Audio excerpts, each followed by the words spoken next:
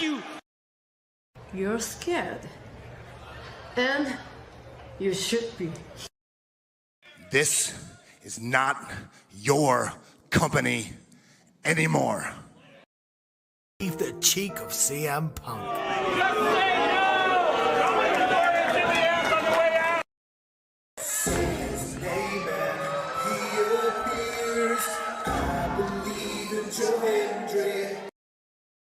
Out!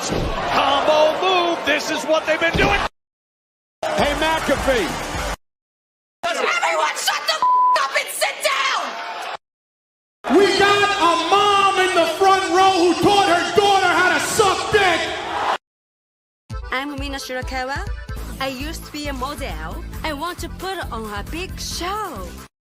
And that's the bottom line, because Stone Cold said so. What is going on, everybody? Welcome once again to the Saturday Shenanigans, hosted by yours truly, the Renegade JJ Williams. Hi guys. Hi guys. CM Punk drama bullshit to the side. I still consider Hangman the worst AEW champion they've had. First of all, we're going to bring in Walter Cruz. I said that as a joke when what's his name did his promo Monday. He said, "I'm from a prestige university." I said he majored in Steiner, man. We've got the Heb man, James Hebert, in the house. I do really cool in dumb teams on the internet. Right. A lot of shit going on here. A lot of fucking crazy ass shit. Where is Noah JD? Well, say his name and he appears, because we believe in Noah Foster. Fuck is this intro?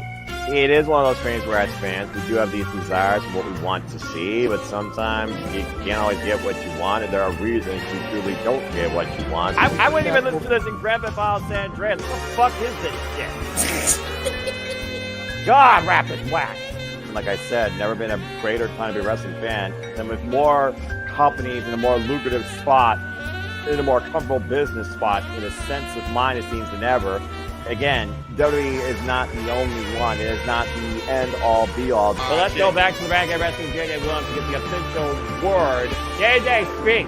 Make sure you tune in every week, because you never know who's going to drop in to join the shenanigans. Catboy is in the house. Hello, my internet family. I say if you want to make them as evil as possible, make them really mad. We have Mansfield joining the party now. What is going on, Josh? Like I told no one when we were in Cleveland, him joining JC was just an unfortunate side effect of my shenanigans towards you, JJ. I know how it can get better, Noah. The panel chooses you. Shut the fuck up, Josh. He said that so like. They got the intro back. Yeah, I was gonna say. Just like how you and I had lunch together the other week. That was different. Ladies and gentlemen, the King is here.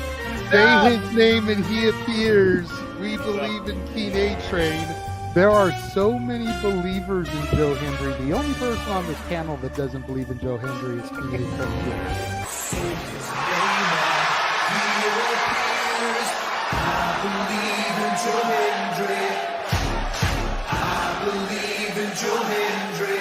Tell the world why you do not believe in Joe Hendry.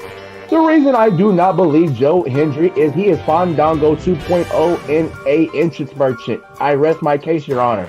Hey! There's nothing wrong with being an entrance merchant. He has some of the best entrances of all time.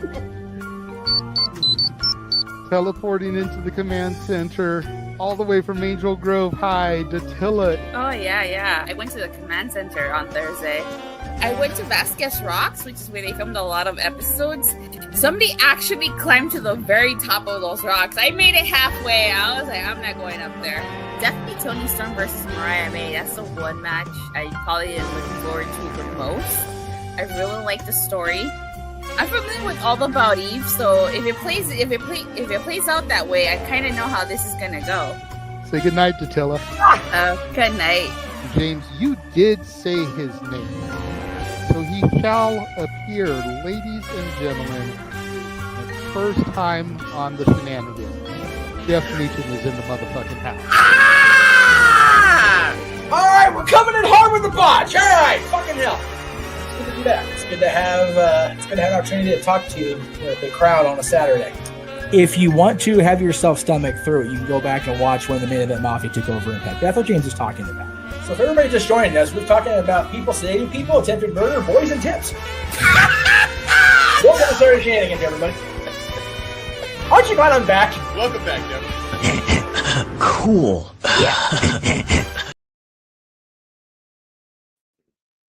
Good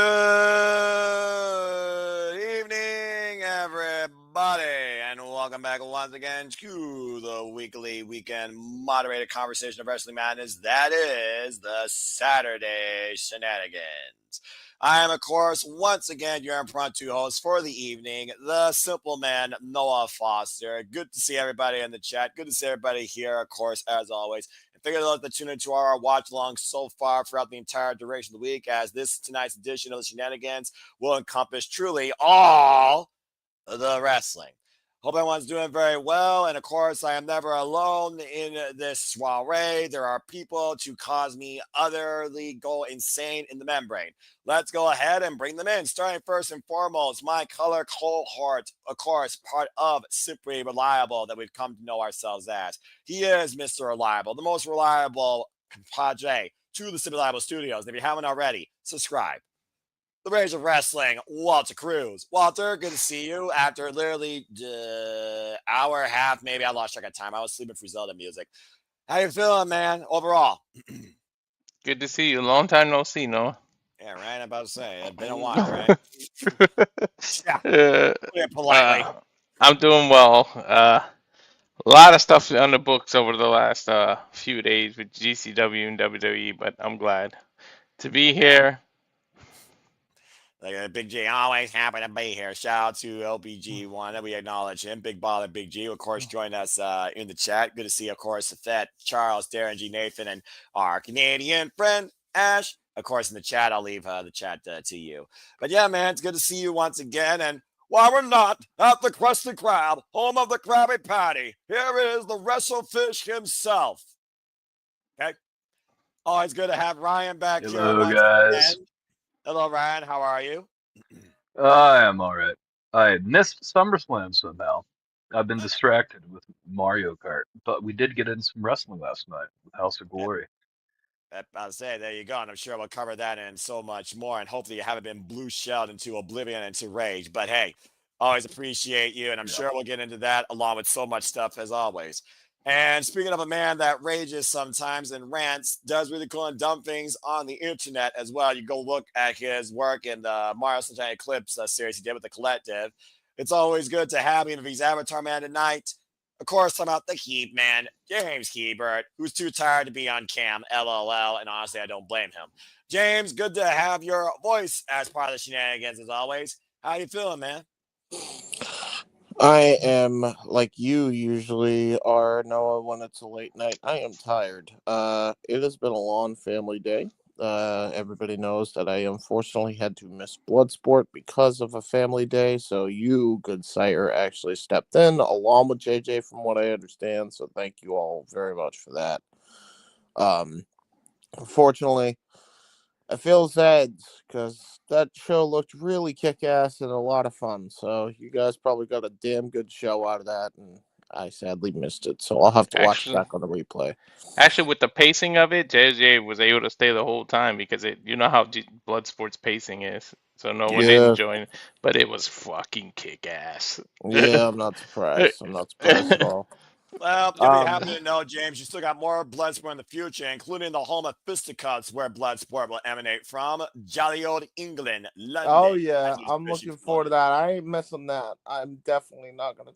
I'm going to do my best to fucking be there for that. Yeah, who knows? You might call Anthony a go-go in his true form. But we'll talk more about that, I'm sure, as well, too. Well, for now, we got a Fantastic Four. We'll see if this escalates into a frantic 5, a stupendous 6, a rather surprising 7, or who knows what else. Without further ado, gentlemen, lady in the chat, Fellow viewers, casual, hardcore, first time and continuing to. Let's get right into it. Again, the run sheet for tonight, we're literally going to talk about all the wrestling. Talking about, of course, GCW and Bloodsport. We, of course, had 3 nights of GCW in Japan. So we're going to start talking about that. Of course, I want to give a shout out to James Hebert and Nick Ferrantes, who, of course, covered all 3 of those shows across the span of Monday, Tuesday, and Wednesday night. And based on what I saw in Simply Predicting chat, there was some unique moments that might question people's logic when it comes to anatomy and other things. So, James, since you're not here, you and James covered all that. What were your takeaways across all 3 nights of GCW in Japan? Go ahead and spearhead the discussion, and then we'll see if anyone else has anything to add or if they even watched it.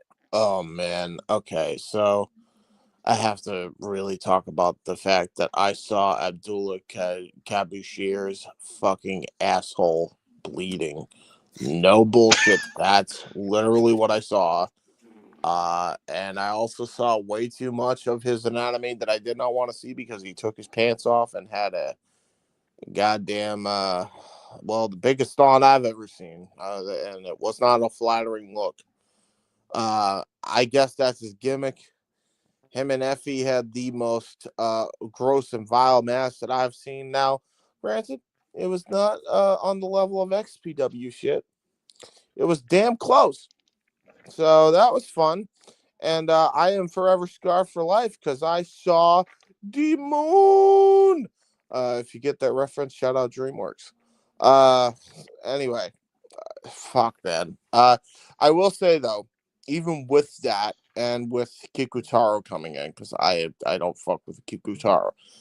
The second night was the best night of all 3 nights. The first night was second night, the third night was a little bit better, but then got ruined because I found my limit. I think it really depends on how they do the Invisible Man angle and how they do the blow up doll angle. I now realize you can't do them in the same match unless you have wrestlers that could literally wrestle a broomstick. So that's what I determined. Okay. So, yeah, there's a long story on that one. But, honest to God, night 2, which was at Tokyo Square, was the best show of that week. Plenty of hardcore violence, plenty of great wrestling in the undercard. GCW, I think it is proper form, to be honest with you. I think that's the best show that week for GCW during their Tokyo tour. And despite the fact that I thought it was going to take place in literal Tokyo Square, because I thought it was going to take place in the common area and the outdoors, did not realize it was the DDT Arena. I was initially disappointed, but then grew to love the arena because I like the homey atmosphere, and I kind of grew to love that little box there. So overall, like the vibe. So it was pretty good. So that's pretty much it. As far as the matches, like my favorite matches on the shows, I'd have to say YDNP continues to show why they are the tag team of the year, in my opinion. Every time I see those guys go at it with any team, they just deliver, man. Like that was pretty much the case this entire SummerSlam weekend. By the way, they were the workhorse tag team and they're really trying to, make tag team wrestling matter. And considering that they were a makeshift team that kind of came together at as a happenstance earlier during Mania season, and they've become this much of a well-oiled machine. I think we got something here in YDNP, man. I really do. They're great. They ended up having a really good match with Mao and Rita Yamashita on that show. I think every match YDNP had during the Tokyo run was very, very good. So yeah, they were the standouts for me. And the less I have to see Matt Tremont pop his pus bubble, the better. But I don't think that's ever going to stop anytime soon. He had a brutal Ultraviolet Championship match with Kamashir. I think that's how you pronounce his name. And that was scarring in of its own right. But at least I did not see asshole. So Well, hey, that's a the plus. GCW that I called, Matt Tremont was one of the mystery partners, and no pus bubble, no nothing. He was just regular match, so you would have been safe watching that one. Yeah, I know. It really depends on the arena, and I'm sure I'll have to fucking deal with pus bubble tomorrow night or something. I'm scared. Yay. He says reluctancy. Yes, all the reluctancy. All reluctancy. And Hey, I'm too tired Journey to look makes at the up chat. for the pus bubble. I'm too tired to look at the chat. However, all I will say is, no, Matt Tremont is not my favorite professional wrestler. Stop saying it, because he's not. However, I do appreciate the man. He is good at what he does in his craft. And I do not hate the man. A lot of people confuse my hatred for, me wincing. I'm a very, I wince very easily. I don't like when there's joint manipulation, even though it's obviously a part of the gimmick. It's part of wrestling. I wince at that. So you can imagine my culture shock seeing the shit I saw. And it was doubly worse for Nick, who honestly was the star of the whole goddamn week for that Japanese tour. I highly encourage you all to go and watch Nick's reaction, which all culminated into this incredible crescendo of, well, you guys can find me going to hug my wife and tell her I love her. And basically just flabbergasted and looked like he was a scarred puppy dog. It was funny as shit. I highly recommend, for the pure entertainment value, go do it. You should. Nick Ferrante, very good addition to the Simply Reliable Studios, and hopefully I do more calls with him in the future, especially if they're GCW related, because then I have a man who understands my fucking pain. You share my pain. Feel it. Fair enough. I'm not going to lie. I was looking forward to the YNDP versus Slamovich and Mashita match for the GCW Tag Team Championships on Wednesday. And Mike Ito having the hardest head against, of course, Shotzi Blackheart, who's insane herself. And, of course, Mal. He's become one of my favorite wrestlers since looking at his work during the Best of Super Juniors. Not to mention, of course, DDT Pro is the home that, of course, raised the Alpha, Kunosuke Takeshiko, who's killing it right now in the G1. But it sounds like you had quite a time overall. And there's definitely some unique matches I was looking forward to. I haven't looked at all 3 shows. I've kind of looked at highlights via my source. So, sounds like you did have some fun time. And I've heard great things from you and JJ, particularly about YDMP and why I should really look towards them when it comes to Tag Team of the Year. So I'll definitely keep that in mind, as I'm sure Ash will too. All right. What you need to do, and I recommend this, Noah, I want you to go and check out this matchup if you haven't already. YDNP and Marcus Mathers versus Megan Bain, Billy Starks, and Miyu Yamashita. Yeah, I saw that. That was incredible. That's a mixed tag team match of the year right now. Mixed trios of the year, period. Yeah, for real. No doubt about it. Yeah, and folks, you're hearing it from us. Go do that. All right. Well, let's see if anyone else has anything to say regarding the GCW Japan campaign. Walter, did you look at any GCW triage of Japanese shows this week or any highlights from them? No, I didn't get to see any of it. I just saw Nick's reaction and heard some of the call that James did, but I was a bad boy. I didn't get to watch it. I'm still moving in, believe it or not, which is why I'm at my brother's house still. So it's kind of a busy week, but I didn't get to watch the Japanese show. I'm not gonna lie. All right. Well, I respect that honesty. Ryan, did you look into any of the GCW Japanese shows at all, or try to mess with James and Nick in the chat while they were doing their call? No, I have not. I had not done that.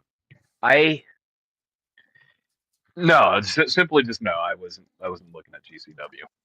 I know for a fact you saw those memes, though. Oh, I saw the memes. I just had no those context for them. screenshots are. I mean, Ryan's got like fucking weeks worth of material with that alone. Oh, poor Nick.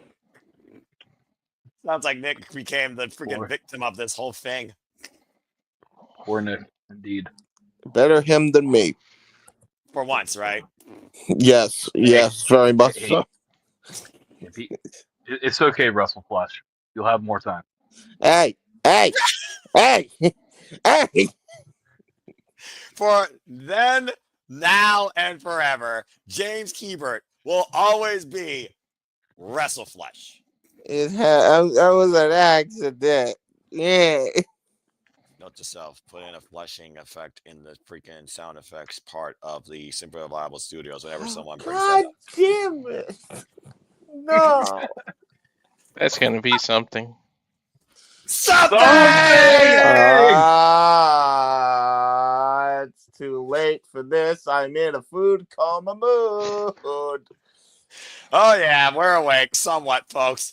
All right, well, that being said, we return from this commercial break. We will move on into the next part of all the wrestlings, where, of course, you all saw that we looked into the WID Showcase and the House of Glory High Intensity. So we'll be right back after this. Stay tuned.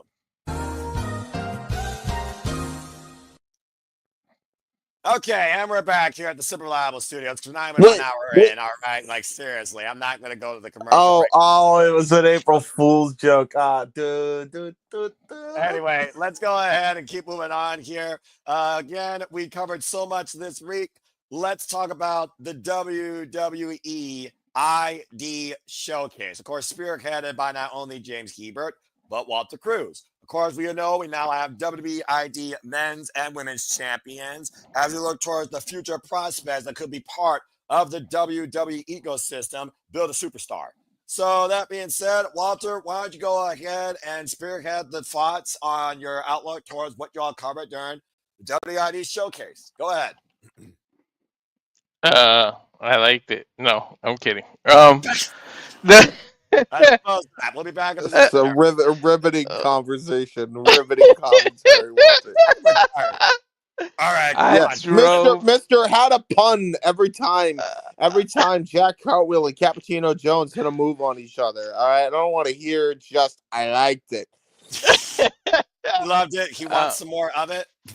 Yeah. Kylie Ray was the legit shock. Like, okay, I rooted for her, but was I honestly thinking she was gonna pull it off?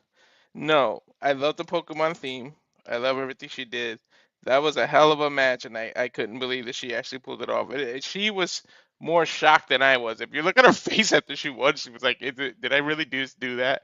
Am I the champ? And she looked at the ref like, this is mine. Like, it was so awesome. But the Cappuccino and Cartwheel, that was a main event for Agent. That match was so awesome. The fact that they respect each other and still just went on a banger after banger. The moves, I don't know if you saw them, but the moves these two did were absolutely freaking ridiculous. And if for any reason at all, just go back and watch our commentary because I had James off the wall with the freaking puns that I did. Trying to call a serious wrestling match, all I hear is a fucking coffee pun every 90 seconds. Not even 90 seconds. Might have been brought to you by Starbucks. 30 seconds. Yeah. It was a moment in time, and I wish the moment passed. Okay then. But yeah, the main event, favorite part, obviously, and I mean, it's so awesome that we see people from the beginning of the career, and we see people that just have the word star written all over them. But I can't wait to see what the future brings and how they continuously defend this title. Hopefully they get to.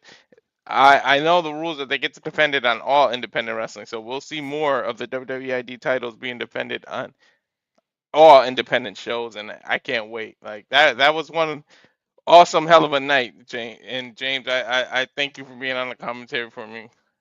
With me. Yeah, I mean, to add, I know you're gonna bring Nick in real quick, especially to talk about the Japanese contingent of shows we did to kick this whole thing off. But yeah, like to Walter's point, the show was fantastic, like top to bottom. It was a very well-paced show. YDNP and Marcus Mathers got the show off again with, they were actually with the ID guys.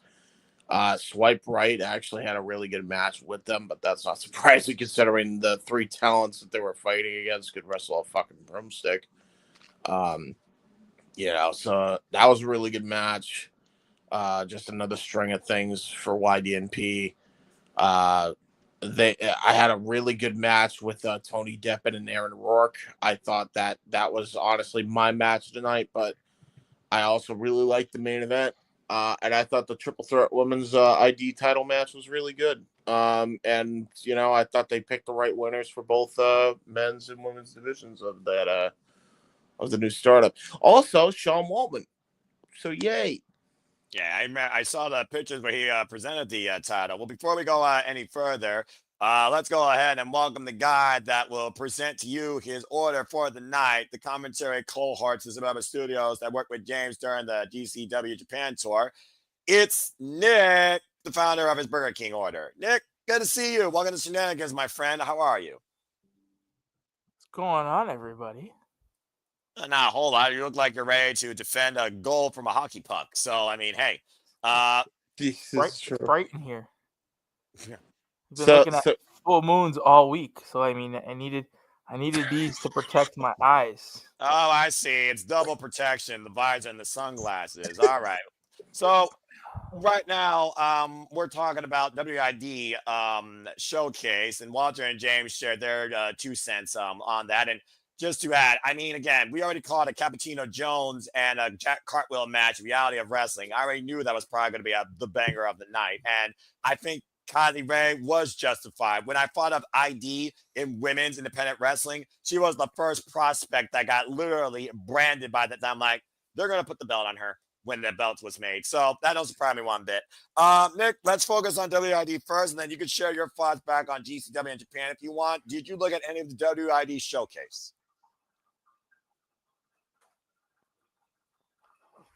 Coca-Cola in hand, not cappuccino, even though he's in Canada. And Tim Hortons, the ideal drink. I had that actually on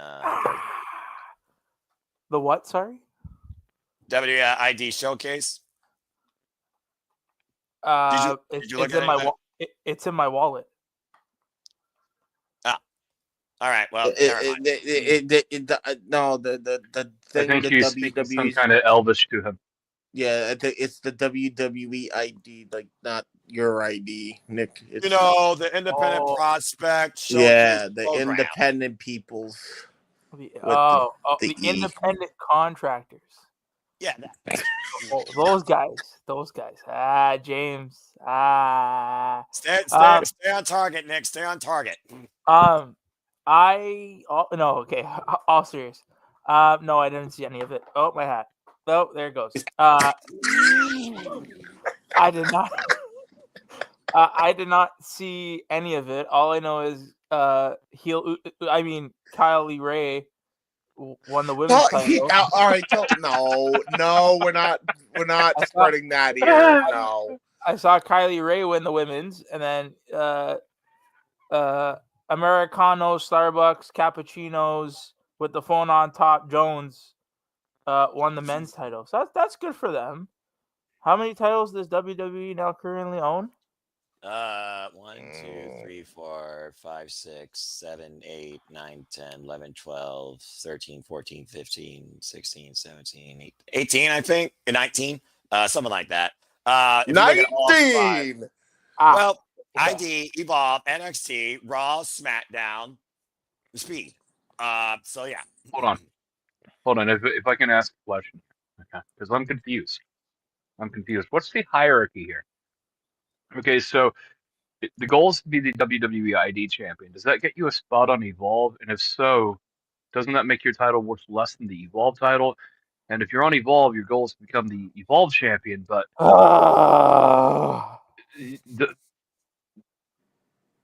make it make sense. The system is fucked. Okay, we know this. We just made a bunch of belts for the sake of making a bunch of belts. And I'm okay. I'm a belt guy, but I agree. However, I don't care because at the end of the day, I got a good wrestling show out of it. I like. You know what, Ryan? I can tell you good wrestling when I see it, and I was very entertained.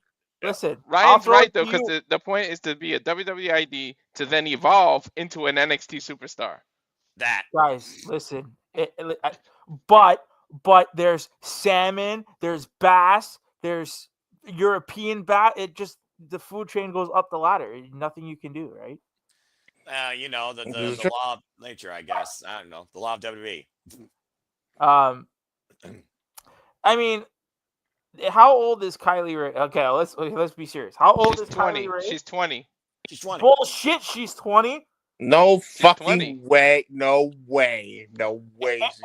And Kobayashi. Kylie Ray is in no fucking way 20 years old. I think she's 20, bro. No way, right? Hold on. Guys. She wrestled for AEW 7 years ago. Oh wait.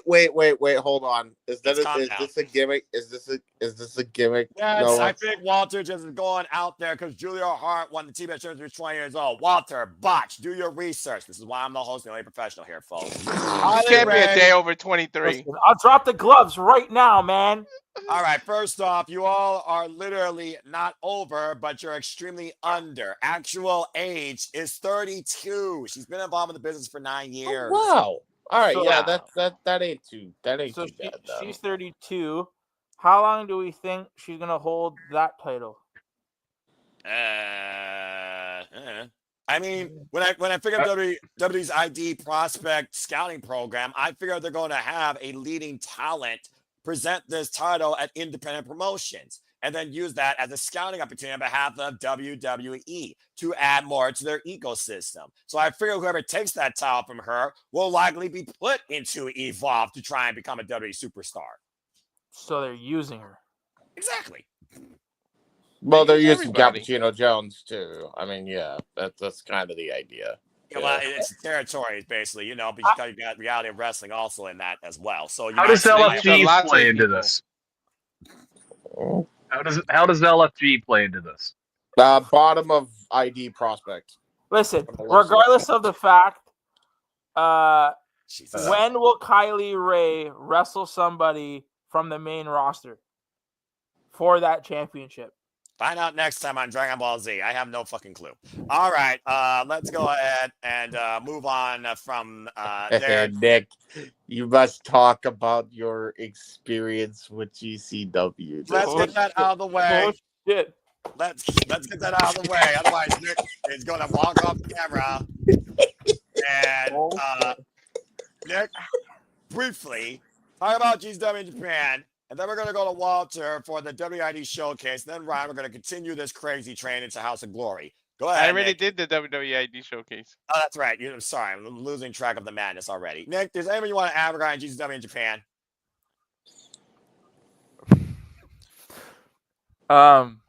Science seems to speak values.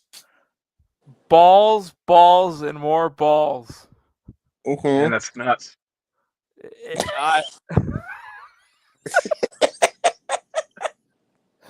It's good. Okay. So there's a lot of balls in my face. Yeah. Take that as you will. There was a lot. You were teabagged by GCW's balls, is what you're saying. Oh, okay. Thank God there's new YouTube monetary incentives for being adult content's coming. I felt like a family show, I think. Family, my balls. That was an old family shit that I saw this weekend or Monday, Tuesday, Wednesday. Hey, you need the balls to make the family. So hey, You need the balls to make the family. She's not incorrect in this statement. In all seriousness, night one, I think me and James could both agree. Night one was YDMP is a good tag team. I think they have a bright future. I swear by 10 minutes into any Dark Chic match, I thought her titties were going to pop out of her shirt. Nature of the beast. She also wore a cunt on her top. She wore. Not even kidding. That's legit. What you wore. Can I? You Go know what? on. No, Go. I'll let JJ break the news to you about Dark Sheik. Never mind. Oh, what? Anyways, Focus. Continue. focus. Nick. That match was all right. Shotzi losing was okay. I would started Monday off at a 4 out of 10. I did not like the venue on the first night. It was too underground for me. It had that very dark vibe. And the audio the match with one of the matches had no commentary. So there was commentary late in the match, and I'm like, huh. Mather's standout performance though of the three nights was One Call Manders. Yep. 100. Him and Atticus Cougar. I was saying it all week or all those 3 days. Atticus Cougar looked like Adam Cole Bebe and Baron Corbin had unsolicited sex. So he's bald? No, he had long ass hair. Yeah. This is like his pre-bald face, Corbin. his face looked like Corbin. It was crazy. Anyways, night 2 or day 2 was a little bit better. I thought the matches on there were better until we got to the last 2 matches. I still think for a GCW show, those last 2 matches were still very good. That was listen. We've even though they grossed me out, but yes, we've seen hypodermic needles. I am desensitized. Seeing the hypodermic needles and the paper bag over Brian's head, I thought I was desensitized. I can't see a dart going in one cheek out the other. That was ass. Oh, dude, I was cringing. I was like, oh. They did that again during GCW during Mind Call. They did it again with the darts through cheeks and through the lady. They did through I forgot her name, but they put it through both cheeks and her chin. No. Okay then. The cheeks were just I was cringing at that. I was like, no. But then I mean, we didn't get to the best part. Effie versus Kobayashi. Oh, Abdullah Kobayashi and his my ass, God. balls, and bleeding asshole. Yep. We saw bleeding assholes. We saw balls.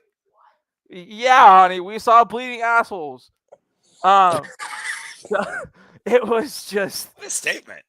Dude, I have never seen a man that size wrestle that kind of a match and do that kind of madness. Like, I didn't know anybody in their right mind would do the sit down.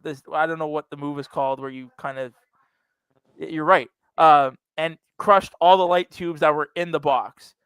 It was a lot the second night, but I gave my score a 6. Yes, Matt Tremont, that was a highlight. Puss ball guy. Yeah, Puss Bubble. Puss Bubble was highlight of the weekend of those 3 days. So it got to a 6. I was at a 6 out of 10 by Tuesday night. Wednesday, I couldn't deal with the inconsistencies. The the venue was Karakin Hall not being so filled. It felt off to me, and I don't know why. The lack of commentary, and I think 1 or 2 matches really did, like what was it? Chris Brooks, James? It was Brooks and Parker. Yeah, Chris Brooks and Drew Parker. It was like a tale of 2 matches because at one instance they actually were having a really good technical and story-driven match. Yeah. But then on the other hand, this random Muppet dude, like, I don't know his name, but he's a dude with a Muppet, like a literal Muppet that you would see on the Muppets, but like it's his own Muppet. He came out and he ran interference and then brought in tubs, bins, and tables, and they did spots through them, and it was weird. It was like having two sounds like a matches in DDT one. match to me. And there was no, and it was yes. crazy. Sorry, James, to cut you off, but it was so crazy. There was no commentary in that match. So Yeah. we had this guy, we had this random guy come out there passing, setting up a table. We had him bringing out a thing of box tubs, and me and him were like, "Who is this guy?" But because there was no commentary, which pissed the shit out of me, we had no idea who it was. So we were like, all right, I don't think you could piss shit, but okay. You can piss shit, trust me. Anyways, you might want to go see a doctor. Shit, Kobayashi hopefully went to go see a doctor at the end of that match. Yeah, you know what? Good segue back. You're right. Why you're a part of the team. Another match that really pissed me off, not until after I realized it, was the Invisible Stan with the other two people, and Yoshi. What was the doll? Yoshihiko. I can't do it. I couldn't do it.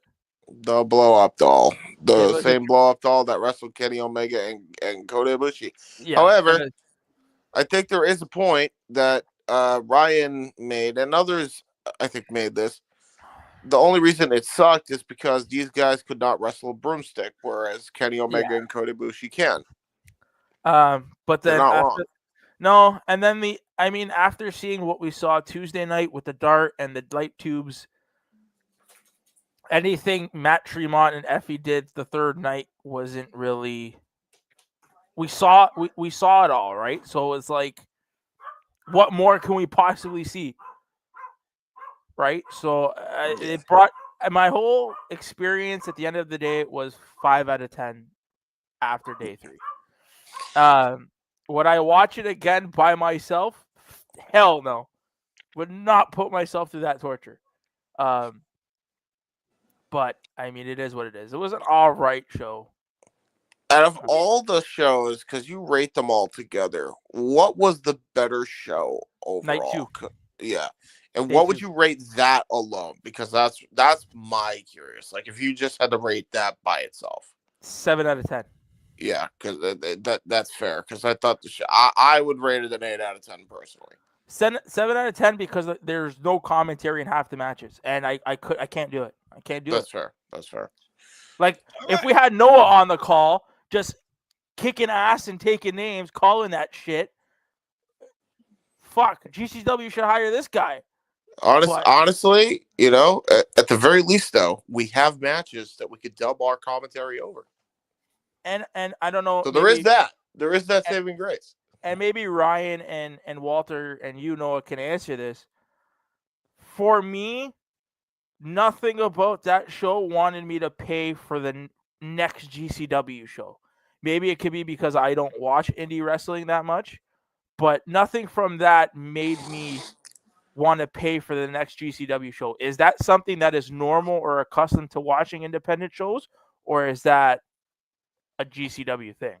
I think it's literally accustomed to your perspective of the business and that presentation of the industry. The thing about independence, no two promotions really are the same. It's different showcases for different talents you normally don't see on the main screen, or some talents that maybe you want to get to that big stage, but kind of are just used to this forum per se. But GCW also is a melting pot of different styles. Again, Walter had Bloodsport. You had GCW Japan. There's GCW death matches. There's casual GCW here. There's backyard wrestling GCW. GCW covers many different foundations of minimalistic professional wrestling, while also hybriding combat sports and martial arts under a certain degree. So GCW is a whole different animal versus ICW, HOG, OTT, just name a few that I've looked at over the past, Rev Pro, Pro Wrestling Eve, etc. So it really Revolver, yeah. It really comes down to if you connect with a name that you've seen in other independent promotions or want to follow through the grind on the independents versus just watching GCW itself. Again, with names like Miya Yamashita, Mikey Ito, Shotzi Blackheart, I've heard so much about this tag team YNDP. I'd be compelled to, check out GCW if they're on the card just for their matches alone. Hell, I didn't know who Megan Bayne was before I looked at Megan Bayne versus Lena Cross in House of Glory, and Megan Bayne do work in GCW. Whole different conversation. So with any independence, it's pretty much catch and go, or pretty much grab and go. You connect to a name versus the show, and you follow them wherever they go versus the show itself. And that's think of it like honestly, it's funny that we have Nick here, but Nick, think of it like fast food. Sometimes it's going to be amazing. Other times, And that's a fair analysis, James, especially by location. My mom had crap from McDonald's, a different conversation. All right, well, now that we closed the book officially on GCW Japan, Nick, James, great job. Now back to regularly scheduled program. We talked about WID, well, pretty much all of us except for one person, and whether or not he has a pun. Let's see. Ryan, did you look at anything regarding Kylie Ray, Cappuccino Jones winning the WID championships or the entire WID showcase show at all? No. That was simple. There you go. He wins. All right. Well, let's go ahead and have him spear the conversation on a show I know that he covered, and that is House of Glory. As we move on to House of Glory, High Intensity. It was James and Ryan on the call, and we'll see if anyone else watched it or have any thoughts regarding what they say about it or any highlights and what they think might come from it. We followed House of Glory for a little bit now. I mean, Indy Hartwell, of course, beat Mia Yamashi to become House of Glory Women's Champion, and she's already gotten wins over the likes of High End from Texas. Zula Fatu has been a badass there. Dominic Dijakovic's been involved there, etc. Ryan, you and James covered House of Glory, High Intensity's most recent show. Why don't you go ahead and give us a rundown of what you saw and what you think of it? Go ahead, Ryan. This show versus last month's House of Glory show, definitely better on the maintaining the advertised card. Last month's show was riddled with cards subject to change. I remember. But all things considered, they opened with a match that we weren't promised, which is always a fun thing, and a House of Glory Cruiserweight title 6-man. Ooh. Ladder match as well. With Darren Richardson, infamous Darren Richardson, successfully defending his title against Angel Waquez, Jay Bougie, JJ Doze, Mighty Monte, and Rich Swann. Rich Swann was a nice surprise for this match. All things coming considered. out to All Night Long, as only Rich Swann knows how to do. Lionel Richie classic. Continue, Ryan. This was a great, fast-paced, way to start Eddie's show. Coincidentally enough, at a point in time, we got a DLC match, not a TLC, a DLC. Doors, ladders, chairs. Classic chairs, but chairs nonetheless. And one of the ladders was a painting ladder that definitely could not climb. The House of Glory props department definitely needs some work. I ain't gonna sit here and lie to y'all. All right. To be fair, though, the match was, even though I agree with you on that, the match was still very good. The match was fun. The match did its job. It entertained me. It was a great way to start off the night. So all in all, good match. I'd probably give it, on a scale of like 100, I'd give it a B. Right? As far as my personal, system is concerned. One of the matches that I had a lot of investment going into this was the House of Glory Tag Team title match, where the main event, pun intended, evidently, issued an open challenge, and out came -1. Which kind of false, like it gaslit me into thinking that the Dark Order was going to come out and accept this challenge. Nope. The Rhodes brothers accept the challenge. Dustin and Cody's nephews, Wayne and Wyatt, Rhodes made their, I guess, Hog debut. I guess I don't know. I don't Honestly, for me, it feels like a pro wrestling debut for real. Like I think this is their first show ever. I think I remember reading not that long ago that they'd graduated out of the Rhodes Academy or whatever Dustin's school is. Rhodes Wrestling Association. Yeah. But all things considered, great first outing for these two. They got a great future. I'm not entirely sure if Wyatt Rhodes is a Rhodes, a Wyndham, or a Flair. Like, I'm confused. There's a lot of mixed feelings here. Or Von Erich. Dude, like he's a perfect match of all of it. Bro, he looks like He looks like Dusty Rhodes mixed with Ric Flair, mixed with Barry Windham, mixed with fucking he's all the NWA greats. And that is Wyatt Rhodes. And Wayne is just ugly Cody. Okay, but all things considered, by the way, hold on. on. To Ryan's point, do y'all remember when Cody had that fucked up mustache?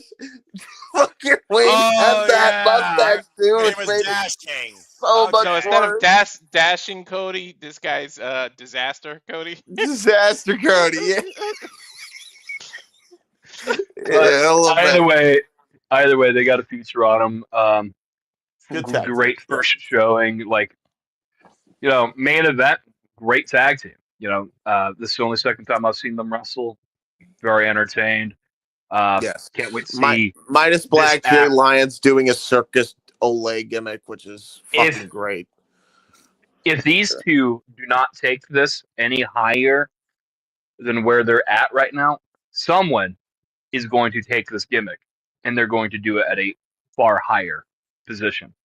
And I'm not entirely certain if it's going to work, all things considered, but it just is what it is. Either way, another B.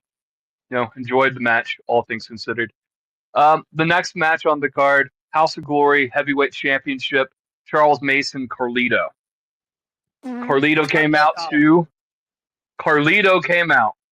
to the WWE presentation, spit in the face, people who don't want to be cool. I was so hyped. Yeah. The best theme song for Carlito came back. Do you know what cool is? You're local, man. I don't have a lot to say here because honestly, it just looks like Carlito just came in, phoned a lot of this shit in because he can work a great match. This is probably the match, as far as the three matches I wanted to see out of this night, which were, the main event with Bully Ray and Zilla, Ricochet and Amazing Red, and this match actually brought me down a bit. I ain't gonna front. So this is a C, but not a horrible match. Not everything can be the greatest, right? It is what it is. Mason successfully defends the championship by hook or by crook, all things considered. Moving on to the next one, Ricochet and the Amazing Red. Now this is a match that you just have to fight from the under, fight from below. Amazing Red has so many matches behind him, so many more matches behind him that are in front of him. So when you take into consideration Ricochet, who is probably just in the middle of that, right? Just as many behind him as they are in front of him. There's a lot more gas in Ricochet's tank, right? Oh yeah, sorry, I digress. I skipped past some important pieces here. The Crew from All Elite Wrestling pulled up and attacked the tag team champions. Main event, yep. In post-match beatdown. So, some more partnerships working up for Hog and AEW. Yep. And that's that one. I'm not conflating the two. I'm not going to bury the surprise here or reveal it too early. But Ricochet and Amazing Red fight in a very 70-30 Ricochet's favor primarily. Amazing Red makes the Heroes come back, just to get screwed over. Dude hit a couple Dragon Ranas, by the way, and they were fucking sick. Not surprised by the 27-year veteran. So, I think this might be where some additional interference that came in. Infamous Darren Richardson costs Amazing Red this match, and it looks like they got unfinished business that's still going to be concluded in another date. And who interfered here? Private Party came. Private Party came and saved Amazing Red. So that's where they went. They went back home. So they are not injured. They're just doing other things right now. So all things considered is what it is. We go to an intermission at this point, and when we come back from intermission, the Matt Travis Memorial Battle Royal. I had no idea who Matt Travis was. James had to smarten me up on this. So because I don't really pay attention to Hog or a lot of the indie goings. So many wrestlers come, so many wrestlers tragically go. Mm-hmm. It's hard to keep up with everyone. But this is the second annual Matt Travis Memorial Battle Royal, and it ended with surprise entrant Amazing Red, getting his shot at any championship of his choice. Now, we thought he was going to challenge Infamous with all the lore that was already here, established. No, he calls his shot, and he calls out in October Leon Slater for the X Division title. Whoa. Yeah, that was huge. That was fucking huge. So I now have reason to watch this going forward, because I'm impressed with a lot of what I see out of Leon Slater. I disagree with AJ. I don't think he's as phenomenal as AJ gassed him up to be, but the kid's young. The kid's good. By this standard, you can be. He's here and he's here. I'm not saying he's down here. I'm just saying there's levels, right? Yes. Leon's young. He's very young. Youngest TNA champion ever. So Amazing Red's going to challenge him. And I guess that is over a record being broken. Leon inadvertently. Yeah, Leon broke Amazing the Red's Amazing Red's record. Yeah. Amazing Red won the X Division Championship when he first was in TNA at 20 years old. Leon Slater beats him by a year. So there you go. All things considered, hype. Looking forward to that match. Next match on the card, Indy Hartwell defending her women's title against Priscilla Kelly. This is a great stepping up from both women, because their last couple matches between both of them have been subpar. This actually was a good match. For them, I would give it a B. I haven't given every match on here a rating, but honestly, it just is what it is. Brain fried. Had a long day. That's fair. Very much enjoyed the two. Can't wait to see the final version of what Indy is going to be as she rediscovers who she is, right? And as Priscilla Kelly discovers who she is, it's a great journey for both of them. But at the end of this match, we had some, some follow-up, because last month, Shotzi Blackheart attacked Indy post her match. This match, it happened again. We are building the Shotzi versus Indy at some point here. And former stablemate Priscilla Kelly catches a stray from the Indy goddess, Indy god, Indy insert nomenclature here. So here's what it is. The next match is the main event. And this match honestly, had me heated. I ain't gonna front. Oh yeah. Bully Ray, Zilla Fatu. Okay, this is one of the matches that I was interested in seeing, right? And you talk about overbooked bullshit. Someone dug deep. Someone dug deep in their Dusty Rhodes bag of really bad ideas. Dusty had some really good ideas. Dusty also had some really bad ideas. All right. They dug deep. Okay. Bully comes out, cuts this promo on the crowd, tells everybody he doesn't need this shitty Walks out to promotion. Eye of the Tiger. Walks out to Eye of the Tiger, paying homage to Hulk Hogan. Because some people might not realize that Eye of the Tiger is Hulk Hogan's original entrance music. Is it really? WWE. Yep. He walked out to WrestleMania 1, the Eye of the Tiger. Yes, he did. Okay. Correct. Like the original footage, gone. Basically, the original audio for the original footage that WWE uses, basically gone. Yeah. And by the way, the only reason he stopped using it, eventually WWF was becoming really big. And, Survivor like, hey, how about a little piece? Just a little piece. And Vince, because Vince hates paying licensing rights, said, fuck him. Real American. Anyways, point is, Bully comes up, cuts a promo on the crowd. I don't need this. I don't need this crowd. I don't need this bullshit. I don't need to be here today. Despite accepting the booking and showing up anyways, it seems like you've entered a contractual agreement, Bully.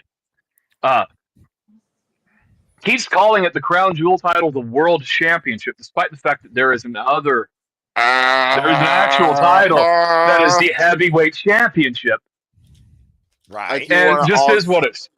I do want to also point out that there was one fan that held a sign that said "Old Man Yells on Pod" sign, and that was no more apropos as this fucking lunatic. It was a beautiful, got the name of the fucking of the secondary Hog Championship wrong.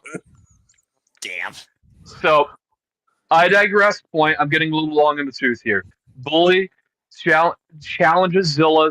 They already have a match agreed upon, but Bully's not going to do it unless it's a tables match. Of course. And he calls out his father. Basically says, "I can beat you. I've already beaten your father in Madison Square Garden." Now I'm sitting here and thinking, does Jamal really count? like he beat Jamal. He beat Jamal, not Umaga. He beat Jamal. Anyways, not the point. Zilla attacks Bully, bell rings.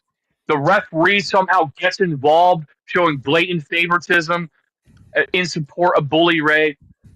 Does the what's up, gets the tables, and suddenly, out of nowhere, Ricochet appears. A wild Ricochet appears,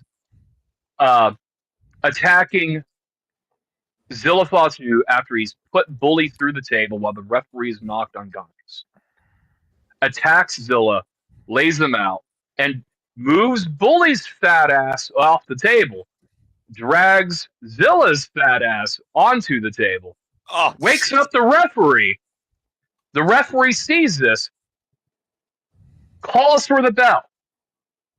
But it's a table. Your winner, and new House of Glory World Crown Jewel Champion, Bully Ray. Because of Ricochet. Well, he's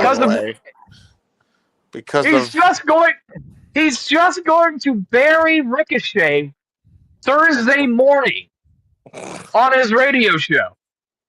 Anyways, so what kind of agreement this is, I don't know. Let's see where it goes, I guess. It really soured my taste of wanting to ever watch a House of Glory show again. Yeah. Quite frankly. We also have to point out as well, like, not only did all this happen, right? Okay? This was nonsense. I agree with Ryan. I tried to fucking set it up, but at the end of the day, the timekeeper should have just rang the bell when Zilla put him through. For some reason, There are wrestling matches. This was a dusty finish that was bad. There are wrestling matches that exist. Okay, that does not require the referee to call for the bell to be rung. 2 of Doesn't those happen being in the ladder ladder matches and table matches. So okay, yeah, it's basically you get to the you complete the objective. And the referee doesn't necessarily have to call for the objective. The highlight of the match, by the way, hold on. You're missing this huge keynote here. The referee gets involved in the action at one point because he had goggles the whole time, and the only reason he legit had the goggles on was at some point after being scared off by Zilla, then Bully assaults him. By the way, he's the heel, but then the referee starts marking out. Bully tells him, "What's up?" And then he does, "What's up?" And then he does the headbutt to the balls.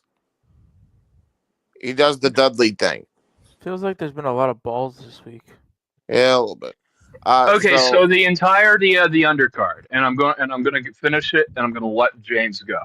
Yeah. The entirety of the undercard, gourmet fucking ice cream, man. Beautiful, tastes amazing, right? You're just building up to it. Then the main event, some guy comes over, pulls his fucking pants down, and he takes a shit on your ice cream. All right, it ruined my night for me. Okay, go on, James. Sure, Walter, you were saying something earlier. Yeah, about to say we heard Ryan basically break down the entire card. Why don't we get Walter's thoughts? Then we'll go to you to add to it. Then we'll go to Nick I was close just it. telling James to let Ryan finish because he kept like jumping in, but because he's Avatar man, he can't see that Ryan was still going. So yeah, my but bad. No, I didn't watch the Hawk. I just listened to their commentary. So, but I heard that, and it makes no sense. Yes, you can ring the bell when somebody goes through a table. The referee doesn't have to see it. Some rules don't need to be changed. Yeah. Again, I listen. Ryan pointed that out. You just pointed it out also, Walter. He talks about Madison Square Garden, how he beat them all. You know how you beat them all? The referee was out. Guess who rang the bell? The fucking timekeeper. Hey, that was 2002. You know what happened in 2000? Same fucking thing with you versus the Hardys. Like, Bully, what the fuck are we doing here? Like, it's just crazy to me that, like, Bully Ray has won a championship in wrestling in 2025. And at the hands of this weird-ass conundrum of Ricochet from All Elite Wrestling, which Bully Ray has crapped on for months on Busted Open Radio. And not to mention, right, Ricochet just got a whole other thing going on with infamous Darren Richardson, who's having a feud with the Amazing Red. So it looks like, to me, this faction that's developing is Charles Mason, infamous Darren Richardson, Ricochet, and Bully Ray. What the fuck is this hodgepodge faction that we are building, right? I'm going to let it play out, like Ryan said. But, man, that doesn't fucking... I'm telling you, the finish was fucked up. As Ryan said, the undercard was great. Joy main event, as always. Second best tag team in the industry right now. Only behind YDNP. Love what the main event do. Loved seeing the Rhodes brothers. That was my highlight of the show, personally. And then Ricochet and fucking Amazing Red slapped. And their little building on Infamous versus Amazing Red. Really like that. I think that's cool. And yeah, a private party came back. The crew came in, ran interference. The Rhodes brothers debuted. That tag team division already with those 4 teams, looking like a beefy fucking division. Very beefy division. Very, very beefy. So yeah, overall, really liked the undercard. Really liked everything up until the main event and the nonsense that was that main event. All right, So. fair enough. Well, it sounds like you and Ryan had quite a night full of high intensity at House of Glory, indeed. Nick, Until the end, where it wasn't very high in the intensity department at all. In fact, the thermometer went way down. But yes, I feel like I was being ribbed. Yeah, me too. Well, it's not the first time that's happened this weekend, I'm sure.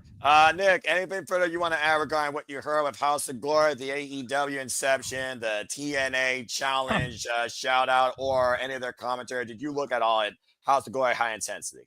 I didn't, but I will ask some questions or make some comments.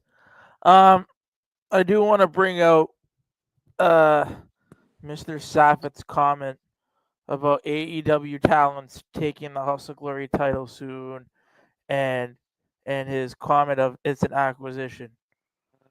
Guys, I hate to break it to you, people watching this live. AEW ain't a bitch to anybody, unlike TNA. So that will not happen. No, it is very different things. Yeah. Master P, I think people forget Master P has actually had multi-platinum hits. The dude has stupid fuck you money. He can keep that going himself for as long as he wants the way he's running it right now. But it's not even that. Tony does not need to buy it. It's not even comparable. Yeah. No, it's not even comparable. No. One's run by a fucking multi-platinum artist. The other one's run by a fucking conglomerate called Anthem, which didn't give a fuck about TNA then, doesn't give a fuck about TNA now. They doesn't give a fuck about TNA forever. No, Yes. but what I'm saying is, you're not gonna have Tony go out there and announce that he's buying Hog or that he's buying CMLL. The only place I think he would buy though is New Japan. I think just because he wouldn't want New Japan to go to WWE, but that's besides the point. AEW actually uses its partnerships. They don't go and try to outright buy them. Yeah. So anybody thinking that, AEW talents are going to come and take their titles, or, MJF winning the CMLL Light Heavyweight Championship is a precursor to AEW buying New Japan. Whatever crack you're smoking, I'd love it. All right. Well, anyway, back to your thoughts on the actual show itself. So, how was? I assume that a certain person from New York was not on that show calling it, correct? No. Is he effectively done with them, or? Yeah, JD from Unemployment Line. That is what it is now. Yeah, okay. I think at this point, let's put this question to bed firmly and into the fucking ground, because the less I have to mention that fucking slime ball, personally, for me anyway, the better. I'm good. But he's pretty much done with them. Yeah, he's done. Like, at this point, we don't need to keep asking the question. I will say this, though, and I'd be aforementioned because I completely forgot to mention this in my portion of this. Ryan mentioned it earlier briefly. The production on this show was leaps and fucking bounds their best production I've seen. Audio was crisp. The commentary audio was super overmodulated, but at least you could hear them. So I'd rather it be super loud than not loud enough. Lighting was great. Venue was great. The arena looked packed. And the show had a very nice pace to it. And the intermission actually, I think, went on time. So now, how did the commentary come through the screen? Did you guys like it? Could they have done better with it? How did you guys find them calling the action on TV with what you were seeing? Okay. They're better than John Doe from NY, but not by much. The new commentators, Master P, Dr. P. Hildebrand or whatever the fuck his name is, and some female, and I don't know her name. Ryan might have that name in front of him. So not even Solomon. Solemn Monster was there, yes. For some Okay. reason, not the head commentator. Somebody else's. I think The he's called commentary James team. Wine. Yeah. The commentary team for House of Glory High Intensity was Jason Solomon, Johnny Torres, and Sam Latema. Okay, Latema? Sam Latena. I recognize Okay, that. okay. She's from MLW, no? Yeah. Yeah. She's all over like Veda Scott to a degree. No. She was also involved in the one-time in Maple Leaf Pro Wrestling. I didn't continue. She was not good. I'm going to be honest with you guys. She was not good. Okay. Anyway. But the comments, regardless of the commentary, you kind of got that emotion from them, or? Yes. Yeah, I'll give them that. Yeah. If you're asking my opinion to review a wrestling product, right? My job was commentary myself. I don't give a fuck what they were talking about. Yeah. Yeah, that's true. Yeah, It's myself. doing the watch along. Yeah. But all things considered, right? The commentary wasn't necessarily bad. It's the audio, quite frankly.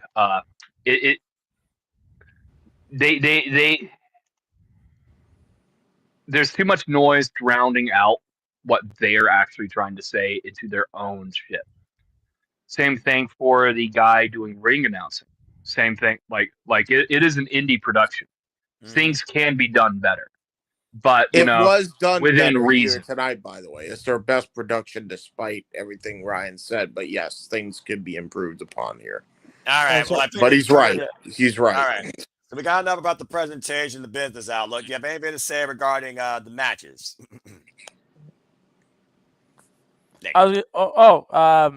No, I mean, from what you guys are saying, it sounded like a good card on paper.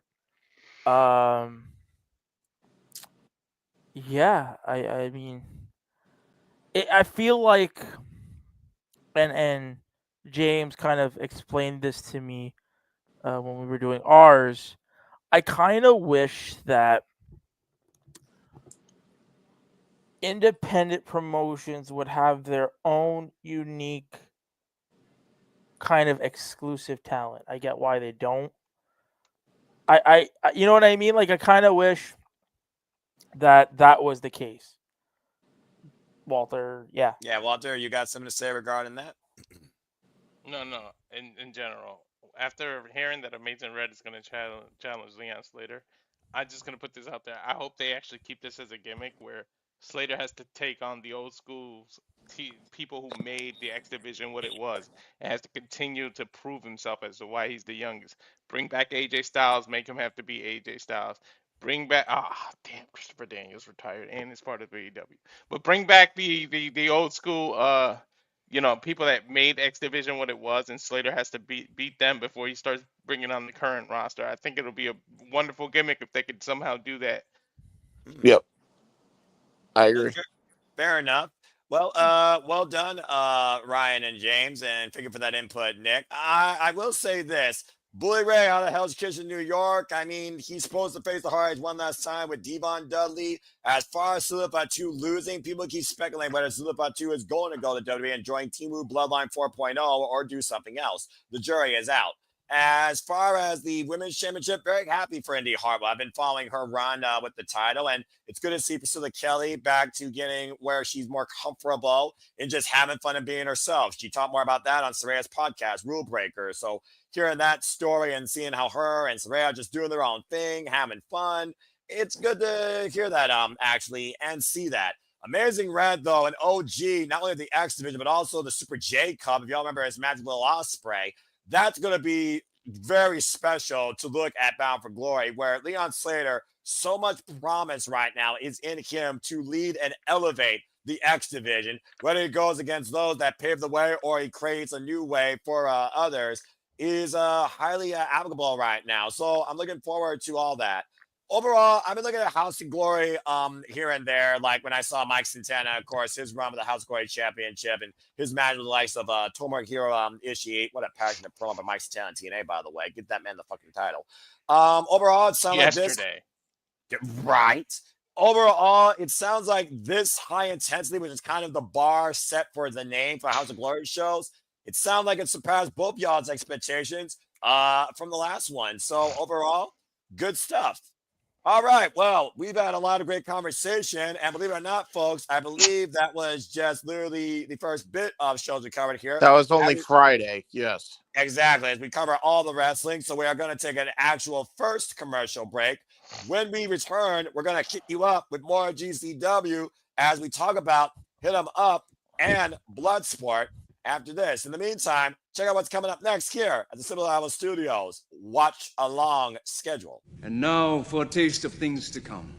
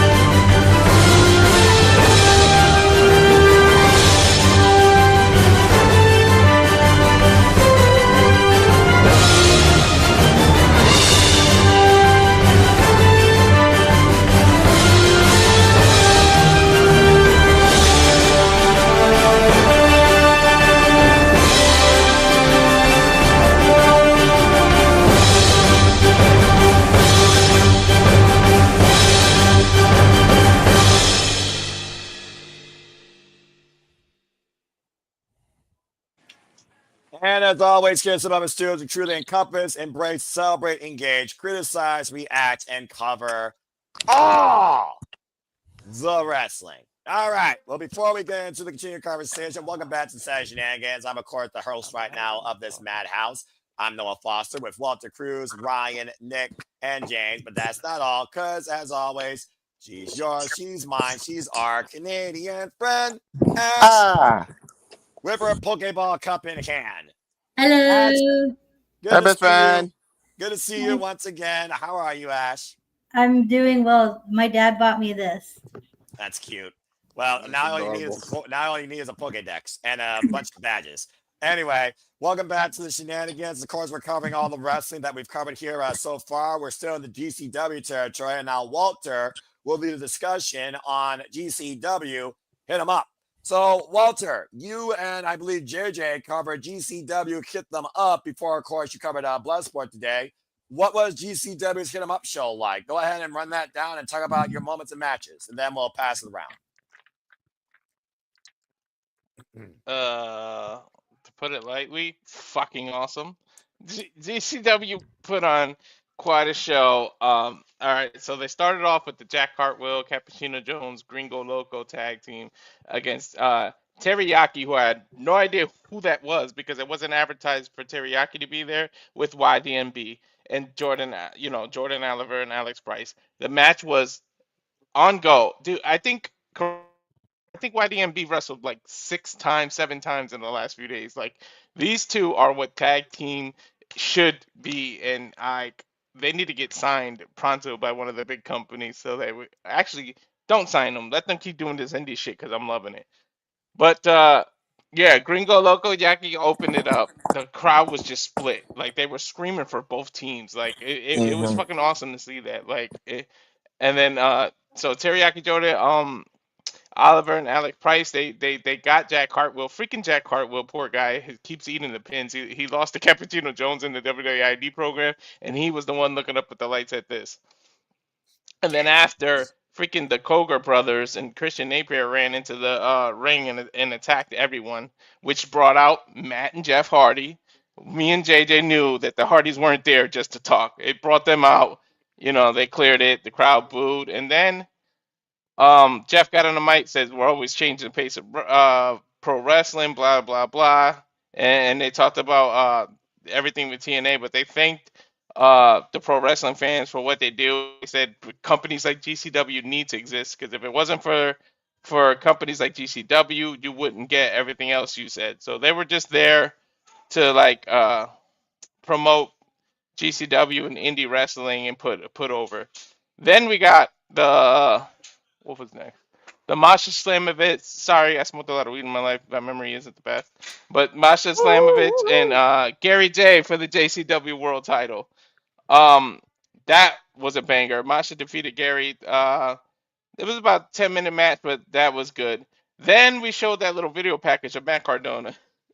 And he actually took the little tank and ran over Shotzi's arm, which is how she broke her arm. I think she has a real injury, so they shot that angle to make it look like it was because of Cardona.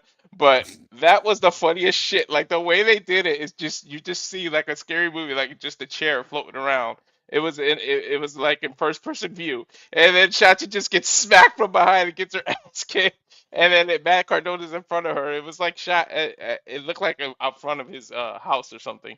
And then he took the little tank. His big ass was in this little tank driving it at like 1 mile an hour. It looked like a bootleg 6-year-old school project for like you got to make a movie for like a film class or something. That's what it looked like.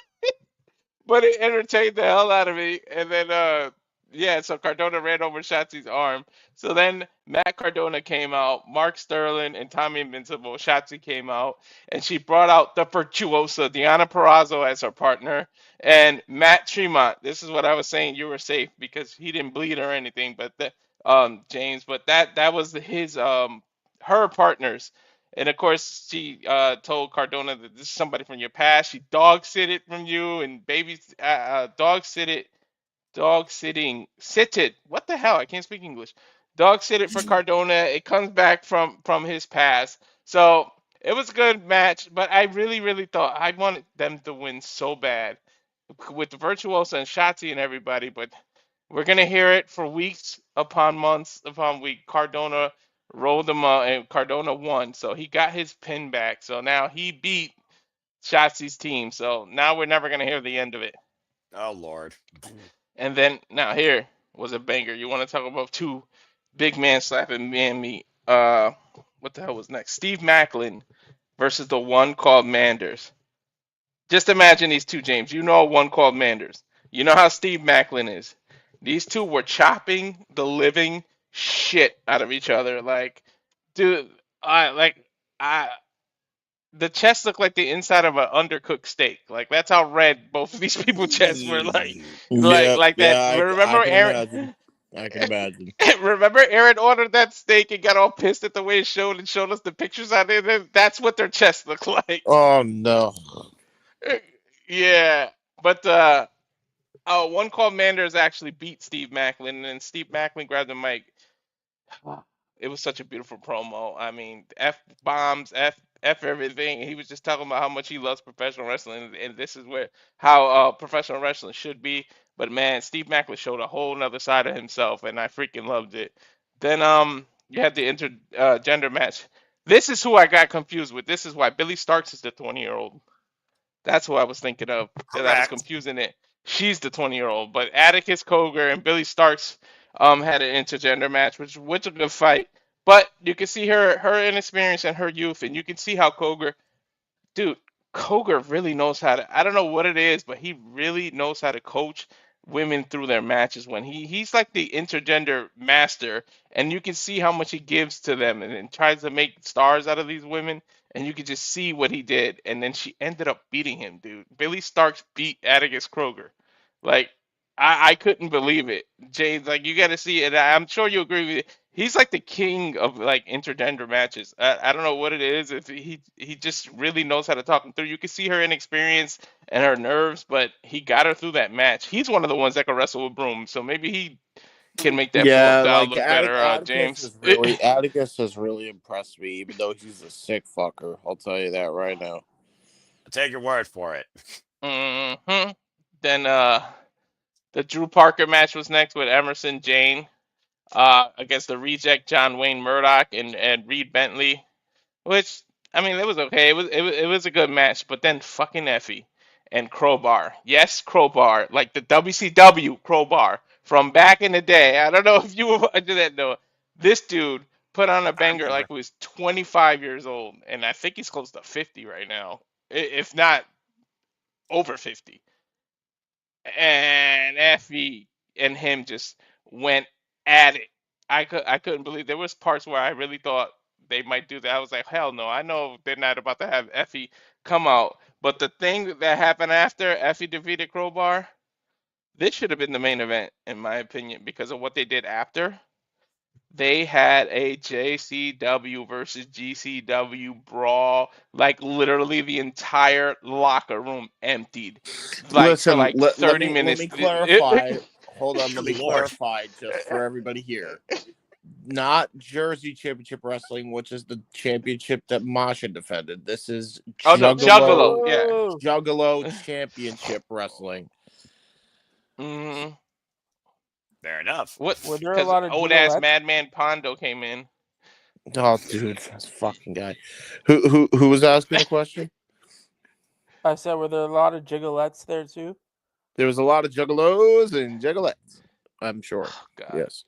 What's her name that I can't stand? Like, please don't. Oh, not Mickey Knuckles. Not Mickey Yes, Knuckles. Mickey Knuckles was involved, but thank God it wasn't too. Hey, Nick, bad. you thought Abdullah Kabushir was bad? Oh boy, you have not seen Mickey Knuckles, bro. Oh man. My God, you don't want to see that, bro. You really It was a sight for sore eyes, and I do mean very sore eyes. Yeah, I wanted to take those skewers that they use in JCW and rip my eyes out. Like seriously. Okay then. Yeah. But yeah, the way they ended it, it seemed like that should have been the main event. And then they like went into an intermission, and then the main event was Bear Bronson. Okay, so I kind of knew it. I called it. I was like, I knew that there was travel issues because they kind of changed the match, and it was supposed to be Slade against Dr. Danger, or Dr. Redacted. And I said, watch them. I told JJ, but he walked away when I said, watch them combine it and turn it into a tag match. And goddamn it, son of a bitch, they did it. They put Bear Bronson and Slade against Dr. Redacted and Mr. Danger. So he turned into Dr. Danger for that match. They both were in doctor outfits. And they fought their ass off. But the amount of light tubes and shit that got smashed, it was a freaking tag team death match. The amount of shit that I saw, Bear was literally ran into Dr. Depp and like Dr. Danger and just smashed the light tube bare chested like this. I was like, what the fuck? And then there was like glass all over the ring, and they just kept slamming each other on this glass. Like, this is what GCW is. This is some of the best like workers and intergender matches there. I love this freaking show, and it got me hyped for Bloodsport, and then it got me hyped for SummerSlam. But yeah, that was it. But it ended with like this weird. Dr. Ginger hit like a 450 splash onto the light tube on the light tubes, and then Bronson then turned. I'm trying to think. He tossed Danger through a door that was set up in the corner, and then Bronson and Slade worked together, slammed Redacted through the glass plane bridge. There was like a bridge with the glass between the chairs. You know the bridge that they do, James. And then they slammed him through the glass, and that's what got the 3. Yeah, no, glass panel bridge. The plexiglass that they put out there, the glass that they put out there, they made a bridge out of that. Was it real glass? Did we cry a river? Okay, bad callback. Yeah, but that's how it ended. But it wasn't too bad until that tag death match. Then it was like cringe city. Then the fucking amount of violence that Slade, and then Slade had the nerve to fight a fucking Bloodsport less than like 12 hours later, dude. The amount of scars that Slade has on his back is ridiculous. Like, it looked like somebody took that little bed of razors that you hate, James, and just went to town on his back, dude. Bro, this Slade fucking dude. Slade and Bear Bronson are now going to be a team now eventually, apparently, because these two had a death match against each other, and then they hugged, and now they're tag team death match guys. Oh no. Help us, Lord Almighty. I do believe that what's being set up too, by the way, because I remember this, the next match for the Ultraviolet Championship is going to be Matt Tremont versus Bear Bronson, and I'm scared. Fair enough. Walter, is that it for that particular card? All right, so that was GCW hit 'em up. Yeah, Wow. that was the whole card. Yeah. Good Lord, you were hit up with everything, and then the kitchen sink, and then some. Damn. All right. Well, James, you were adding a couple of cents in there. Is there anything further you want to add? Did you check out the show or JJ Walters' coverage of that at all? I saw clips of it. I saw the skewers on Billy, and I saw the deathmatch stuff that was going on. Unfortunately, I have not seen everything else, but yeah, I want to. So I'm gonna probably check out the Hit 'em Up show and the Bloodsport show when I get a chance. So I will be listening intently. Oh yeah, I forgot to mention that Kroger. You know, he's the skewer guy. For those who don't know, Yep. stuffed Billy in the head with that.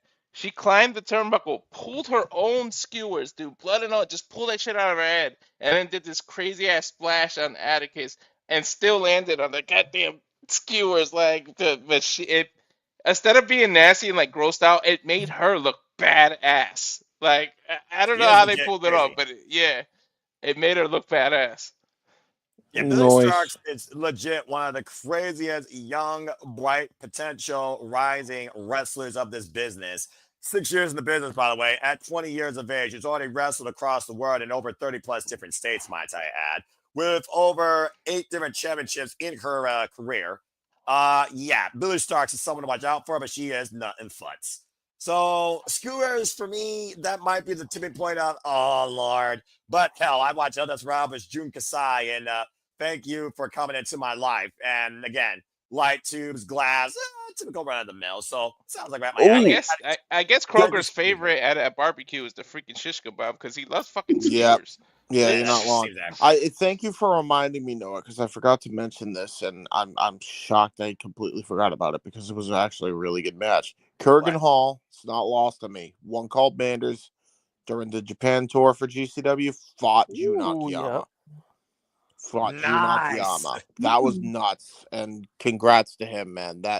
He was genuinely emotional for that. So props to that. I mean, Konosuke Takeshita was trained by Jun Akiyama, the man that literally wrote the discipline on what we call the freaking Blue Thunder Bomb, and of course the German suplex. So there you go.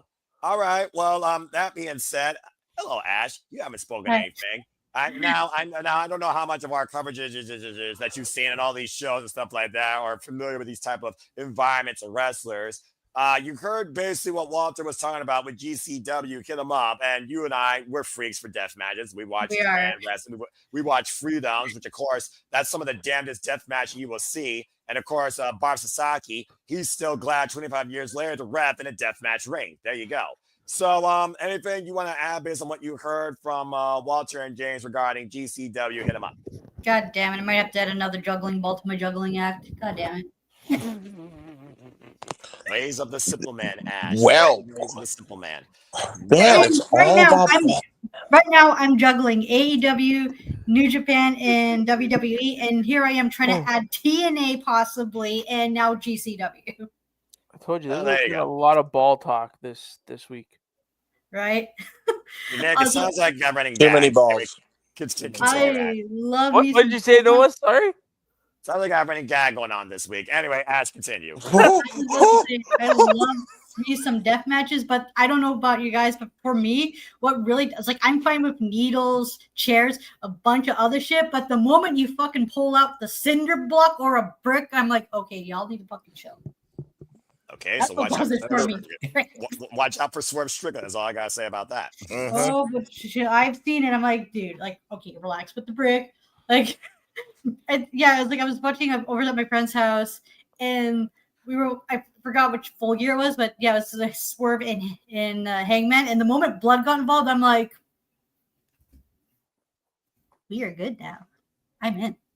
Well, there you go. Speaking of in, I'm going to pause you for a moment as I finally bring in the man that called GCW, hit them up with Walter so he can get his 2 cents, American, in. Of course, talking about the Renegade Wrestling from parts unknown, JJ Williams. JJ, welcome to the chat. Good to finally have you aboard on the Shenanigans once again, my friend. As Ash was giving her 2 cents towards her love for death matches, Walter gave the rundown for GCW hit him up. So first off, good to have you here. How are you? And please give your thoughts towards GCW hit him up. We'll continue the conversation. Well, good to be here. Thank you for the warm reception. You guys can all hear me okay, I take it? Yes. Cool. Yes, sir. GCW hit him up is everything that I think Nick wishes he had seen on the Japan shows. Really? Because Hit 'em Up was a better representation of a typical GCW show, whereas the Japan shows, they were more of like a super show. You know, there was very little storyline, very little going on in any of those things. Did you say super porn or super show? Super show. Oh, okay. Get your head out of the gutter, Nick. You're a married man. Continue, JJ. Well, I mean, after seeing it, balls. What do you want me to do? I was gonna say after seeing Abdullah Kobayashi's big ol' ass, I'm sure he's been scarred for life. You ever seen Ace Ventura: Pet Detective when Jim Yes. Carrey finds out that Einhorn is Finkel and Finkel is Einhorn? I was this close to getting a Ray Finkel Dolphins jersey. Those laces were in. Right? Oh, But in any event, they were in there. They were in there real tight, JJ, that night. Trust me. I know. I saw. The only night I haven't seen yet is night 3. All right, back to our regularly scheduled programming. JJ, continue. But yeah, like I wish he could have seen Hit 'em Up because that's more along the lines of what GCW is traditionally. Some banner 6-man tag team action, intergender, high flying. Yes, there was the death match main event. Matt Tremont was on the card and he didn't bleed. He was a mystery partner for Shotzi Blackheart. Yay. So he didn't bleed. Senor Pus Bubble did not have his pus bubble get broken. But it was a phenomenal show. Matt Tremont needs Jesus. Matt Tremont needs a fucking doctor. That too. A lot of people in GCW, I think, need Jesus, but that is neither here nor there. I'm about to say that's a whole different conversation for a whole different congregation. Okay, well, thank you for that, JJ. I'm really glad to hear that. I don't know where we go from here regarding Hit 'em Up, as again, Ash is right now trying to juggle acts. Walter, of course, ran down. Nick, anything further you want to add regarding the show from what you heard from JJ and Walter? Oh, wait a minute. Yes, JJ, I see your contact. I was trying to go to the match card real quick, but I highly recommend, and especially for you, Noah, go back and watch the one called Manders versus Steve Macklin. Yeah. What did I say? What did I tell ya? Was I exaggerating? No, I heard you. And watch Atticus Cogar versus Billy Starks. Those were the two that had my eye, because I've seen Atticus Cougar, of course, with the likes of, like I said earlier, Mia Yamashita, Macha Slamovich. To what Walter said, he very well might be the leading individual right now that knows how to handle intergender wrestling the best right now in the business. You literally just mentioned the two I said, JJ, that they really got to check out. I told you we think alike. We do. And then I messaged James earlier today and told him he needs to go and check out the Masha Slamovich versus Gary J match. Because Gary J is going to be on the Jersey Championship Wrestling show that Walter and James are going to do tomorrow morning. Keep plugging. And I know that he's never seen him in action before.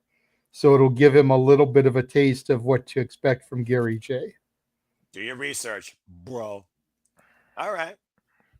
Fair enough. But yeah, solid show all I will around. try. Really quickly, if I may rewind just a smidge, because I know you guys have already talked about the ID showcase, and I did watch it on a stream. Hint, hint, wink, wink. Right. Shout out again to Kylie Ray and Cappuccino Jones for winning their respective championships.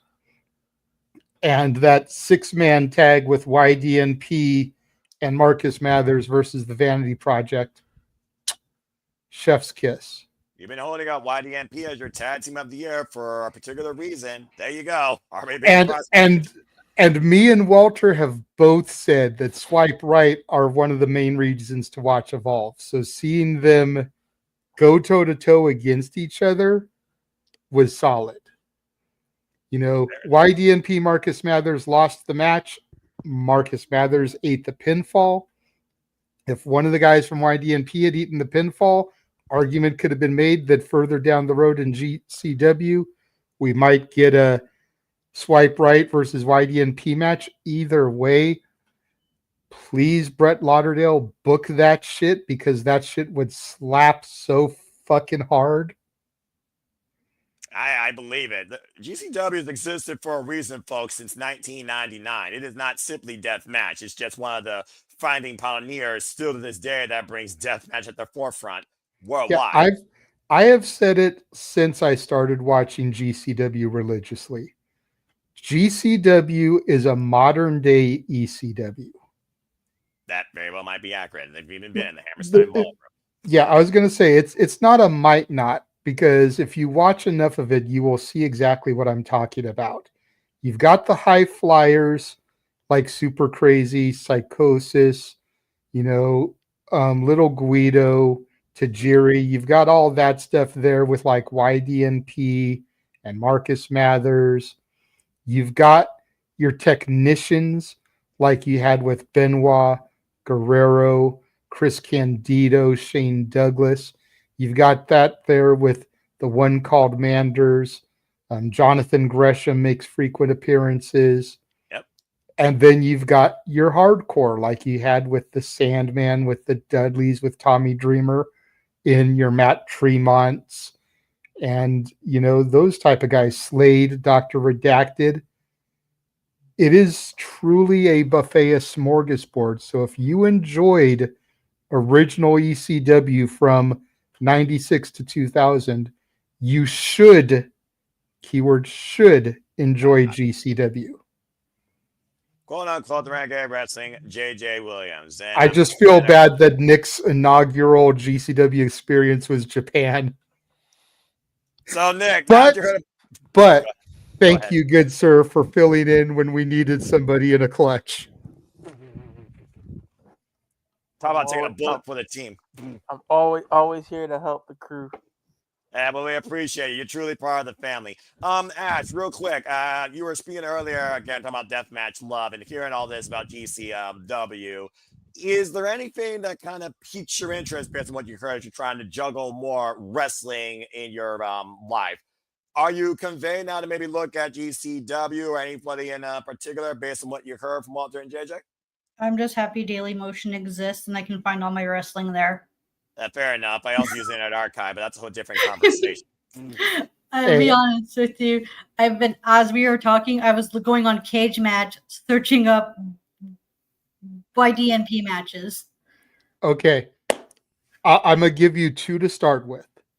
Okay. Write this down. Okay. The first one I'm going to give you is the one where we discovered YDNP. Spring Break 9, Joey Janela Spring Break 9, Violence is Forever, Dominic Garini and Kevin Koo, the GCW Tag Team Champions, versus Alec Price and a mystery partner. Jordan Oliver wasn't even a part of it yet. Alec Price went in there. His partner had gotten injured. Alec Price went out there and was fighting back against the wall for half of the match. until Jordan Oliver's music hit and he came out, and him and Alec Price became tag champions that night. That was the night YDNP was formed. Young, So dumb, and broke. that's the inception. That's the origin story. That's the best place to start. The next match, GCW Top Play. YDNP and Marcus Mathers versus Megan Bain, Miyu Yamashita, and Billy Starks. Yep, intergender warfare. Yep, I remember you told me that match. I watched it. It's right now my GCW match of the year. That match got an 8.7 on Cage Match. I know we usually don't talk about star ratings or ratings, but that is high as fuck for a GCW match, which tells you everything you need to know about it. You didn't have to say the star rating. You had me at Megan Bain. There you go. And then it also gives you a look at Marcus Mathers, who's a WWE ID prospect, competes on Evolve. So you get a look into him as well, who Marcus Mathers is someone James and I have been touting very highly for a while. Walter's finally seeing him and come around to Marcus Mathers as well. Got it written down right here. There you go. Pen and paper. All right, do your homework, and I expect a review from you next week, Saturday. That's your assignment, all right? Don't miss your deadline. And that being said, for those that don't know, by the way, I first learned about... report. It's okay. You know Yeah, what? for real. You know This what's gives you funny? content for your channel. Yes. Watch the matches, then review them on your channel. There you go. You know what's funny? There's another podcast I took part in, and they're like, Ash, this is your assignment. Watch Bret Hart versus Stone Cold Steve Austin. What? Yeah. What? Yeah, you need to do that too. But the funny thing is, JJ, I discovered Young, Dumb, and Fucking Broke at Chaos Wrestling right here in Toledo when there was an independent promotion here in 2018. So I knew Jordan Oliver long before both of you. So I love how far that group has come. And they truly are that, folks. I guarantee you. Walter, I see Jordan your hand. Oliver's the inaugural JCW champion, the belt that Masha currently holds. There He you was go. the inaugural world champion for that federation. Yep. Go ahead, Walter. I didn't mean to step on you. No, I was saying, I think we really found the new stick. I'm looking at the comments, dude. Everybody keeps talking about the puns. Like, Bro, I guess I have to dude. do it now. Dude, yes. Dude, look, you have not experienced a Cappuccino Jones match unless you've heard Walter do commentary for a Cappuccino Jones match. Oh, Lord. I don't know if I can handle that. Because, dude, I had to tell him when we did hit him up that he couldn't do puns because he had already got them all out like less than an hour because Cappuccino Jones and Jack Cartwheel was the main event of the ID showcase, and they jerked the curtain of hit him up. They literally had like an hour and a half break before they went out there and they wrestled again. There you go. Okay, so I told him, I was like, bro, you just did all the jokes. You can't go recycle them again. You've actually got to call this match straight. Be And I professional. felt a little bit bad for James because James's reaction to the Cappuccino Jones puns, the coffee puns, was about the same reaction that James gains when Matt Tremont gets bloody. Like, it was that level of, oh my God, make it stop. Okay, so what is James' personal hell? Is it puns? Is it Matt Tremont? Or is it something? Something!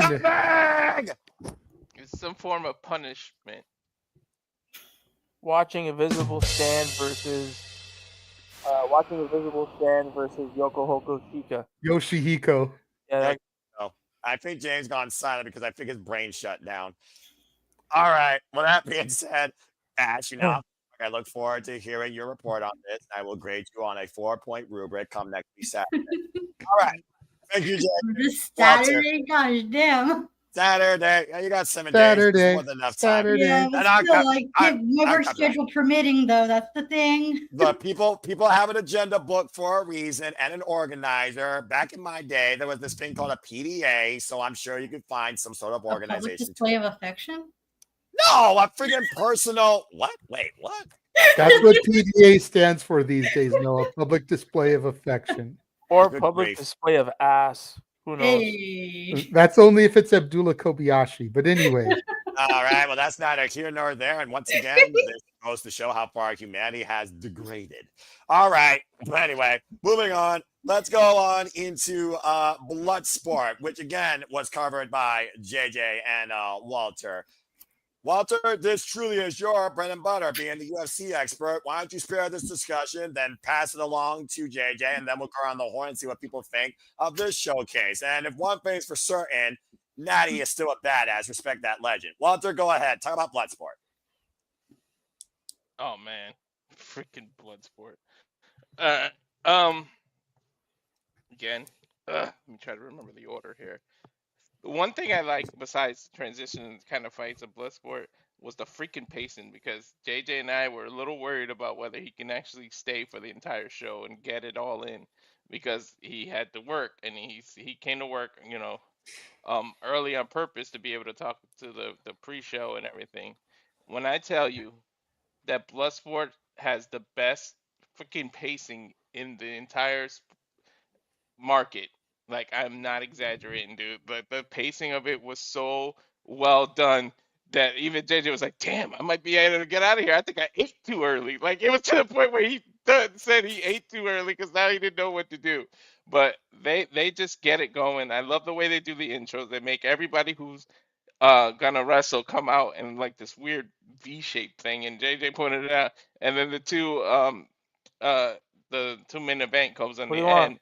But yeah, Tremont, there were these two big T people, and I like how playful Jonathan Gresham is, because he got caught in the middle. He had to go underneath people to get into the middle, and he was just like his jokey self. Like, this dude has so much personality. Like, I love me some Gresham, but it was Matt Mako who fought against Ray Jazz. Me and JJ went into this kind of blind. I had no idea who the hell Ray Jazz was, but I saw him in an Olympic style singlet with wrestling boots. I said, this freaking dude is gonna wrestle his ass off. Reminds me of Kurt Angle. I couldn't even get the name Angle out when he went for the single leg takedown and right into an ankle lock. And JJ is like, look, you just said Kurt Angle. The dude heard you. Like, the dude is impressive as hell. I need to see more of Ray Jazz. Whatever they do, like, whether it's Bloodsport, MMA, whatever they do, this dude is a future star. Now, he got beat. Now, I told you before, Noah, that all it takes is like little simple mistakes. He went for the same move one too many times and got caught in a submission. So Matt Mako beat him by submission. Janai Kai was next, I think, and Jordan Blade. Fucking KO. Like, all right. We talk about super kick parties, and that's not that's regular, right?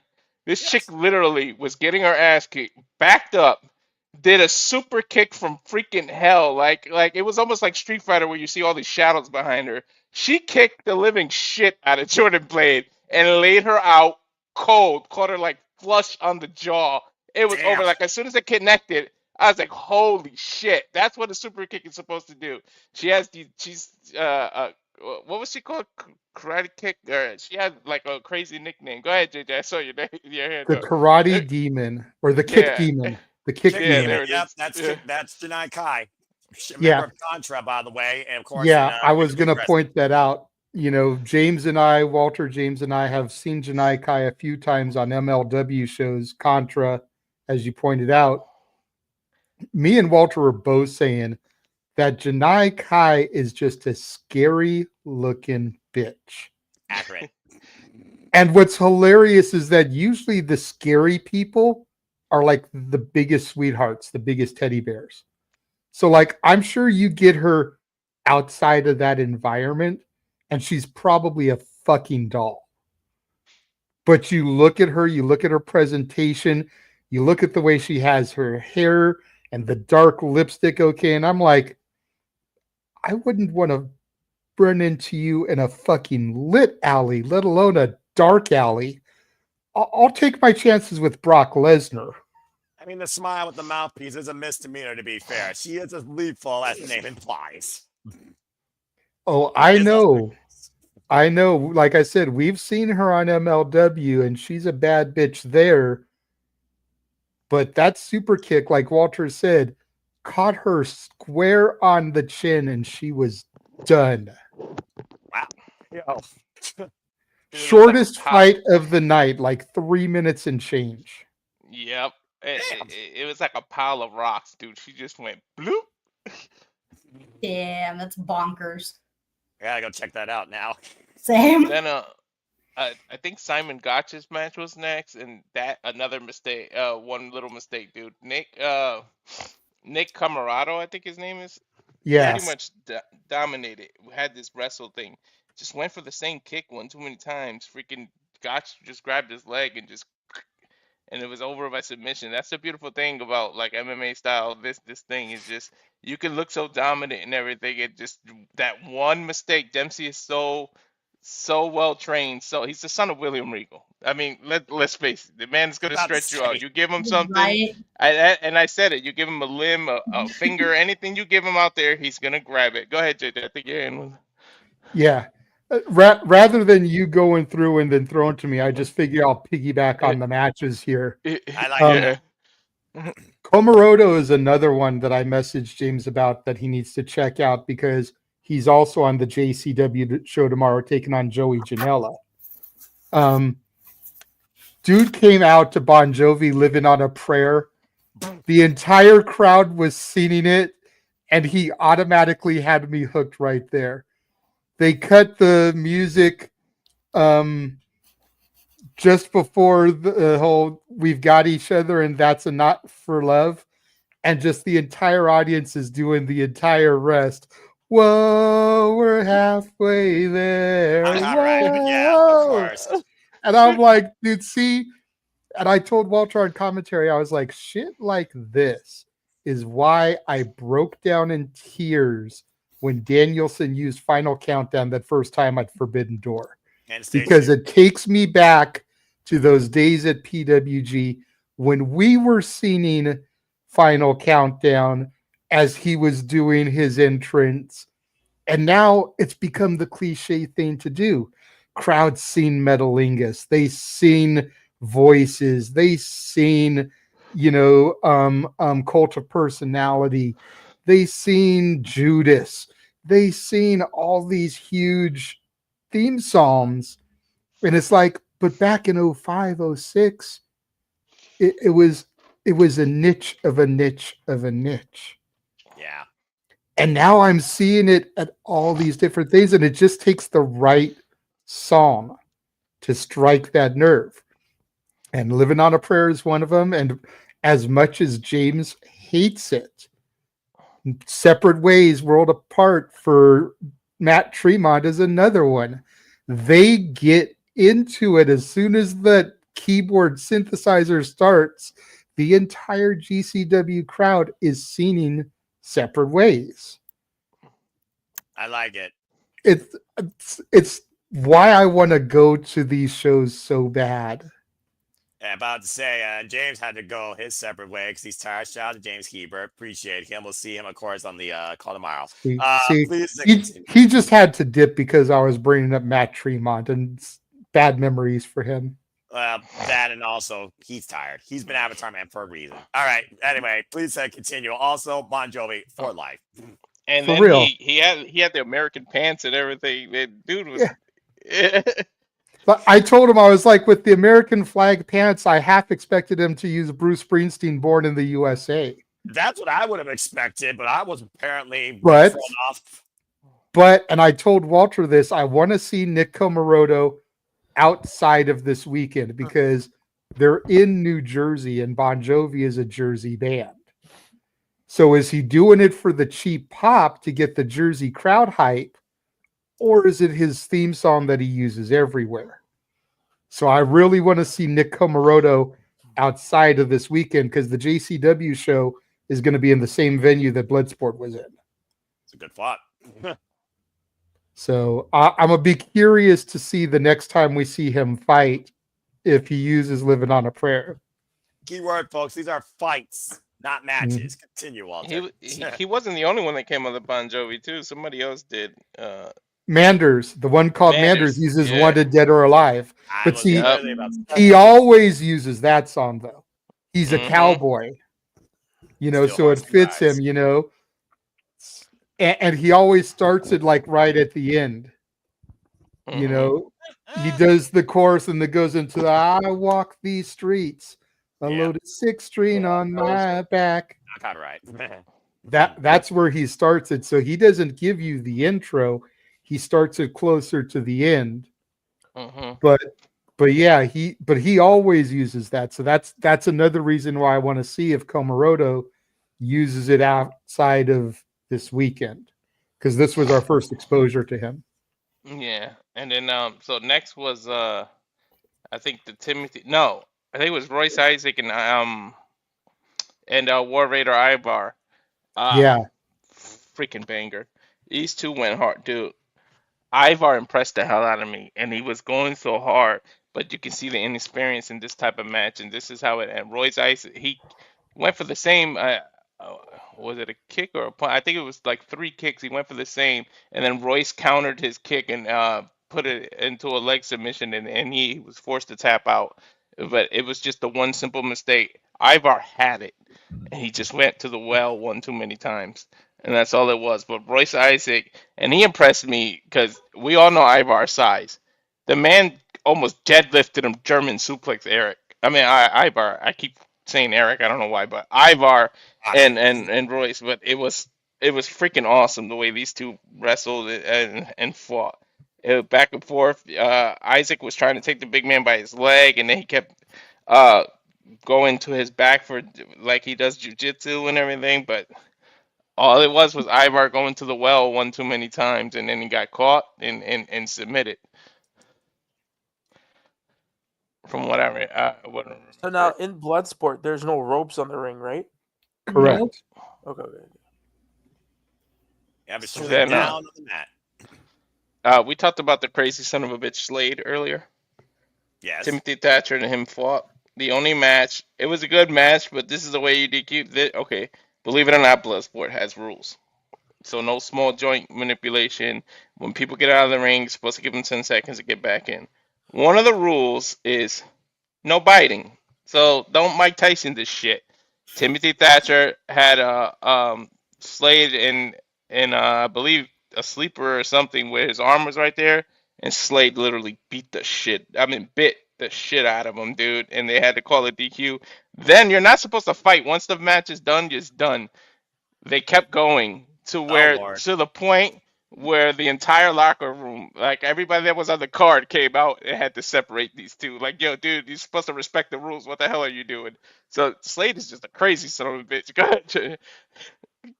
Yeah, Charlie Dempsey got out there and he was trying to hold Thatcher back because of the WWE ID connection. ID NXT and everything.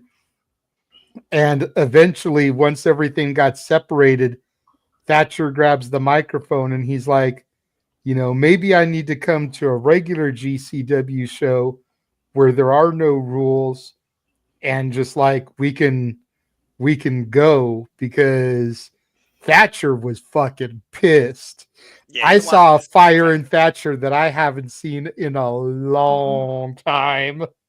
Yeah, saying something, because Thatcher's a crazy dude from what I've heard. Yes, he is. See, I saw Thatcher like 15 years ago. Evolve or PWG? Championship Wrestling from Hollywood. Around the same time that Brian Cage was there, before he became the guy that could eat that Brian Cage, and a guy named Sean Ricker was there before he became Eli Drake, before he became L.A. Knight. Yeah. When he was being managed by Percy Pringle III, rest in peace, Paul Bearer. But yeah, I saw Timothy Thatcher back then, and dude was a crazy motherfucker. And then he became part of Imperium, went to Pro Wrestling Noah, and he even went to Black and Gold NXT, where the Fight Pit was introduced, and broke Matt Riddle and Tommaso Ciampa. You can tell he's crazy by the kind of gear he wears. He wears Chainsaw Charlie fucking pants, basically. Yeah. Yes. Very, very Terry Funk inspired. And they always said Terry Funk was middle-aged and crazy. Mm-hmm. Still is to this day. Right. Isn't he dead?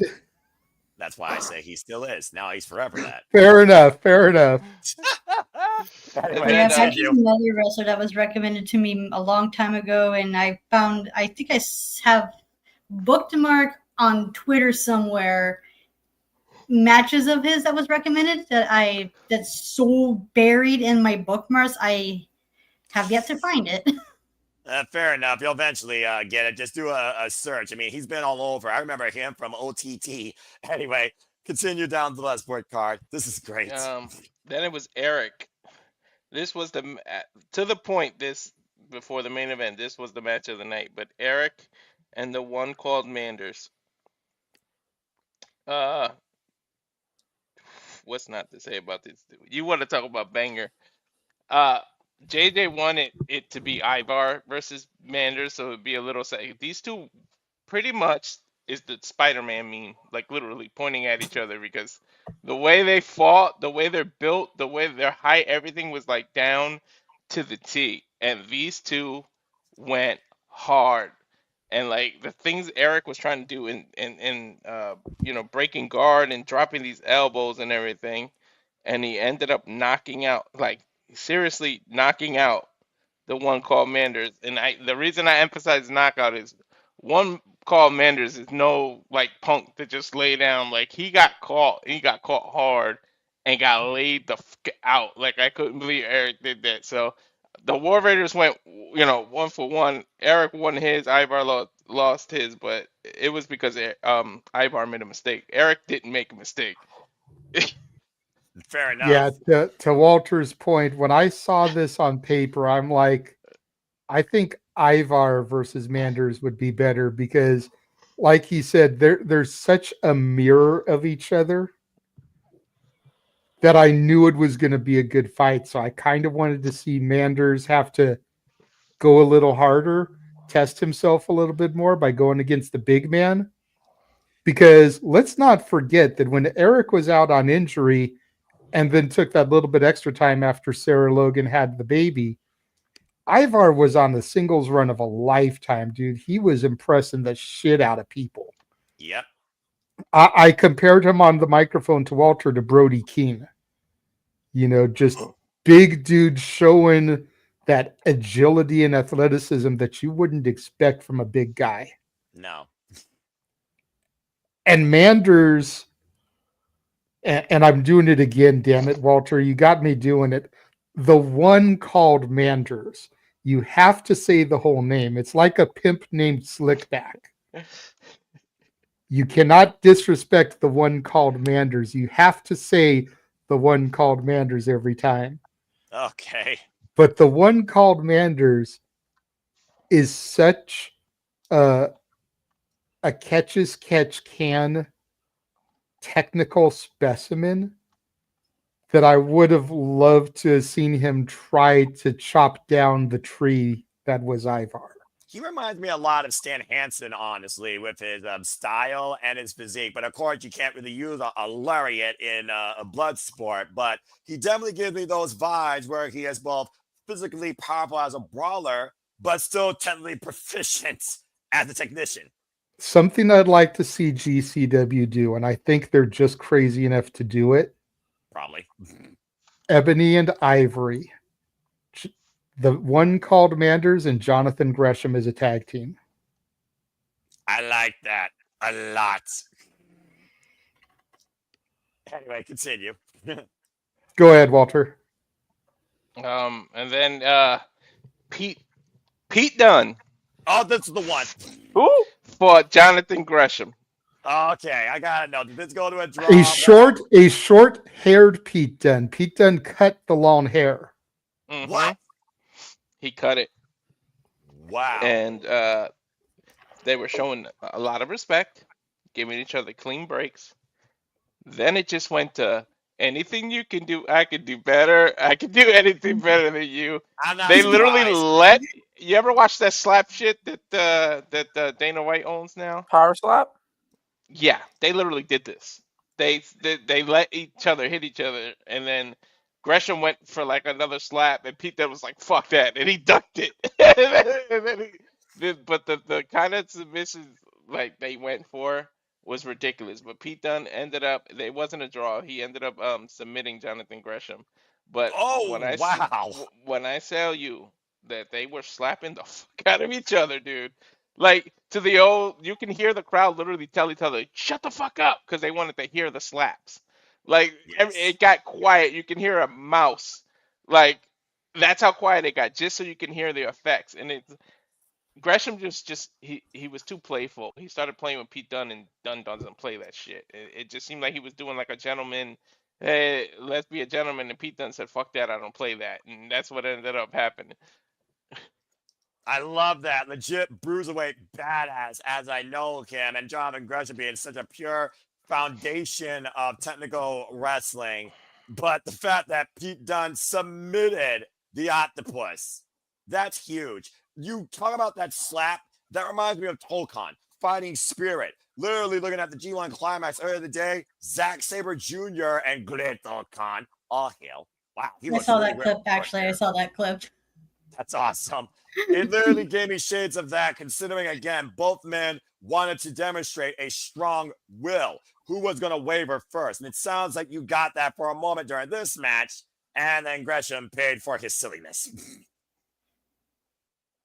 Yeah, that's he shouldn't have been playing around. That's what happened.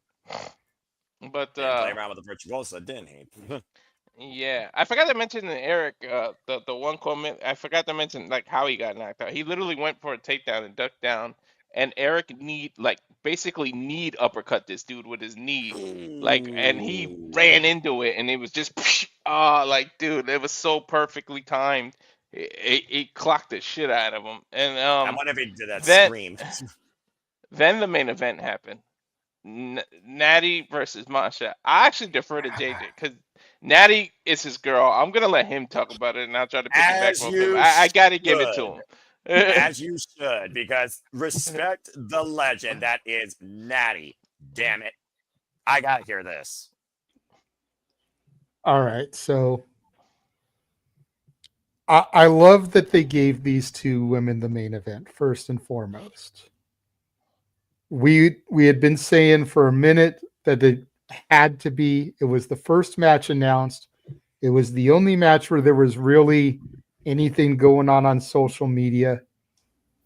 And we even were talking about how this is what social media is supposed to be for, people. Promotion, spreading the word about stuff. You've got two television wrestlers who are used to cutting promos to set up big matches. Now, they're in different companies, obviously. They're not going to be able to do... Impact isn't going to say anything about this. No. Raw isn't going to say anything about this, so there's no way to really hype it. No. So you use the power of social media to cut a promo. Then you get your fans replying to it, interacting, reposting it. You get GCW, you get Josh Barnett, you get Brett Lauderdale, all reposting it.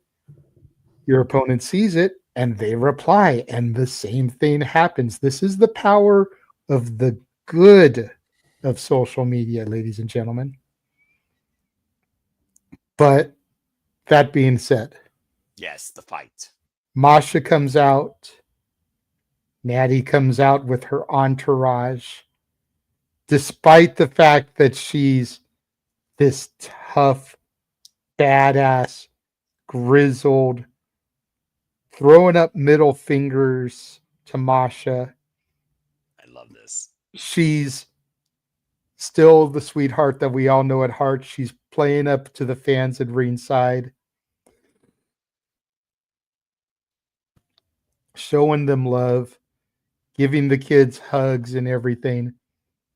Gets in the ring, and it's just full tilt before the bell can even sound. There's no introductions. There's nothing. It's just ambush. It's what you would expect from a WWE grudge fight. And yeah, the promo that Natty gave prior to the fight was crazy because you could see the emotion on her face. You could feel the emotion in her voice and the way she was speaking. But these two women went full tilt for over 10 minutes, just beating the shit out of each other. There were a couple times when we thought that both of them had the match won. But at the end of the day, my girl, 2-0 in Bloodsport, as Masha fell. I believe it was a KO. It wasn't even a submission. Like, I took this picture of the sharpshooter on Masha and posted it in the groups. If I remember correctly, and Walter can say when he gets the microphone, but I think it was a KO. I think Masha got knocked the fuck out. Whoa. It was a technical knockout. The referee TKO. stopped it. Yeah. The referee stopped it. She kept She was punishing Masha too much. Damn. No, listen. Natty's done being looked over. Like, if you go back to that promo, she was like, "You're used to Natalia, this, that, and that. No, tonight you're fucking getting Natty." She said it straight like that. That's exactly how she worded it. You're getting fucking Natty. And then she went there and proceeded to show you why her fucking last name is a Hart. Why? Well, it's Neidhart, but why it has Hart in it. And then she's gonna go back to Raw on Monday and tag with what's her face, Maxine Dupree. But Yeah. I don't know. They need to let whatever gimmick she does on the Independents go over, from her gear, from her everything.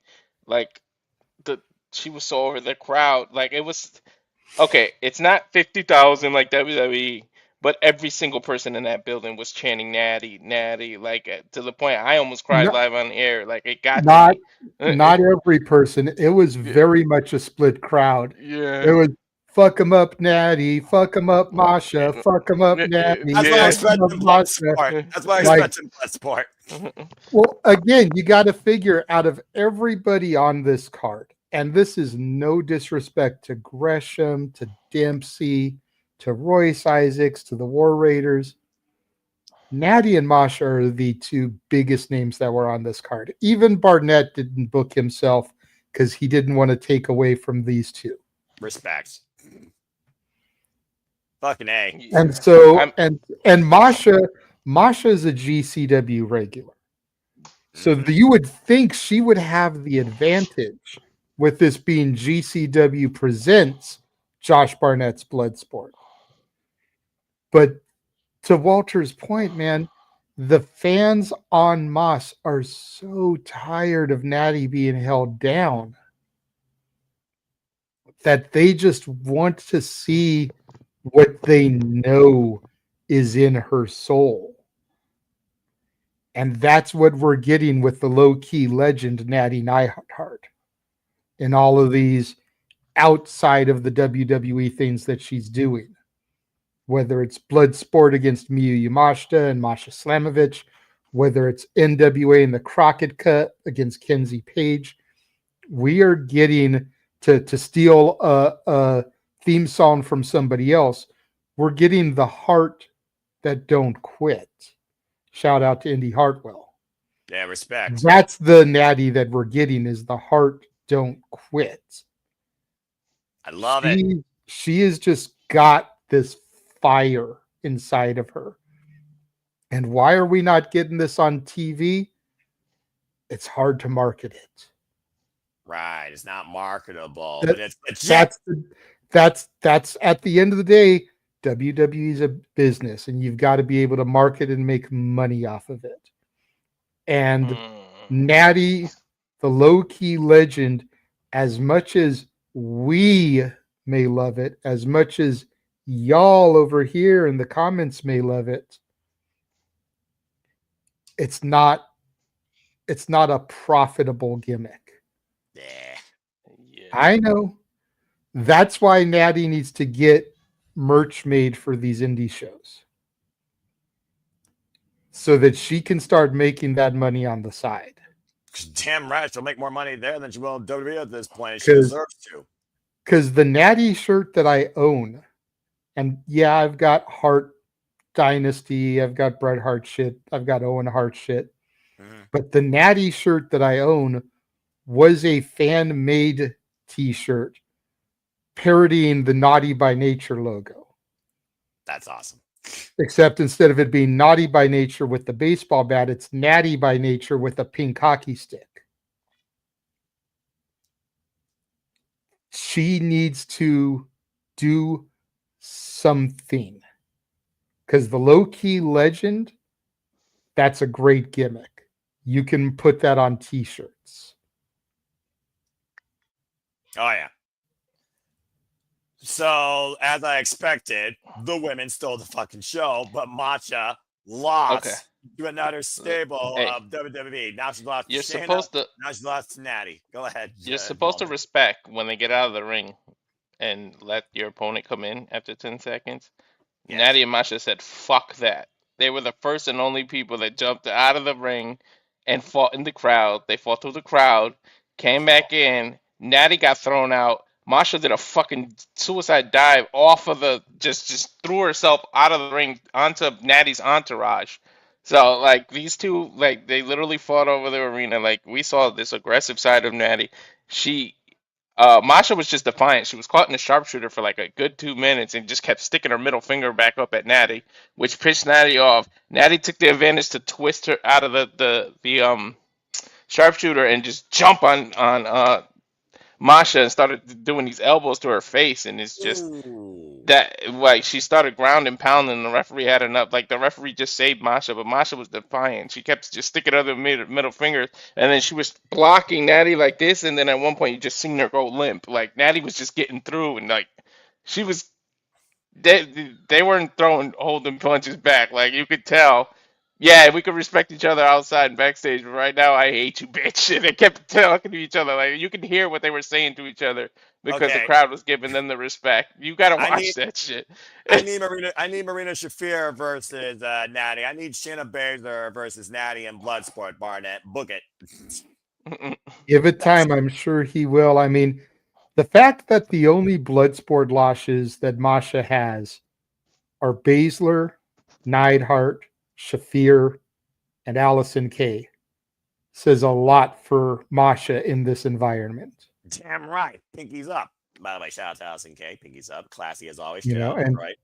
We won't talk about her loss to JC Jane at Slammiversary. No. But Shayna, Marina, and Natty, that's a hell of a list to take an L to. So you can't even be mad at Masha. I only didn't say Allison the second time because I'm not that familiar with her. So I don't know if it's, you know, a big loss or not. But I know the style of Shayna Baszler, Marina Shafir, and Natty Neidhart. So that's why I'm like, those are some pretty big L's you can't be mad at. At this point, just put Natty in the damn octagon, damn it. Jeez. Wow, well, you all had a hell of a fight once again. It seems like Bloodsport is always the biggest highlight, definitely for Walter, it seems, outside the UFC. And each Bloodsport gives you another match that surpassed your expectations than the last. And now you're going to go to jolly old England, London, next with Bloodsport. Who knows who you might get from there? Yeah, the end of next month. So they're not even waiting a full 2 months. September 28th, Bloodsport London. Yeah, there is a lot of expectation for that, I'm sure. I've already got a few names in mind, but I'll just wait till anything's announced. I'm curious to see how many of the people that were on this card are booked for that card. And that's something Walter and I were talking about, because if you think about it, in UFC traditionally, you've got about a 4 to 6 month in between fights, because you've got to heal from the fight, go through concussion protocols, and then start training for your match. Correct. And then there's also, are you going to try to gain weight, cut weight, drop weight class, all that type of stuff. Yeah, because those are the weigh-ins. Now, I don't know how scripted Bloodsport is, if it's shoot or if it's more scripted like wrestling is. And honestly, I don't want to know. But usually we get it big weekends. We had WrestleMania. We had SummerSlam. So you would think if they're going to do it again soon, it would probably be closer to Survivor Series before holding off again till Mania next year. So the fact that they're doing one so soon in London, I'm curious how many of these competitors are going to be booked again in 2 months. Kelly. All right, fair enough. Wow, you had a hell of a fight. Again, what a delight. Let's go down to the bottom row and get some thoughts from you two, shall we? Nick, based on everything you heard here, what did you think about this Bloodsport? Did you look at any of it at all outside highlights and clips, or what are your thoughts? It sounded interesting. It's unfortunate that Natty can't do her low-key legend in WWE because, like you guys said, I think that would be a really good change from her from what she's doing now. Because I don't know, I'll be straight. Natty's a joke. Oh, Walter Cruz had to bounce because, of course, he's on the call tomorrow morning and he is said. GTSing. So, again, if you haven't already, before I give it back to Nick, pause real quick. Subscribe to Raging Wrestling Walter Cruz, and shout out to James Hebert, too. Appreciate both of them. We'll show them again at the end of the show, too. Honey, Back to subscribe. You, Nick. Okay, there you go. There's another one. Continue, Nick. Yeah, no, it sucks that she can't do her look because Natty's a joke in WWE. In my opinion, what has she done? It's that business is all about what have you done for me lately, and she done jack shit. So I think the low key legend gimmick for her there would be a very nice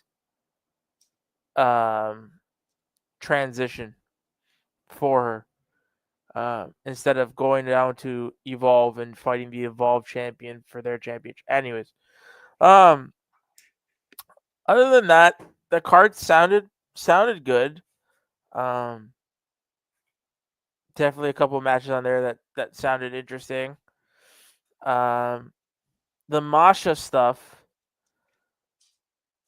I'm curious if she was there for that show. That show was this weekend, right, JJ?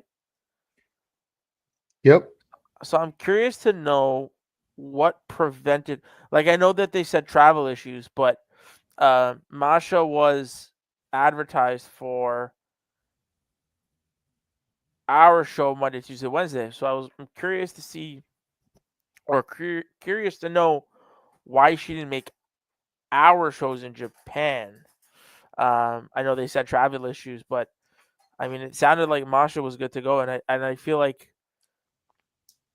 if it was up to her, she probably would have made the shows. So I'm curious to know why she didn't. Cards subject to change. Absolutely. Other than that, I've never seen a Bloodsport show, so I mean that did sound pretty interesting. So who knows in the future? Okay, that's fair. Ash, based on what you heard, and again, folks, she's our Canadian friend, and why people are like, you haven't seen a Bret Hart match? What? Would you maybe look into a Natty fight? I mean, it would be a whole lot shorter, and it's more legitimate. Absolutely. So I mean, I fucking love that bitch. I love Natty. Well, there you go. Love that bitch. Okay, so JJ, you need to get Ash on the Bloodsport call with you next time Natty's in the main event. So now we know. Anyway, what else? What did you think of what they talked about with that Bloodsport card? So I got both April and August to binge watch back to back now. Fair enough. That's it. Yeah. Okay. The card's solid. What more can I say about it other than holy shit, this looks really good. Oh my god, hell yeah. Let's do this. Well, I mean, again, to JJ's point, we've seen everything from Zack Sabre Jr., John Mott's, Marina Shafir, Lindsay Snow, Filthy Tom Lawler. I mean, Bloodsport always is surprising. And Josh Barnett is usually the headliner. So him giving it to the ladies is legit as it gets. So I'm very curious to see what the London card looks like. Are they going to get like what's his name, Luke Jacobs, for example? Are we going to see maybe Shaw Samuels, maybe Dave Mastiff? Are we going to see Anthony Ogogo from AEW? Are we going to see Charlie? I figure we're going to see Charlie Dudley. I got names on my mind, if I'm being honest here, from NXT UK and beyond. What's up, JJ? Okay, she said that she needs to do April and August back to back. Have you looked at what is on Bloodsport 13 other than the Natty match that we talked about? Have you already looked ahead? On for what? For the Bloodsport 13, the one that happened in April. Did you cheat? Yeah, you showed me that. Like right away, it's like, hey Ash, check this shit. There's Zach on the card. Watch it. Fucking watch Okay. it. Yeah, I was gonna say, yeah, because Zack Sabre Jr. versus Gresham. Yeah. You might want to lock doors and make sure nobody comes in when that match happens. I'm just saying. Do I need to hold Ash's commentary brain during that match? Do I need to be with Ash during that match? So what you're saying is during that match, I'm gonna be like, oh my god, I'm so turned on right now. Probably, yeah. So she's technically turned on. All right, fair enough. I'll be real with you. There's like I was watching what was it, like Zack Sabre Jr. versus Bryan Danielson, and I shit you not, we were watching Wrestle Dream with my friend, and I'm sitting there going like, guys, I'm so fucking turned on right now. I wouldn't be surprised to see Zach on the London card. Absolutely. Again, currently. And then main event was Gabe Kidd versus Barnett. Oh, yeah, dude. If Gabe's like back from injury by then. Well, I mean, Zack Sabre Jr. even talked about how he wanted that dickhead to be in his corner to hold the rope for him. He was expecting to face that War Dog, this proud Brit that's wrestling Japan style. Oh my that gosh, calls himself the best in Japan. That's a match waiting to happen. That was one of my must-see matches for the G1 Climax before they go see the Chaos got injured him. So again, the jury is out. But Gabe Kidd, Zack Sabre Jr., they're going to run it back either in Cerulean Blue or they need to do it in Bloodsport, in my opinion. That would be freaking crazy. Like two Brits going at it. Like what the? I'm about to say that's Brit as Brit gets without saying Tyler Bate. All right, or Pete Well, Dunne. and again, it sounds like a commercial, but I would seriously consider just investing in the Triller Plus tier if you have Triller in Canada. We do. Because for whatever it costs a month, the $7.99, $8.99, $9.99, whatever it is, Canadian. all these shows get unlocked for free. Huh? Exactly. What'd you say, Ash? It's $14. I looked into it. Oh, okay, they must have upped it then. Or maybe it's 14 in Canada. Canadian. $14 Canadian. That's what it is, $14 Canadian. After the conversion rate, it's $14 Canadian. And I'm looking at it, it's like, thank God Daily Motion exists. But I mean, it's definitely worth it because all the GCW stuff gets unlocked, all the House of Glory stuff gets unlocked, all kinds of stuff that just automatically gets unlocked and you don't have to pay for it each month. I looked And into it. Oh, sorry. I was just going to say, and with as frequently as GCW runs shows and we cover them, usually 2 shows a weekend, 2 weekends a month, so 4 shows a month. $15 for 4 shows is still cheaper than Peacock, I think. Which we don't get in Canada. Yeah, you got Netflix International. Yep. Well, it's probably cheaper than Netflix. We suck here in Canada. Netflix is $21 Canadian. There you go. It's cheaper than that. I mean, make your buck go as further as possible. Simple as that. Either way, So on Triller, they have Old Progress and Rev Pro shows. yes, Rev Pro. Let's fucking go. Anyway, don't get me started. Now, I mean, JR once said I just had out about experience back at WrestleMania 25. I've become close to that euphoria with AEW, but Bloodsport has enticed me quite a lot lately. Anyway, let's go ahead and keep moving forward. When we come back from this commercial break, are you ready to talk about the biggest party of the summer, night 1? Because when we return, we're going to dive into SummerSlam Night 1 after this commercial break. And now for a taste of things to come.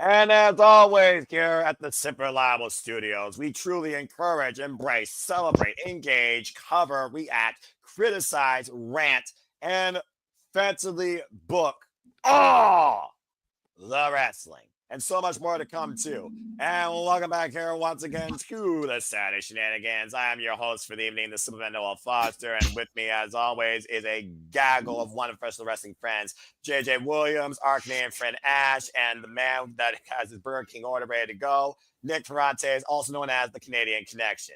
Well, we've got a lot of fun, a lot of great discussion, a lot of great hype into what we've indulged across the entire professional wrestling week, outside the typical names that people may only know.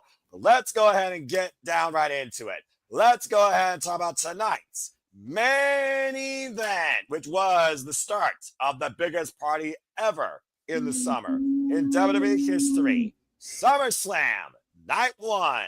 And of course, SummerSlam Night 1 had 6 matches. We had, of course, 3 championships on the line, and we had 3 grudge bouts, 2 of them being tag, 1 of them being singles. But if nothing else was a takeaway, you definitely got worked when it came into the ending of all things. So let's go ahead and get everyone's thoughts on SummerSlam. This is a free-for-all because we're all familiar with what happened. And particularly, one individual wanted to come in for this segment, so I'm going to let her lead off. What we're going to do, we're going to go for the matches, and as we talk about the matches, we're going to continue through there. So let's go ahead and kick things off, Ash. Of course, you know the opening match. You acknowledge your tribal chief, I'm sure. It was Roman Reigns and Jey Uso taking on Braun Breaker and Bronson Reed in a battle of family versus who truly owns the ring and power here in WWE when it comes to Stephanie Rollins' vision and the Oracle's mission statement.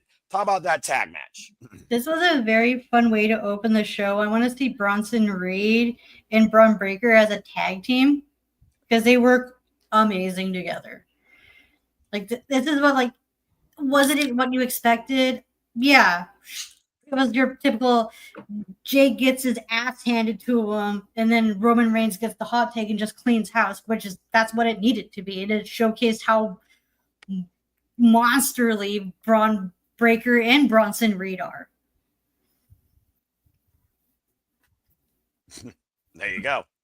All right. Well, that being said, Nick, why don't you add to it? I mean, it truly was a monstrous physical affair when you consider Bronson Reed and Braun Breaker's dominance for most of this match. But the key thing here was family. And why Paul Heyman says family will fail you, it clearly was the opposite throughout that entire match when it came to Roman and Jay going to bat for one another too. Wouldn't you agree? Yeah, I mean, I did not catch SummerSlam just because I was with family. But I feel like, yeah, it's the big dog. It's the Yeet Man. They kind of... So the result was... I didn't watch. Did Breaker and Reed win? No. No. In fact, it was literally Roman Reigns taking the bullet for Jay in the end with a Braun Breaker spear. And of course, they were not the legal competitors. Bronson Reed was. And it set up Jay to hit Bronson Reed with not only a spear, but an Uso splash. And the OG bloodline won the match. And Braun Breaker might have broke his knee in the process. There were some ridiculous spots here, JJ. Your freaking unpredictable badass of your NXT ran roughshod against the big dog here, saying at one point he's the leader and he's the top dog. Most of this match, Jey Uso was being mollywopped and isolated. Things really got out of control on the outside of the ring, though, when Braun Breaker died from the apron across to Roman Reigns on the announce table, crashed and burned his knee into there. Eventually, Roman got his comeuppance against Braun, sparing Braun through the barricade. There was a couple of key moments here where Bronson and Braun looked like they were going to win, including using a beautiful Steiner recliner. At the end of the day, there was that awareness with Roman and Jay that kept them alive all the way in the end. This was not a match about the one.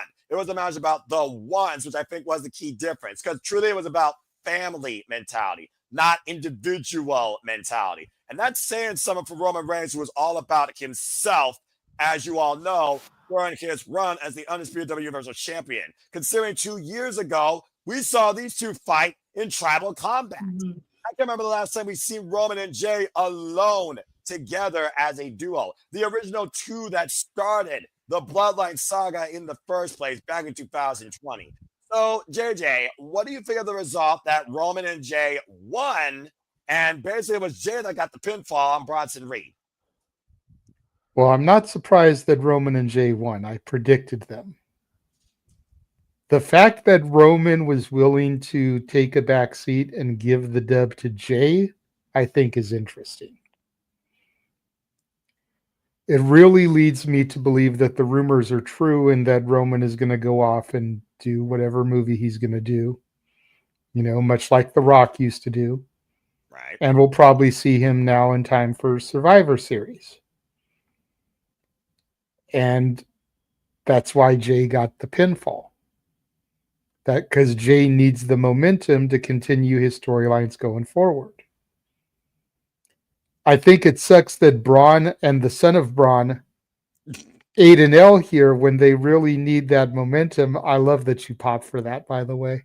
I was thinking of that at work today, how you're the only one that really reacts when I say that. But I got no reaction from these two on the bottom, and you're sitting here giggling. It freaking gets me every time.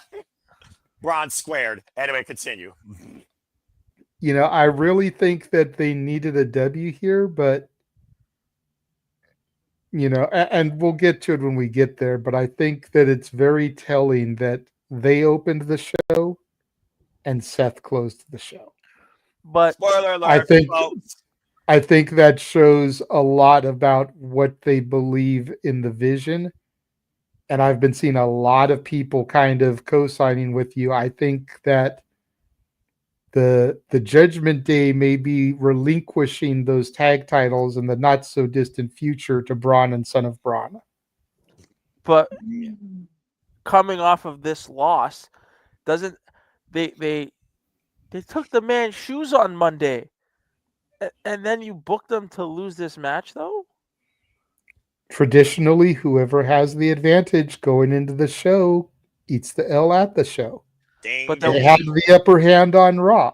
But then why are you giving them a tag team championship match? Because it's Paul Heyman and he can work his magic. Exactly. The key factor here is Paul Heyman, who did not get involved at all, but was very much a visual factor at ringside. And was a little bit disappointed why he still was wearing the jorts around his neck. Rough. That Braun Breaker and Bronson Reed did lose, but of course, they may have lost the battle. The war, different story. All right, now I'm going to go ahead and put these next two matches together because they kind of were short because you're following Roman Reigns and Jey Uso, so you kind of know where you are. So the next match on the card, and yes, there was yeeting. In fact, they were trying to run it back. Again, even Bronson Reed and Braun Breaker mocked that. And I got to say this real quick. I can't recall the last time we had an in-match yeeting where they played Jey Uso's theme and they yeeted. I kid you not. That actually happened in the first 3 minutes. In the first 3 minutes of the match. Look, after the bell rung. Yeet is so over that me and one of my coworkers, we don't even say anything to each other. We just we will walk in, see the other one, and all we'll do is this. This is literally all we'll do.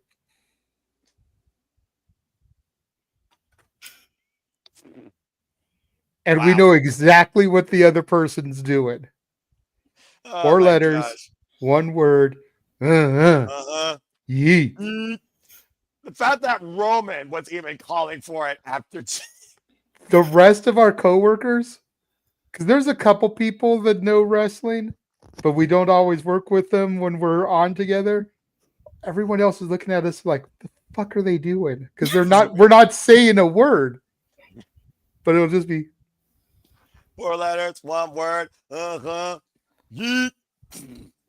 Oh my gosh. But yeah, this was a fun way to definitely open the show. And even in defeat, I thought Braun Breaker and Bronson Reed, who came out, by the way, with a combined version of both their themes together, really gelled very well as a very dangerous and dominant tag team. And Jey Uso also took most of the punishment during this match as well. So goes further to your point about Roman giving Jey the spotlight. So everyone, of course, got to eat, and Jey and Roman got the win. Whether or not they got those jorts back, I don't know. Paul Heyman still had them around his neck. All right, moving on. It was the Women's Tag Team Championships next, where can they coexist versus can these two continue to coexist? It was Roxanne Perez and Raquel Rodriguez taking on the makeshift duo of Charlotte Flair and Alexa Bliss. They're not friends. But during the match, it was very key to see how well they worked together as a tag team. For the most part, it was Alexa Bliss nearly going, basically mixing it up with Roxanne Perez. The key thing here, though, was quick tags between Raquel and Roxanne, isolating most of the time Charlotte Flair particularly. And then Alexa Bliss got in for the hot tag for a moment, and she was basically on the blunt end. Judgment Day controlled most of this match, isolating respectively one of the opponents, even controlling the height versus height physical dynamic and the little person dynamic at times as well. Roxanne definitely put the most work into this match, as I expected, looking to get that win back on Charlotte Flair. One of the biggest moments here was Charlotte Flair and Alexa Bliss looking for a double team, and Bliss knocked Charlotte Flair the fuck out with a right hand. In shock, Roxanne Perez and Raquel disposed of her. They immediately went for a double team, set her up for the Chocola Bomb and Pop Rocks, and the Judgment Day nearly won as Alexa Bliss was able to come back in for the save.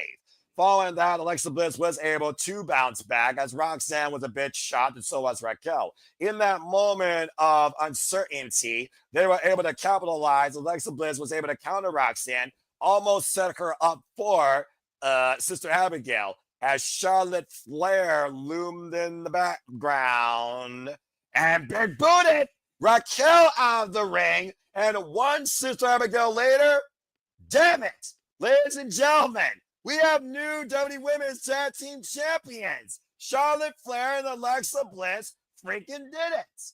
And Judgment Day lost the tag team titles, Cry Me a River if you choose, as Roxanne was the one that ate the fall. Bliss pinned Roxanne. So we got new WWE Tag Team Champions. Strange bedfella, since Team Hell No worked here. Even after the match, Charlotte Flair was like, you jacked my job. Alexa was like, I know, but you'll be fine. So whether or not they're friends, they are now the new WWE Women's Tag Team Champions. JJ, what do you think of that? I called it. I hate you. You can hate me all you want, bruv, but I called that shit. Just something about, and look, everybody fucking knows how much I loathe Charlotte Flair. Oh, yeah, think? But something about her taking a step to the tag team division and still being in championship matches, you know, WWE doesn't seem to know what the fuck to do with her if she's not in the title picture. But at least it's the tag titles. At least she's taking a step back. At least she's not the main event getting one of the world titles. I give you that. Whoever beats Charlotte and Alexa is going to seriously make themselves. And that's what I look forward to out of this. Because Alexa, multi-time tag champion, no slouch. Now 4-time. Charlotte, I believe, has been tag champion at least once before. With Asuka, she's now 2-time. And what, 14-time women's champion? Correct. Alexa is what, like a 3 or a 4-time women's champion? 6, actually. They share 20 world championships together. So, yeah, whoever dethrones these two is going to make a serious name for themselves. And that's what I look forward to by them being champions. Because it'll set up the Alexa Charlotte feud, probably going into WrestleMania, and you're going to make a fucking superstar because they're going to beat Charlotte Flair. Well, At the end of the day, I do feel bad, though, for Roxanne Perez, who's been looking for that comeuppance against Charlotte Flair since the Royal Rumble. Ads, what do you think about this dynamic of Alexa Bliss and Charlotte Flair able to coexist enough, even with one really bad miscommunication, still coming up with the win in the end? And do you think Raquel and Roxanne immediately cash in on the rematch clause? Let's keep this in mind, JJ. They also lost the tag titles at WrestleMania and got them back literally on Monday Night Raw. But Ash, what do you think?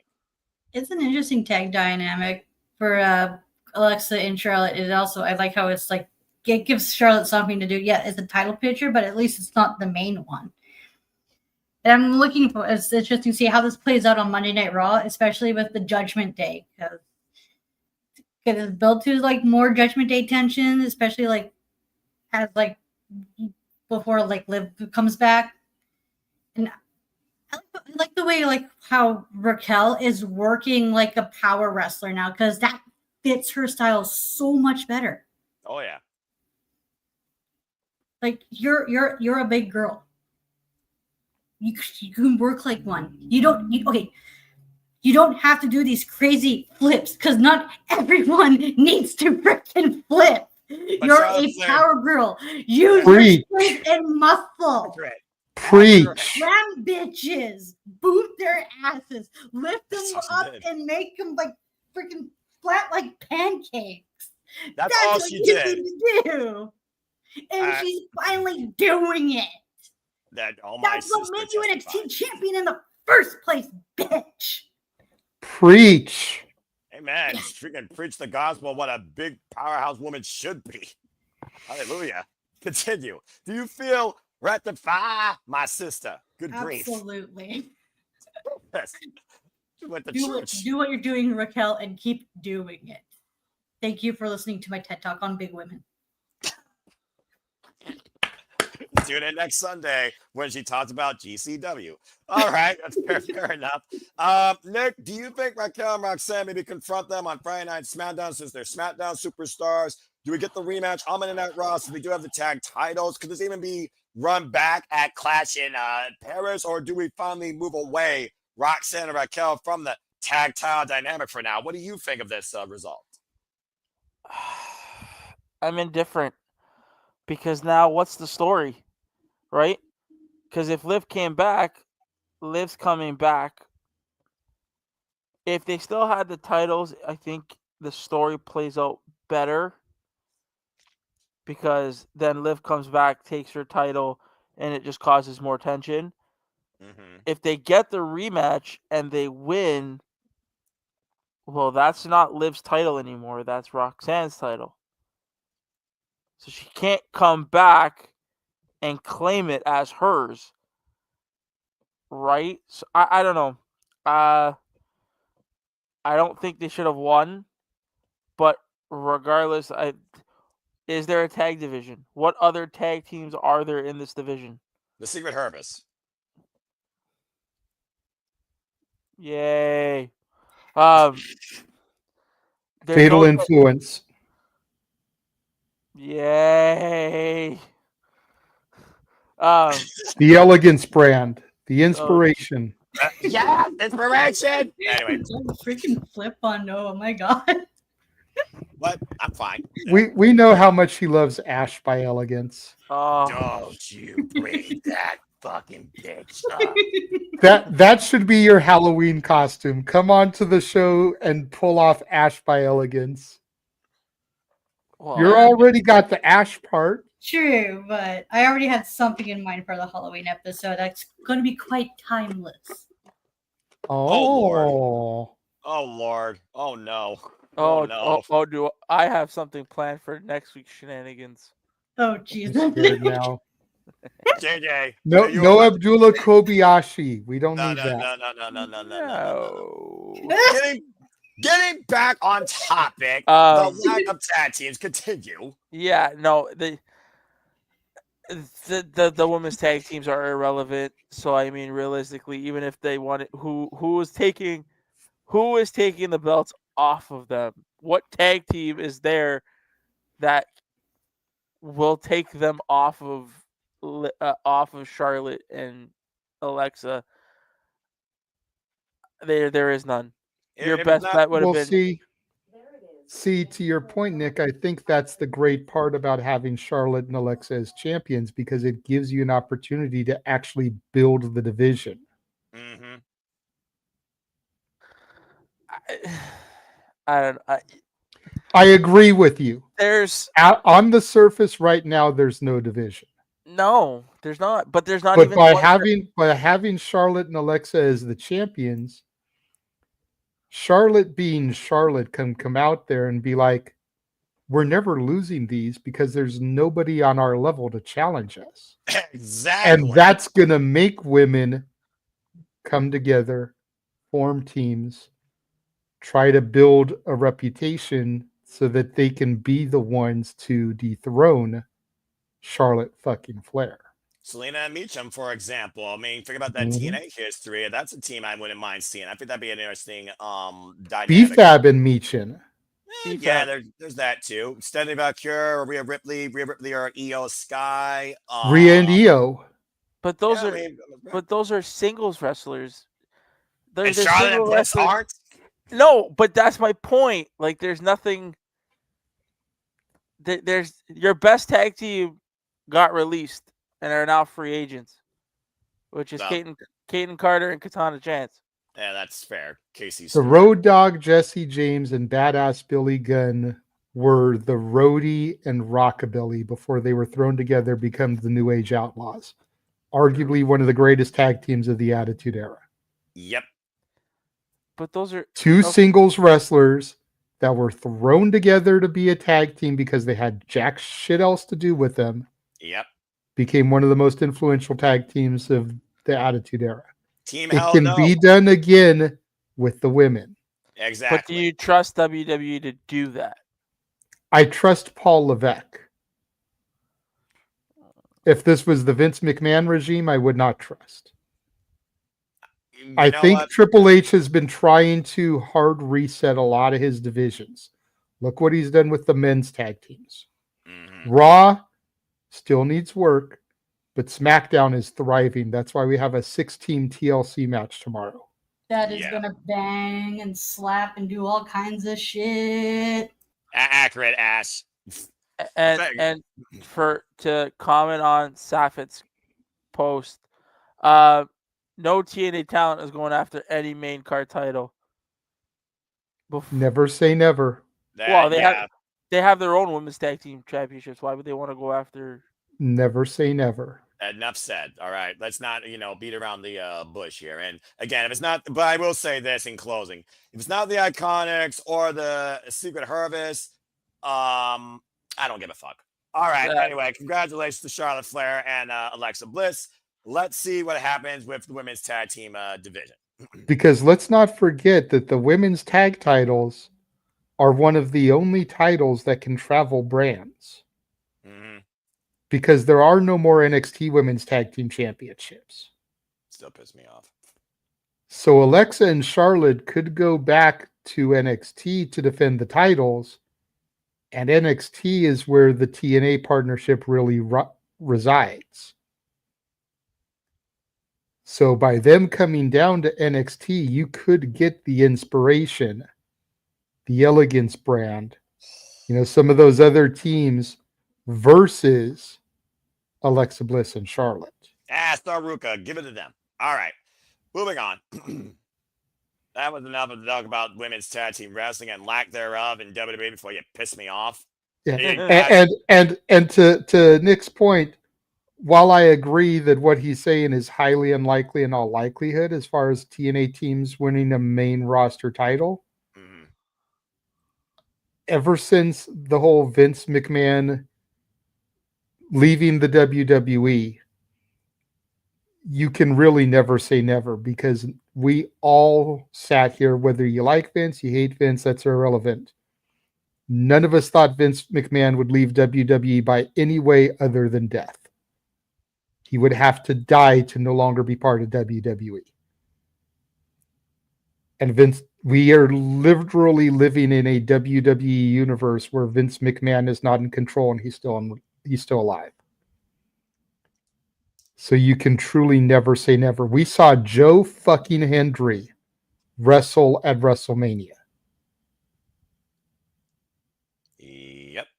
Say his name and he appears. I believe in Joe Hendry. What's your graphic? I believe in Joe Hendry. All right, enough of that. Freaking hell. She said his name. And someone took out the graphic. I'm going to freaking... I didn't. That's why I think we usually do the video on Shenanigans, because the video's in there. Okay, there's too many videos. Someone needs to clean up this crap. All right, let's... Fair enough. Talent on WWE program. Don't they have women tag teams that they can call up and challenge as well? Where? Evolve. She said Evolve. Oh no, didn't AAA women. Oh, AAA. Possibly. There's that one team that did face Lola Vice instead of Valkyrie, to your point. I mean, that's very possible. So, fair enough. Ash, I did see your hand, by the way, earlier. Was there something else you want to add before we move on to our next match? Oh, that's what I wanted to add. That's why I put my hand up. Fair enough. All right. Well, I'm glad you got that in. To JJ's point, never say never. And as far as my outlook, women's tag team wrestling in WWE still doesn't feel like it fully matters to me. Make me believe, Triple H. Make me believe. All right. And no, I still don't believe in Chase U, but I do believe in Joe Hendry. Moving on. Singles grudge match. Sami Zayn carrying Cross. This match pissed me off. I mean, I haven't watched it yet, but it pissed me off, the result. I mean, yeah. Let's just call it a space. Let's not even be around the bush with this. The audience. Okay. It was a match and things happened. Karrion Kross lost, folks. Bottom line, Sami Zayn had an option at one point to literally use the pipe. He threw it down, got booed out of the building by MetLife Stadium, and one exploder, Haluva kick later, Sami Zayn beat Karrion Kross. The end. And he says this as he leaves. Bullshit. Now, everyone thinks about this. I want you to go grab a snack. We'll be right back after this commercial break. Stay tuned. What's that for? Intermission. Okay, so yeah, moving on. No one else is saying further thoughts. Okay, let's just be serious here. What the fuck does Karrion Kross need to fucking do to be given the slightest bone iota shit heard about in WWE? Big ups, for Christ's sake. A bullshit? A bullshit? A bullshit? A bullshit? Okay, that actually might be more accurate than my rant. I love that kid. I'm glad we've got him back in the videos. They'll start caring about Karrion Kross when Karrion Kross is out the door. I mean, who knows what the future is for Karrion Kross at this point? Like, seriously. And also, Walter, apparently I woke him up. Uh-oh. I'm going to sleep and still pissed off about Kross. Fucking dead of me. Okay, good night for real. He had to get that. If you guys were at the watch-along, bruh, I never saw Walter more just absolutely demolish in mood ever in watch along history. It was insane. I might have woken up a little bit because I sent the graphics for the JCW show in the graphic chat, and the constant capeen might have woken him up. So you might not have had it set for do not disturb mode. No, he usually doesn't. When we'll be on the call and you'll hear capeen in your headset, and it's like, bro, come on. You know, Mr. General Manager? Okay. Love you though, Walter. Get your rest, bro. And again, folks, subscribe. Because that shit starts at 8:30 a.m. Pacific time tomorrow for our pre-show. 9 a.m. is the actual show time. Okay, bro. Noon Eastern, so. Yeah, get some rest. Now, Nick summed it up in one word. You talked about how this pissed you off. Ash, any further thoughts? This was one of the few matches where I was watching and I didn't really care for. Not because I don't like both people involved. It's just that they didn't give me anything to get involved. They're like, make me excited for it. So it's just like, it's just one of those points where it's just like, if you don't care about this, why should I? And I'm not one of those people who be like, oh, every match needs a story. But no, it's just give me a reason to care about it. And I didn't find one. Yeah. Which is really sad because I like Sami Zayn. I just don't know what they're doing with him right now. It's much like people don't know what they're doing with Cross right now. So you got two people with no direction in a match. And it's just like, what am I working with here? What am I watching? What's the purpose? What's the reason? Why should I care? And it's unfortunate. And it's unfortunate because Cross is doing some great work trying to get over by himself. Yeah. He is working the crowd. The crowd wants him, but they don't care. They don't care. It feels like the olden days when you got over by yourself with Vince. He is not gonna push you. Feel like he's doing the Zack Ryder. Damn. But it's true though. You're not wrong on that. Yeah, We all saw what happened with Zach, sadly, and I'm just like, ooh, yikes! That's. I'm going to leave that lay as the deathmatch king, the complete Matt Cardona is only the independent scene, and we'll leave that alone. All right. Did you say Zack Ryder or Sack Ryder? Sack Ryder. Okay. Yeah, Sack Ryder. For those of you that know, you know. Yeah. Because Effie does radio silence, the old Rough Rider, but he calls it the Sack Rider. Yeah. He did it a couple times. These last 3 days. It's one of his big finishes, so yeah. Emphasis on finish. And yeah.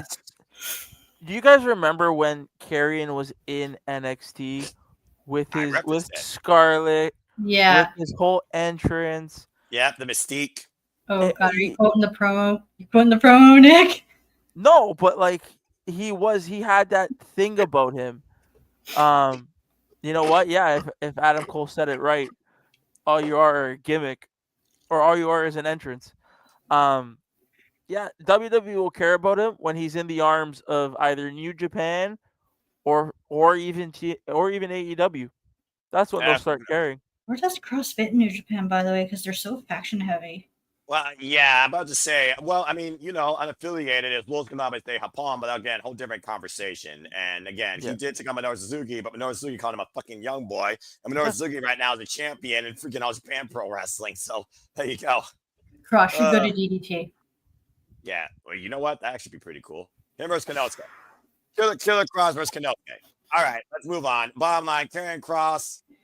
What the fuck?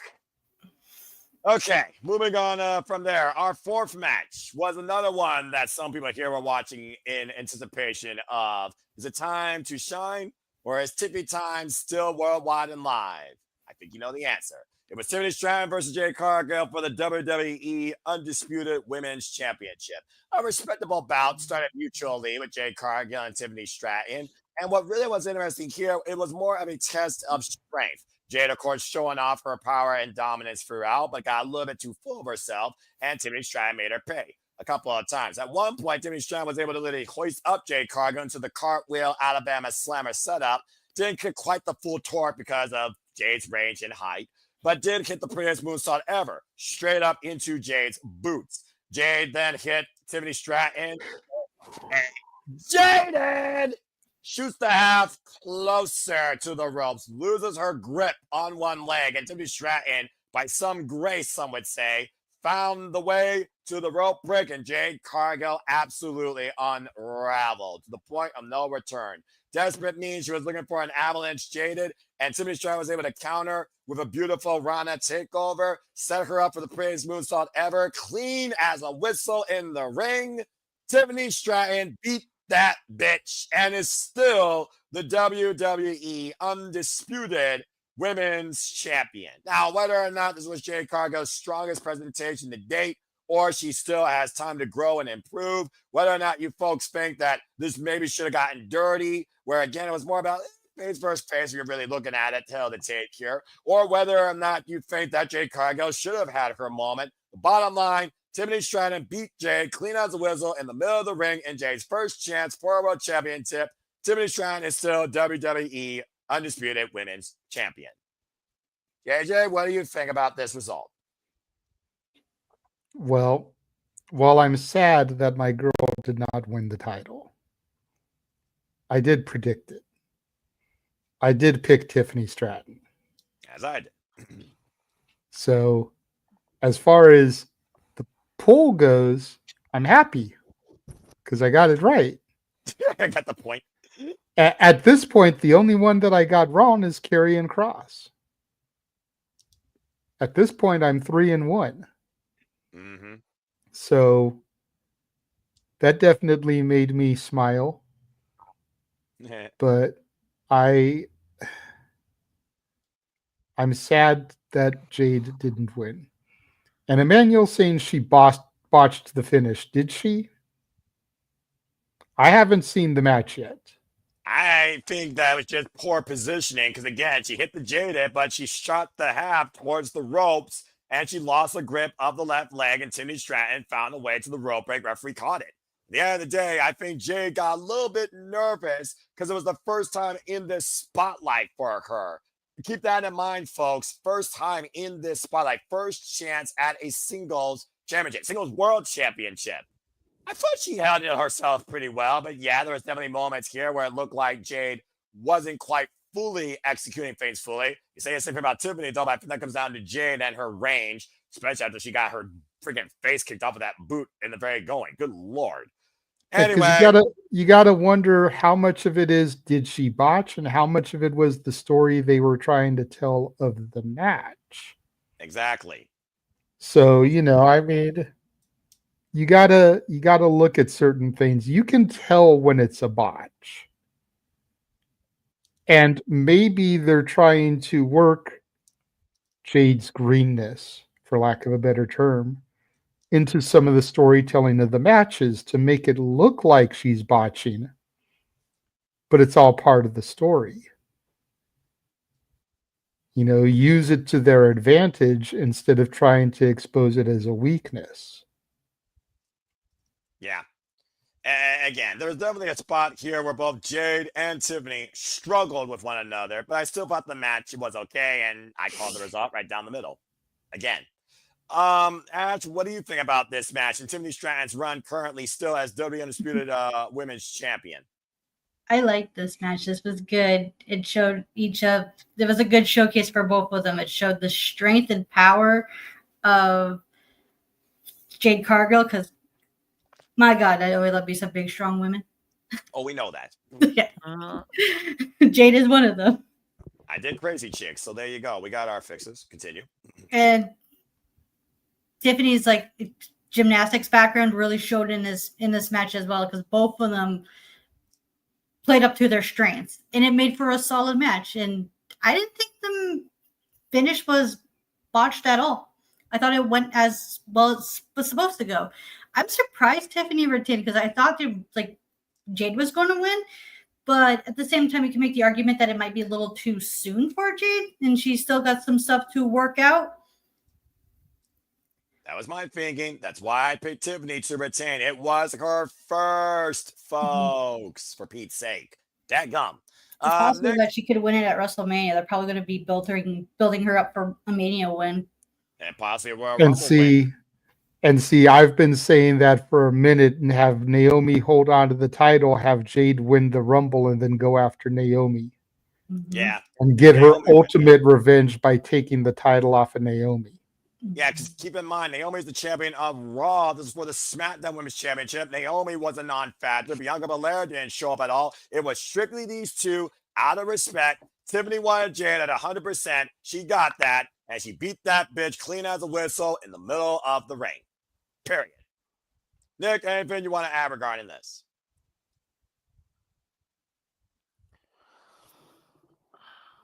Are you good, buddy? You look like you're ready to go to bed, too. No, Yeah, I'm good. seriously. Jade's a loser.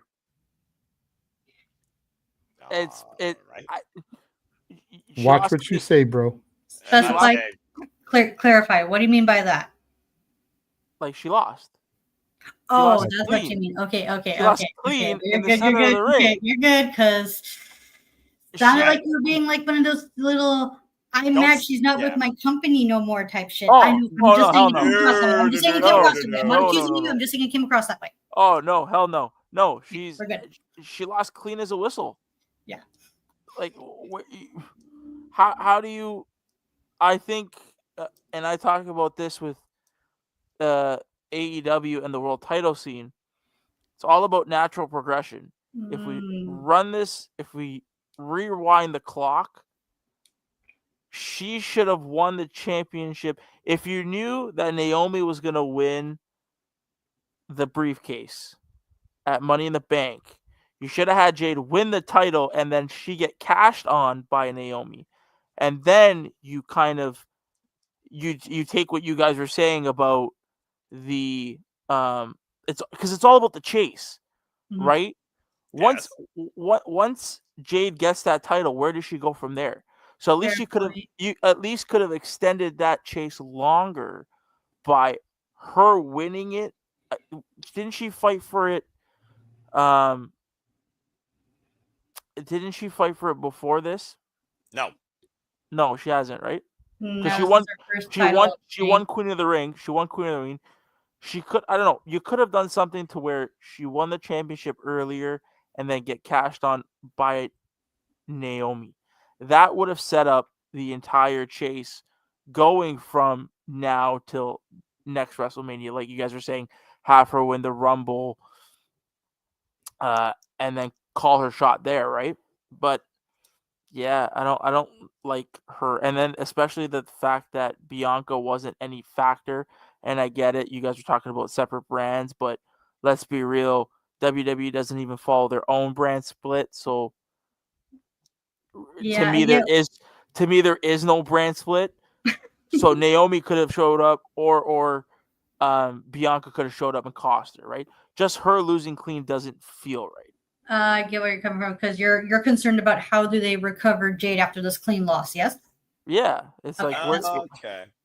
That's fair, especially because if you're a bitch, you would think that you would do anything it takes. JJ, I see your hand up. What do you want to add regarding what Nick had to say?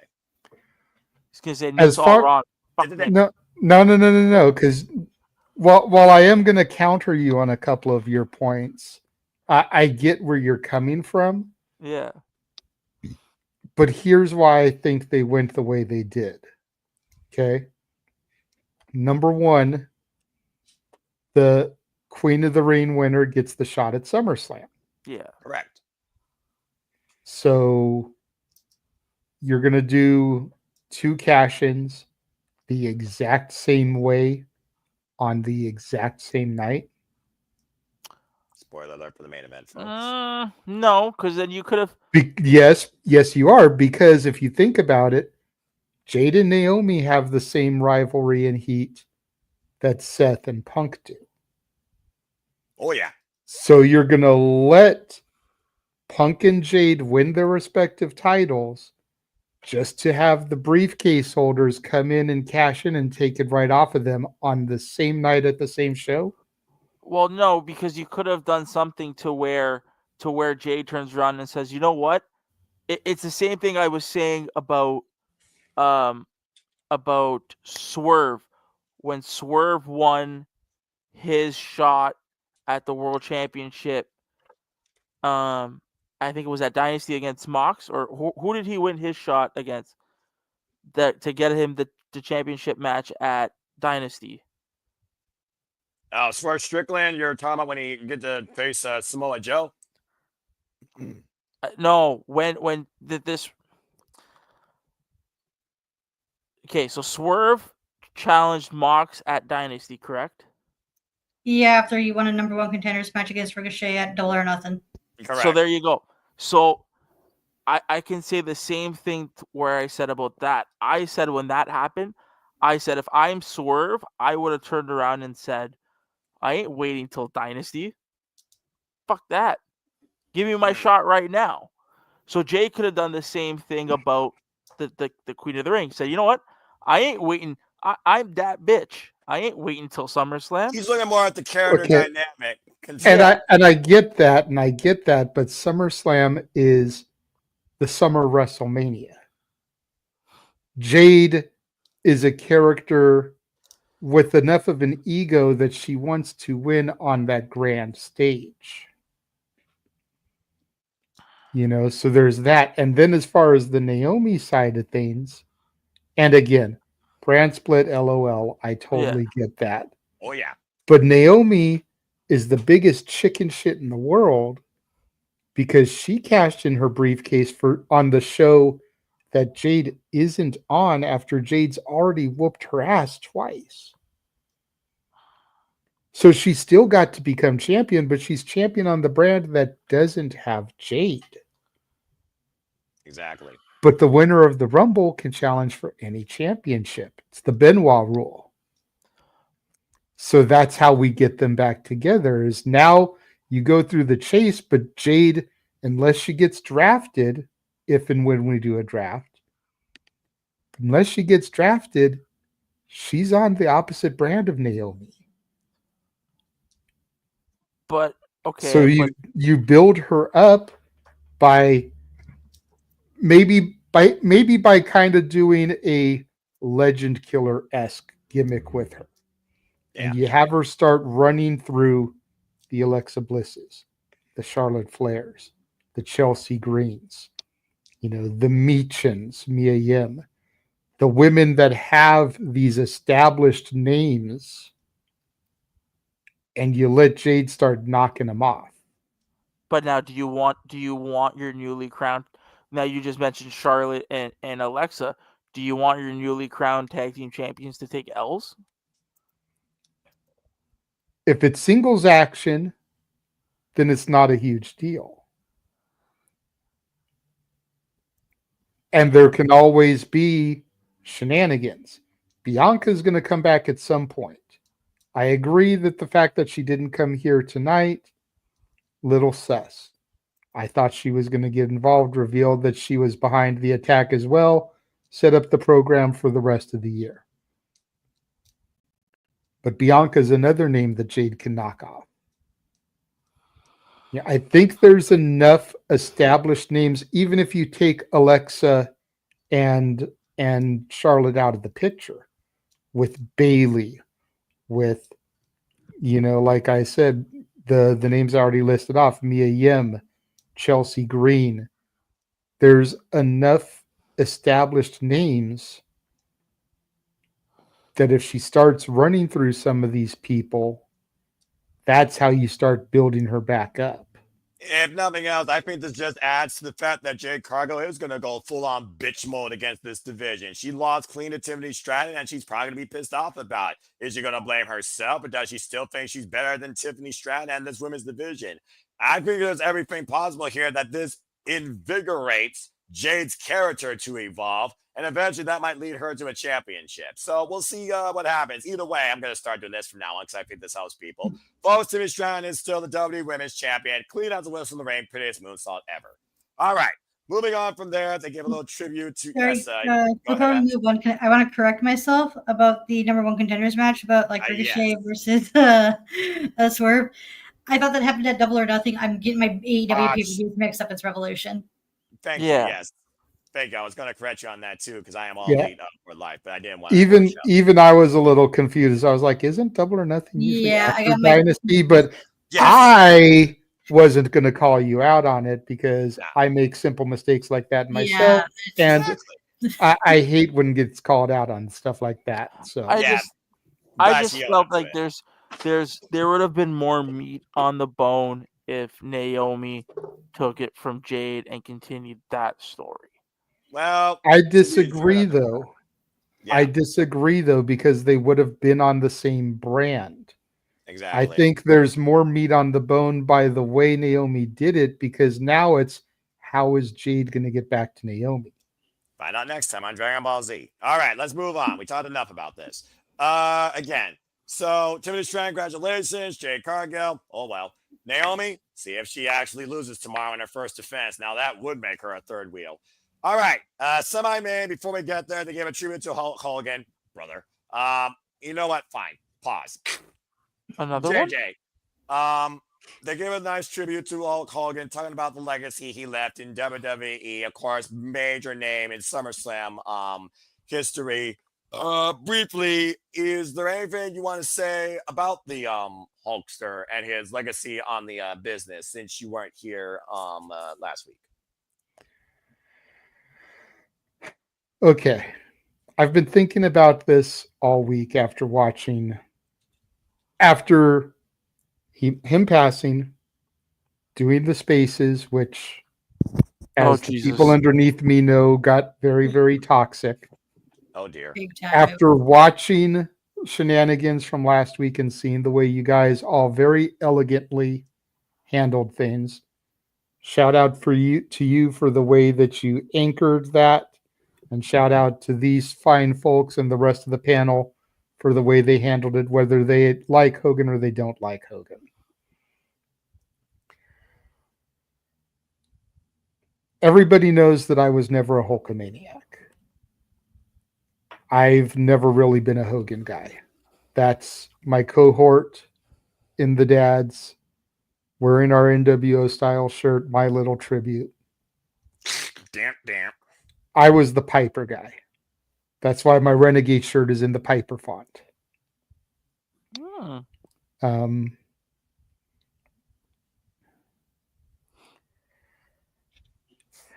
So Hogan passing, I made a very simple post on my X account when it happened. I'll kind of echo those sentiments here, and then I'll go a little bit further. You know, regardless of how you feel about him, a wife lost her husband, children lost their father, and that's what matters right now. And we'll give them their opportunity to grieve and mourn, regardless of how we feel personally, professionally, whatever. Then I start watching some of the podcasts like I do. Maybe it was a good idea, maybe it was a bad idea. That's still irrelevant. Jury's still out on that, deliberating. But I heard Ash echo a sentiment that, believe it or not, was kind of, I originally heard Vince Russo say. I'm sorry, Vince what? Russo, you heard me. Okay. You heard me. I know Vince Russo's another one who is very polarizing. Bro. And that a lot of people don't really enjoy the taste of the stuff that he says and his takes. Yeah, Frank. But Ash, you made a comment about Hulk Hogan being able to differentiate Terry from Hulk and Hulk and Terry because he had kind of lost the line there. Yeah, the idea of how it's hard for people to separate the character from the person the playing gimmick. the character because the When- person doing so had issues himself. And this is the point that I heard Vince Russo kind of make. This is where you have something in common with what he said, because he made a very similar statement. And you got to think about, he said for 50 years, which I think there's a little bit of inaccuracy there. But even if we go to around WrestleMania 3, 87, because I know Hulkamania was running wild before then, but that's really when WWE kind of got into that upper echelon with the 93,000 or whatever the actual tickets were for that show. But even if you just start from there until the time of Terry's passing, Terry couldn't go to the grocery store and just be Terry. If anybody saw him, he was Hulk. They knew him from television. He couldn't go to his kids' soccer games or softball games or baseball games and just be Terry. He had to be Hulk because somebody's going to recognize him. He's that visible of a public figure. So how much can you really blame him for not being able to separate when he was such an iconic, visible person that he couldn't separate it. And I think that's something we take for granted from all of our celebrities, is that once they get out of the recording studio, once the director yells cut, once they get back behind that curtain, they're not that person anymore. Even the ones that wrestle under their real name, like John Cena or Randy Orton, the version we see of them in front of the camera is a turned up version of the real person.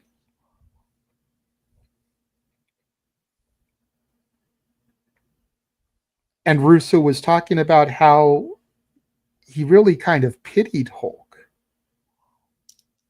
And it sounds fucked up, but if you really think about it, Hulk was never allowed to just be Terry. Because of his visibility, everybody wanted the Hulk Hogan experience.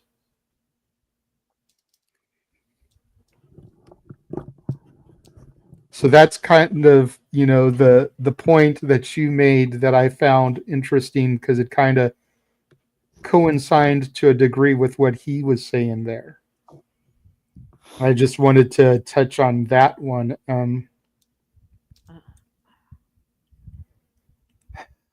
last part I'm going to say, I'm going to preface by saying the views and opinions that are about to come out of the mouth of the Renegade Wrestling J.J. Williams are solely his opinions and do not reflect anybody else on the Simply Reliable Studios team. As far as the comments that he made that turned quite a few people off of him to him, and those people are primarily the ones who were celebrating his passing. First of all, let he who is without sin cast the first stone. Secondly, we have all, I don't know each of you personally. I've never physically met you guys, but I am willing to bet that at some point in time, even in jest, we have all made a racially insensitive comment behind closed doors to our friends.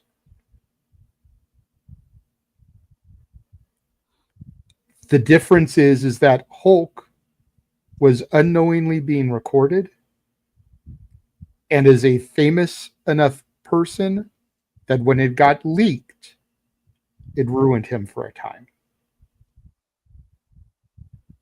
And none of us are famous enough to where it would destroy us the way it did him. But if we ever did do something like that, and it was recorded and it was leaked, you can damn sure bet we'd be fired from our jobs.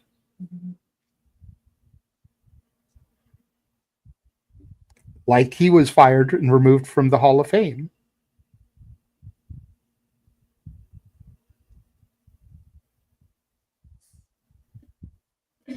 And I just want everybody out there who is criticizing to really think about it, because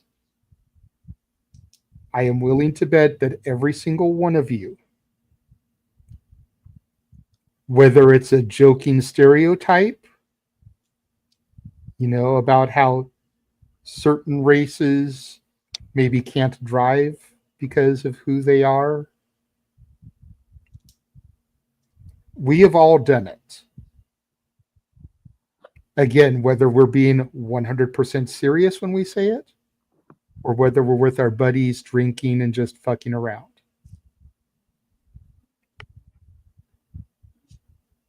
If you can honestly search your soul and say you have never done it, fine. And for us white folk, I'm even talking about y'all uttering the terms cracker, honky, redneck. Those are technically racially insensitive terms towards us. So if you've ever used one of those, you're just as guilty. Doesn't have to be the N-word. Doesn't have to be any of the other racial slurs that are out there. I'm not going to sit here and rattle them off because I don't want to get booted off the air. Y'all know what they are. Google is your friend if you don't. Look them up. But every single one of us is guilty. So again, let he who is without sin cast the first stone. Rest in peace, Hulk Hogan. Rest in peace, Terry Bollea. My heart goes out to his wife and kids and grandkids. Even though I was not a big Hulkamaniac, I recognize what he did for the landscape of professional wrestling, sports entertainment, and the business that we love as a whole. Professional wrestling does not exist in its current form without Vince McMahon and Hulk Hogan. When Aaron did his tribute on No DQ that day when the announcement came out, I said, we don't get Roddy Piper and They Live, Steve Austin and the Condemned, MJF and Happy Gilmore 2, John Cena in Suicide Squad without Hulk Hogan and Rocky 3. Period.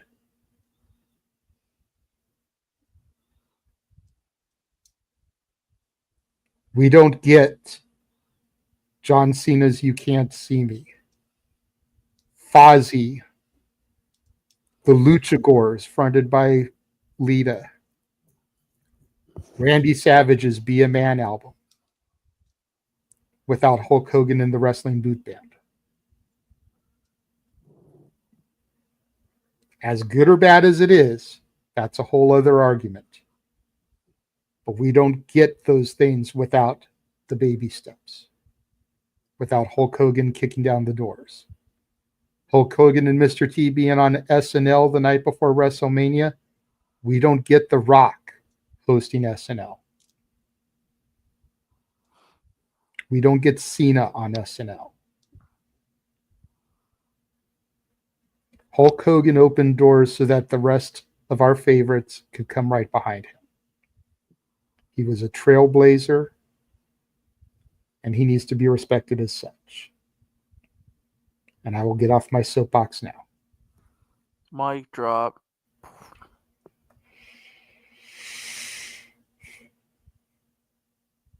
Brother. Very well said. I appreciate the mic drop and the brother to help lighten it up because, like I said, I've been really thinking about what I wanted to say for a week, and I hope y'all can feel the passion in what I just said. Very well said. Very well said. Thank you. Respect. All right.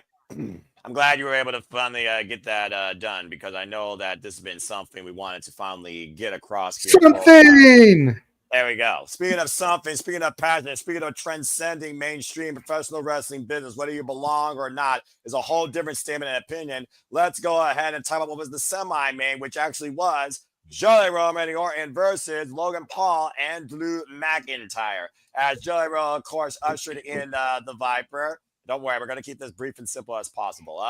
This is where my predictions turned to shit, was from here. You and me both, brother.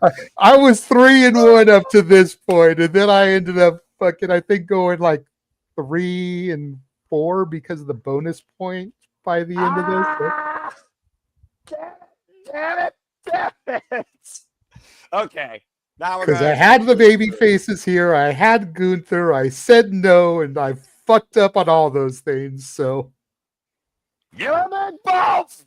All right, let's go ahead and bring him up to speed. God, freaking bless it. Okay. Jelly Roll, Randy Orton, Drew McIntyre, Logan Paul immediately started with Logan Paul instigating Jelly Roll with a cheap shot from behind. Jelly Roll's pride would not take that. He immediately wanted to go after Jelly Roll, and he did. Couple of moments, he took down the Maverick. Logan Paul was in shot. Then Logan Paul was able to take Jelly Roll down with one stiff shot. Eventually, Drew McIntyre, though, was coming in, and Drew McIntyre did not want Jelly Roll, but Jelly Roll wanted to prove a point to the Viper and anybody who's a fan of this business as long as Jelly Roll has been. to the point that he actually hung with Drew McIntyre and got a stiff right hand thrown against him.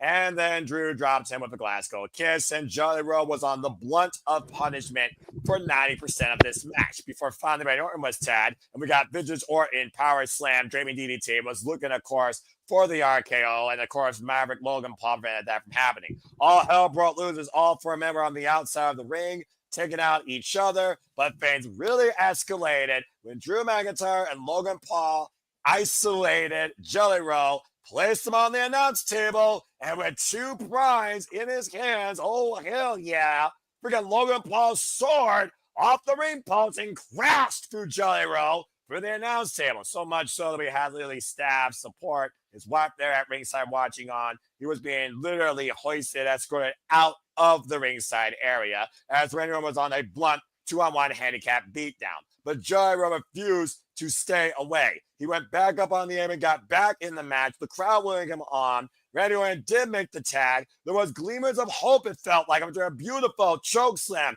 even boss man slam. But then reality set in. And unfortunately, Drew McIntyre hit Jelly Roll again with a Claymore, while Randy Orton hit Drew McIntyre with an RKO out of nowhere. The 2 legal men were Jelly Roll and Logan Paul. Logan Paul capitalized with the split leg frog splash out of the corner, and Logan Paul pinned Jelly Roll to get the win for him and Drew McIntyre. Fuck me. JJ, what do you got to say regarding this? Damn it.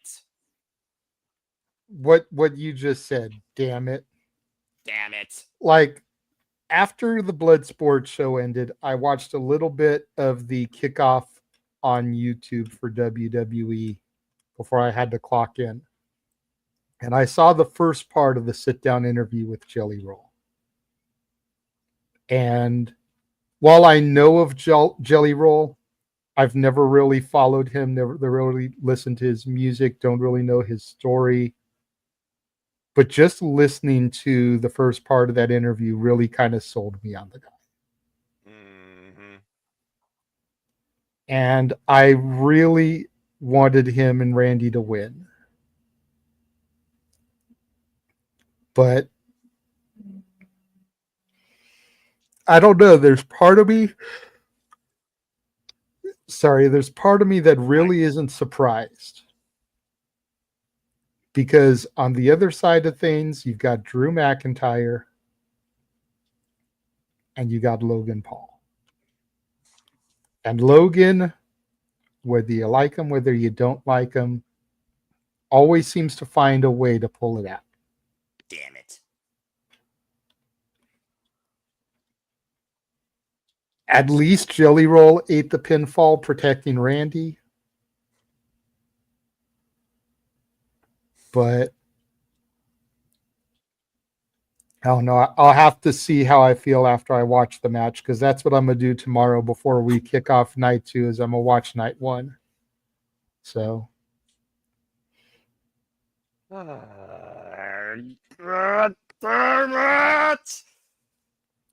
I know.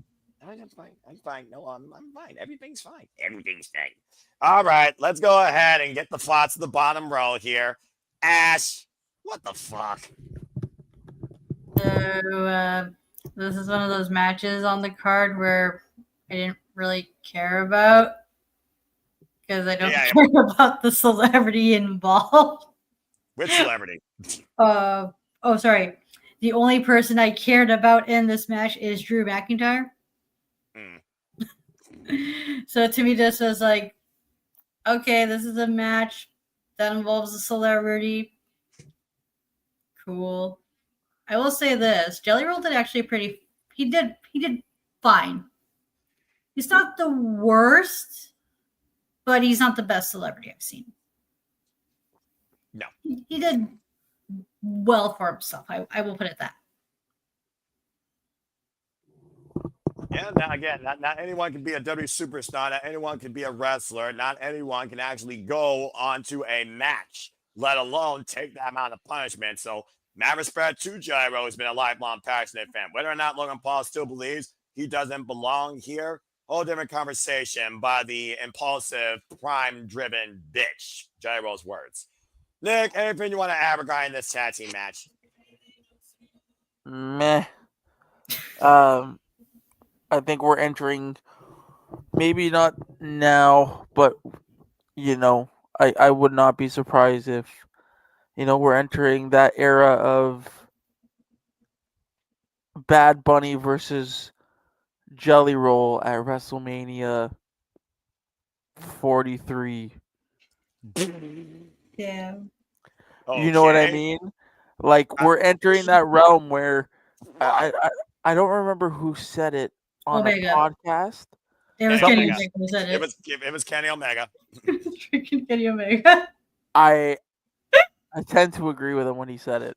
Yeah, I think he said what? We're entering the world of who did he say that they were? Mr. Beast versus some Yeah. insert celebrity here at WrestleMania, and I don't think he's really wrong. Oh my god, that reminded me. Someone posted Oh, right after Omega said that. Someone posted, "This is going to be the WrestleMania card in the next 10 years." It was nothing but talking segments. I'm like, bruh.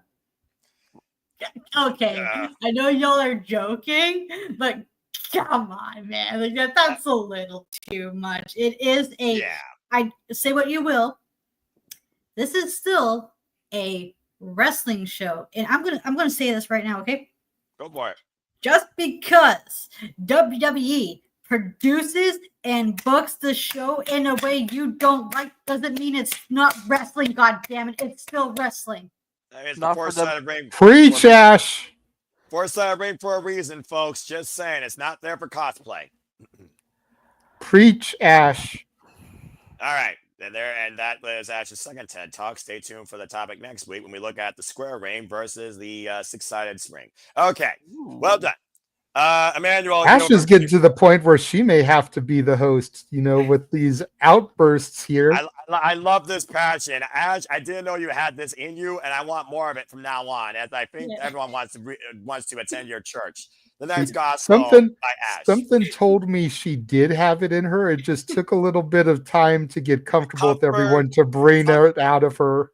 She can express herself. I'm sorry. It's just like I know everyone has the right to their opinion, but that's one of the things that gets me so mad when people say WWE isn't wrestling. Like, yes, it is. Just because it's not done the way you like it doesn't mean it's not wrestling. It's just wrestling you don't like. There's other shit to watch if you don't like it. Yeah, absolutely. And not to knock the alternative here. Okay, that I'm not starting to start some. I'm not trying to start some tribalistic shit.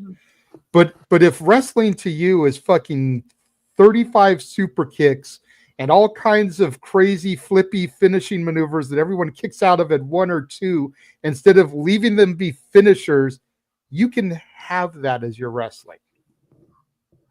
I'd actually rather have wrestling that makes sense. And wrestling is one of those things that doesn't have a definitive definition. It doesn't have a definitive thesaurus analysis. It doesn't have a one-way road. All right? It's a buffet.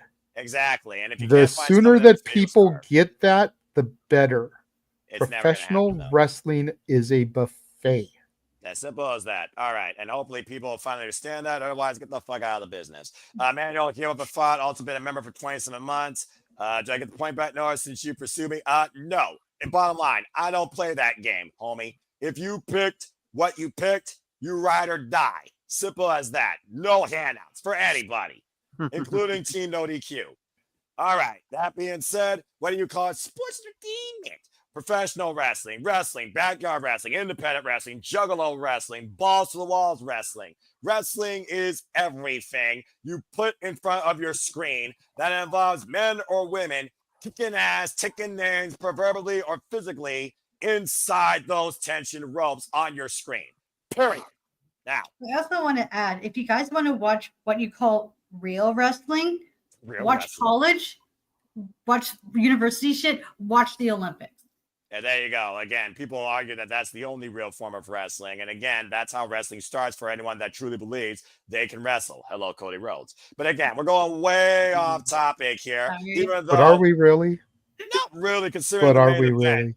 really? Well, the jury is out, but considering we've had a lot of great talk, and the main event of main events that I've seen a long damn time in WWE was a legit professional wrestling match in my fandom, pure opinion, damn it.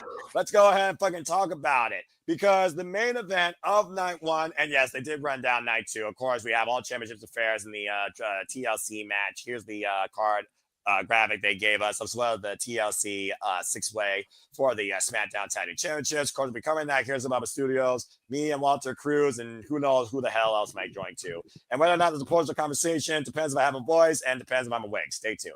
Let's go ahead and talk about the main event of the main event, shall we? At SummerSlam, it was the Ring General Gunther defending the WWE World Heavyweight Championship against the Second City Saint, CM Punk. Damn, what a fucking war. Good God and Lord. Okay.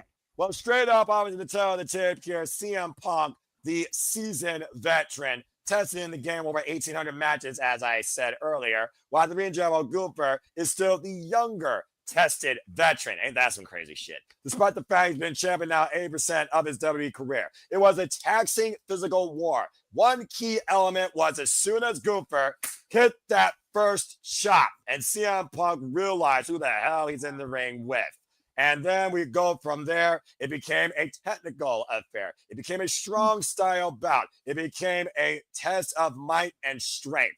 Back and forth throughout the entire time, as you and I like it, Ash. And literally at one point, we saw both men's chests cut open from the Rages of War. CM Punk was very calculated attacking Gunther's arm, his dominant arm, not only for chops, but for the sleeper hold. But Gunther kept fighting back relentlessly. Not only that, controlling the crowd. This was equally cerebral as it was mentally and physically testing for both men. A critical moment that gave CM Punk favoritism here, besides his stubbornness, he kept on going back after Gunther, particularly the legs, countering the powerbomb at one point, even countering a throwback to SummerSlam 1992, the sharpshooter, into almost a full Boston crab. Both men were looking for that moment to literally embarrass the man at Legacy's expense. But things really broke down when CM Punk went for the first GTS, got caught in the sleeper hold, and was clotheslined from Austria for a near fall. Powerbombs galore, matchbook cover. CM Punk refused to die.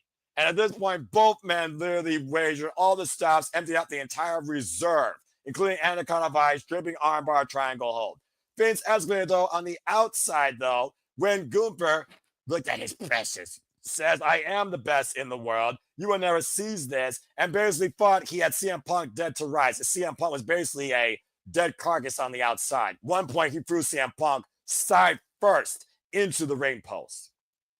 As Gunther took his stance on the Spanish announce table, already claiming that he was the winner prior before the fall, CM Punk swept his leg and literally Gunther crashed face first into the announce table and was busted open here. He couldn't believe it. I can't remember the last time I saw Walter shed red. That just tells you something right there. And it was like CM Punk, he smelled blood in the water. He became that apex predator in his own right, driven by any means to get what he believed he needed, not wanted. And he literally went after Gunther every way he could, from rising knee strikes to the bulldog to finally hitting an emphatic DTS. But Gunther was still on his feet, refusing to go down. CM Punk, though, refused to die, refused to believe, refused to buy in the hype that Gunther is the best in the world.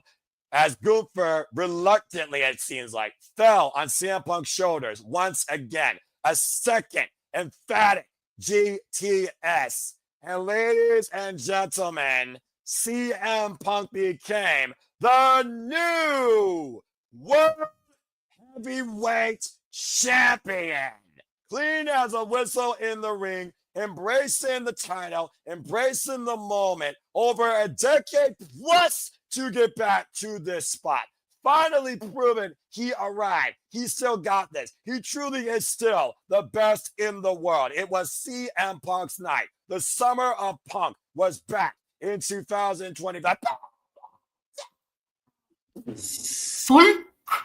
Seth freaking Rollins arrived on the stage in crutches and a leg brace with the Oracle Paul Heyman holding the Money in the Bank briefcase, saying, I got your number. No, I'm watching, pal, and I will come after you. CM Punk, who was a literally broken, hobbled mess of success, as a little going off the air, as Seth Rollins turned his back to Punk and was going backstage.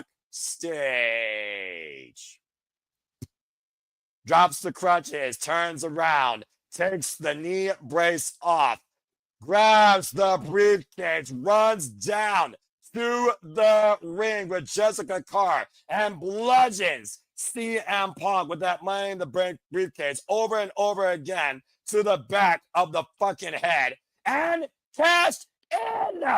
And he hit CM Punk with one emphatic curb stomp. And ladies and gentlemen, absolute power found. Seth freaking Rollins is once again WWE World Heavyweight Champion and sticks it to CM Punk once again, fulfilling his continued promise, whether or not it was encouraged or planned by the Oracle Paul Heyman. CM Punk was screwed, as according to Michael Cohen, his dumbass scripted, believes Seth Rollins called off the rouge of the century too. And that's how SummerSlam went off the air for night one. Damn it! Again! I got fucking worked! What the fuck? Ah! God bless it! All right, let's go ahead and get y'all's thoughts. Ash, I will start with you. What did you feel about this match, CM Punk's moment, and the ultimate aftermath and our final shot? Gunther versus CM Punk was one of the many things I love about pro wrestling. It was like all the yummy shit I love about pro wrestling rolled up into one. It was amazing. I loved it. So I'll say this: I don't do star ratings. So this is my rating scale. It goes from oh my god, this was fucking shit to oh my god, this was fucking amazing, and this was amazing.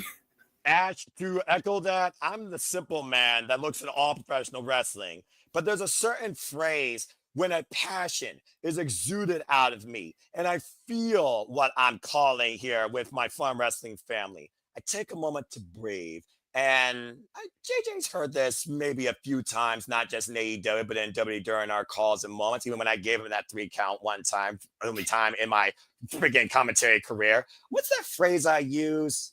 Oh, yeah, that's right. It goes something like this. Professional wrestling! Damn it! Anyway, please continue. I really love this match. It was so good. I was not expecting Gunther to get busted open like that. I'm like, okay, dude, you cut yourself a little too deep there, my boy. You think? But I love how it played into the finish of the match. Though that was beautifully well done. As for the cash in, I'm like, were you faking this whole time? Or was this injury legit and it wasn't as severe as we thought it was? Either way, every one of us got worked, whether it was like legit or not. Rollins cashing in, I'm like, oh, this is interesting. I was not expecting Rollins to cash in this early, but here we are, and I'm looking forward to see where this goes. We're going to have a CM Punk chase after Rollins, but for how long? That's the question. And I'm just going to be along for the ride. Yeah, no kidding. And CM Punk, how does he recover from this mental warfare? Because damn, not only did Seth Rollins continue to be the bane of his existence, he got screwed once again by his former best friend, Paul Heyman. I would argue right now that Seth Rollins is the most successful and notorious Money in the Bank holder and cash-in winner in WWE history now, twice over. He's done it bigger than anybody else. He knows when to pick and choose his spots, that's for sure. Yeah, right. WrestleMania and SummerSlam, dead gum. And the thing, 1 decade later after the catching of the century. Ain't that ironic? Oh, yeah, that's right. That was 10 years ago, 2015 at WrestleMania 31. Very good, Ash. Nick, what you guys say regarding all of this? And Seth freaking Rollins now back on top with absolute power. I hope it makes the TV week to week better. Not really much I can comment on just because I don't watch the product. So, I mean, for me, it's not something I watch. I just, for the sake of, the week to week TV and people watching it, hopefully they do this justice. It's just a matter of how do we get. I'm all about looking 5 steps ahead. The next big event after Survivor Series is Royal Rumble. That's being held in Saudi. Correct. You know that Sammy is a lock for it. Well, not a lock, but he's the favorite. So how do we get from here? I think Seth is holding on to it for a while.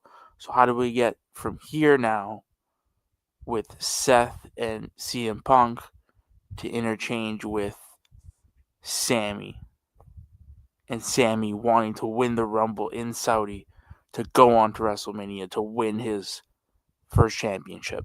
And to your point, that's the only thing Sami Zayn says he really has left to do in his career, while Karrion Kross is looking for his first chance in his main roster career. But that's a whole different story. Speaking of which, you do bring up another point also when it comes to Seth friggin' Rollins, and that's that LA Knight was also pushed by CM Punk to get in the back of the line. It really surprised me personally that LA Knight did not get involved here at all and screw CM Punk. I thought that was going to become a side story.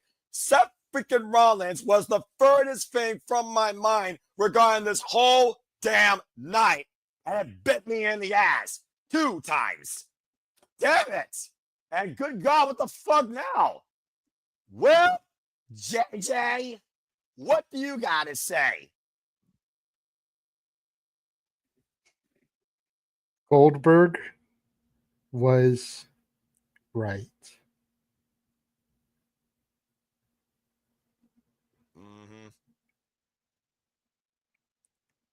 Let that sink in, folks. Yeah. Okay? Let that sink in. In case they didn't hear you, why don't you say that one more time? I don't need to say it one more time because the chat is echoing it because they know I'm right. Goldberg was right. One of the other things y'all talked about last week was, did Goldberg have bitter grapes or did he have a point? And the general consensus from the majority of the panel was it was bitter grapes. Yes. That Goldberg needed to be thankful for what he got. But after this, Goldberg was right. And Gunther loses again on the grander stage, his freaking championship, this time in the actual main event. God freaking bless it.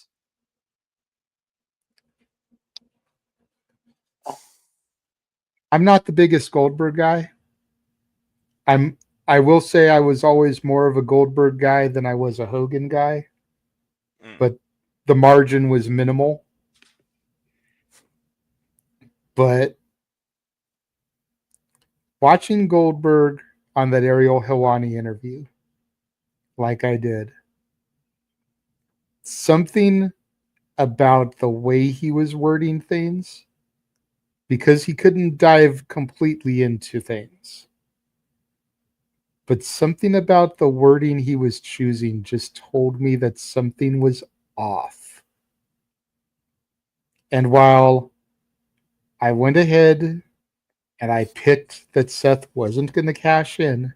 Same. Because I wanted to believe that Seth was legitimately injured. And that they weren't working us. I got fucking worked. Goldberg was right. And I feel like everybody, not just on our panel, but I feel like the entire IWC that has said that Goldberg is just being a little crybaby bitch about the way he got handled at Saturday night's main event really owes Billy Boy an apology.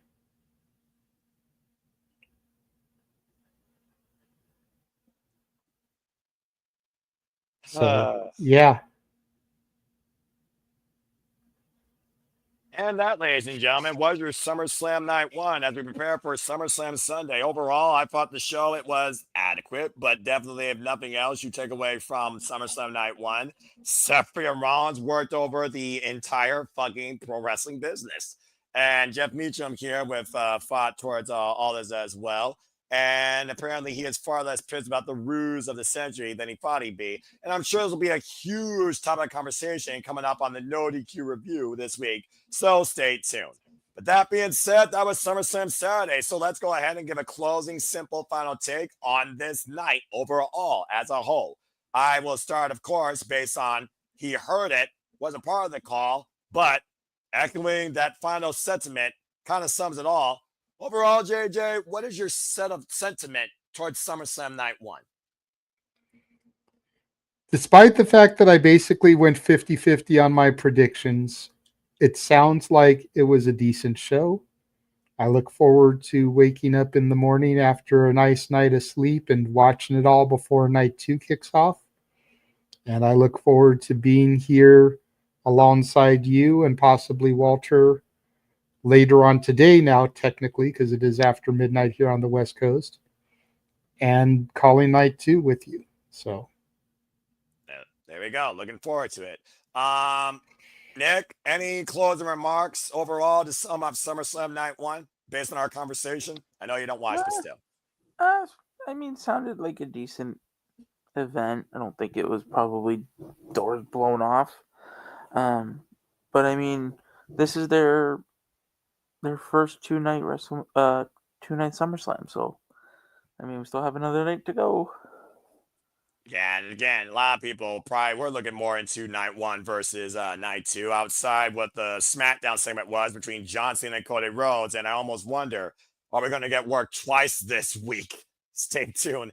Ash, overall, what's your final take away overall for SummerSlam Night 1? How did you feel about it? What did you think? It was an all right show. Like the matches I was looking forward to delivered, so I can't really complain. I'm looking forward to night 2 though. Night 2 looks freaking stacked. All that like him that crowd. I'm like, I like this match. I like this match. I like this match. Like I'm pretty much. I'll be real with you. I'm looking forward to every match except for the John Cena Cody Rhodes match because I'll be real with you. I don't really care for Cena or Cody Rhodes. Oh, all right. Fair enough. And again, it's all about, finding what flavor works for you. As the beauty of professional wrestling, it is so widespread. There truly is something for everybody in the industry, whether or not you look at that person, promotion, a ring, a story, a network, or some sort of realm in this reality. That being said, I will say this. SummerSlam Night 1, I thought it was okay. Prediction-wise, definitely not good for me. And at the end of the day, I got literally a moment I didn't expect. I got fucking work, so even so, I got to eat crow. But overall, I thought it was still a pretty good night. Pretty well paced and balanced overall. I kind of wish there was a little bit more brought out of a couple of the matches, but definitely the main event took the night overall for me, where Gunther and CM Punk can be one of the most competitive wrestling clashes in WWE this year for the men. So either way, congratulations to Seth freaking Rollins, and we will see soon enough if SummerSlam Night 2 surpasses Night 1.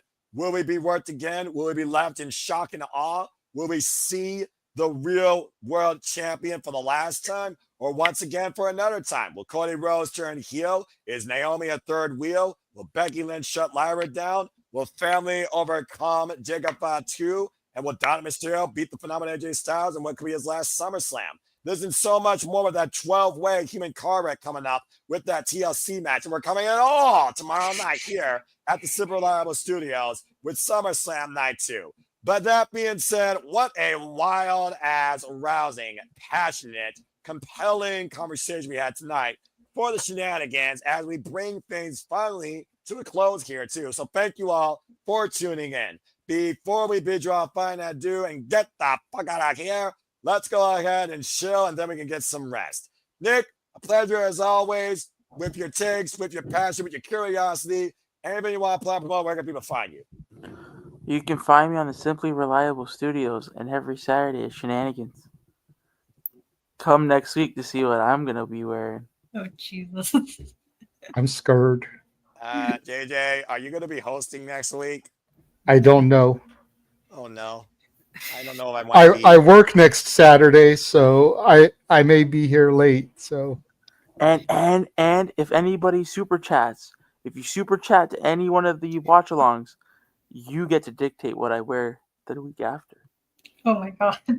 This is opening up a Pandora's box I don't think no one needs, especially in the back to school season where they're already shopping for Halloween.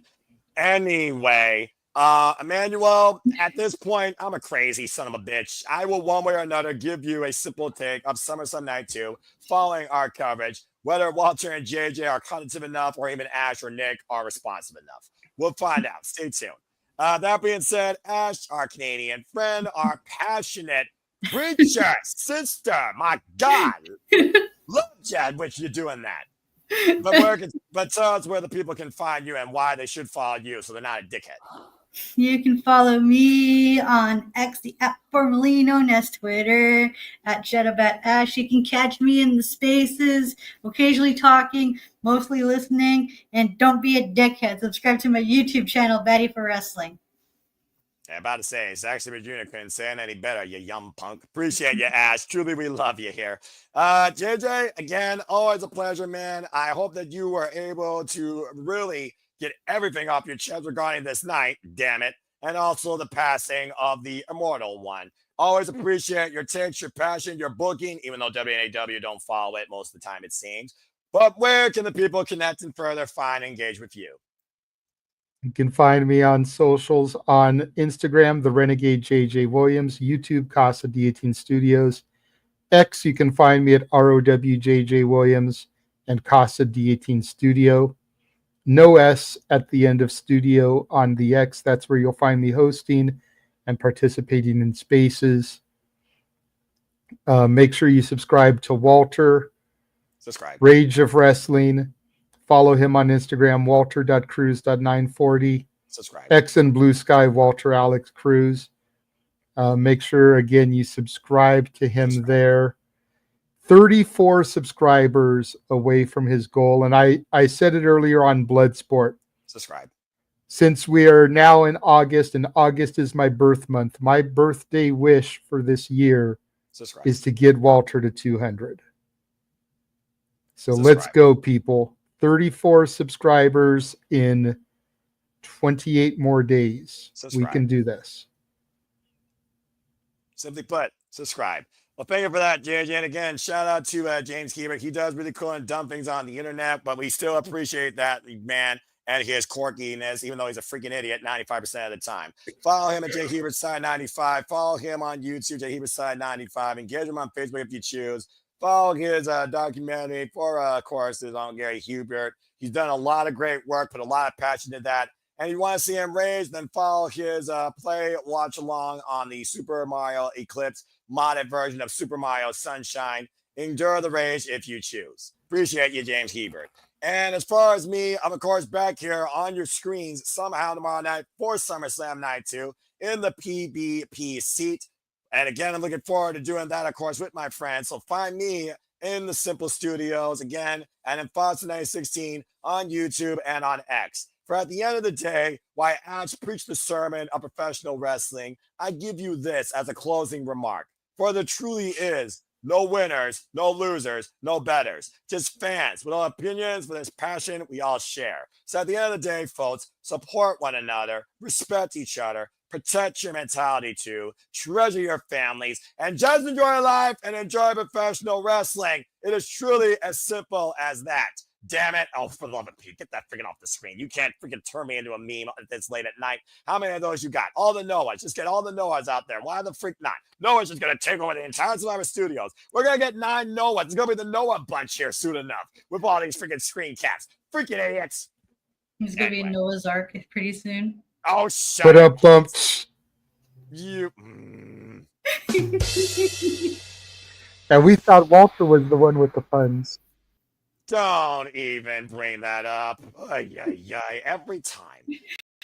Anyway, thank you all for tuning in once again. Please like us, subscribe, comment, tell a friend, hit the bell to live on demand on any of the YouTube channels here at the Super Live Studios. Hit the subscribe button. Again, our content, our creativity, our passion is not letting up anytime soon, I assure you. But for now, we are finally going to bid all of you fine folks a fine adieu in typical British game show fashion. And even though he wasn't here on screen, yes, I almost forgot. Thank you for that. How could I ever forget Jeff motherfucking Meacham? Follow him on the social media you see there. Instagram _Jeff Meacham, Facebook at Jeff Meacham, and on the X going to give it to you, _Jeff Meacham. Thank you, by the way, Jeff, for your comment earlier in the chat. All right, guys, let's go ahead and get the freak out of here. Thank you all again that are in the chat still at this point. Charles, Emmanuel, Safet. But let's go ahead and get to bed. So, for Nick Ferrantes, whether or not he's doing Burger King, Wendy's, McDonald's, or some sort of restaurant up in Canada that I don't know about, say goodbye. Perfect. Bob Saget couldn't do it any better. For the Renegade Wrestling, JJ Williams, say goodbye. Adieu, Avidesen, farewell, goodbye. And for our Canadian friend, Ash, say goodbye. Have a good night, guys. And for me, finally, it is a goodbye, a farewell, a adieu, sayonara, muchos gracias. And until next time, as always, make a positive impact in life and have a good night. And thank you for tuning in once again to the Saturday Shenanigans. What a party. Have a good night, folks. We'll see you next time in 1 week. Also, stay tuned for our SummerSlam Night 2 watch along. Something tells me we're going to have a whole nother reason to rant after that night's over. Take care, folks.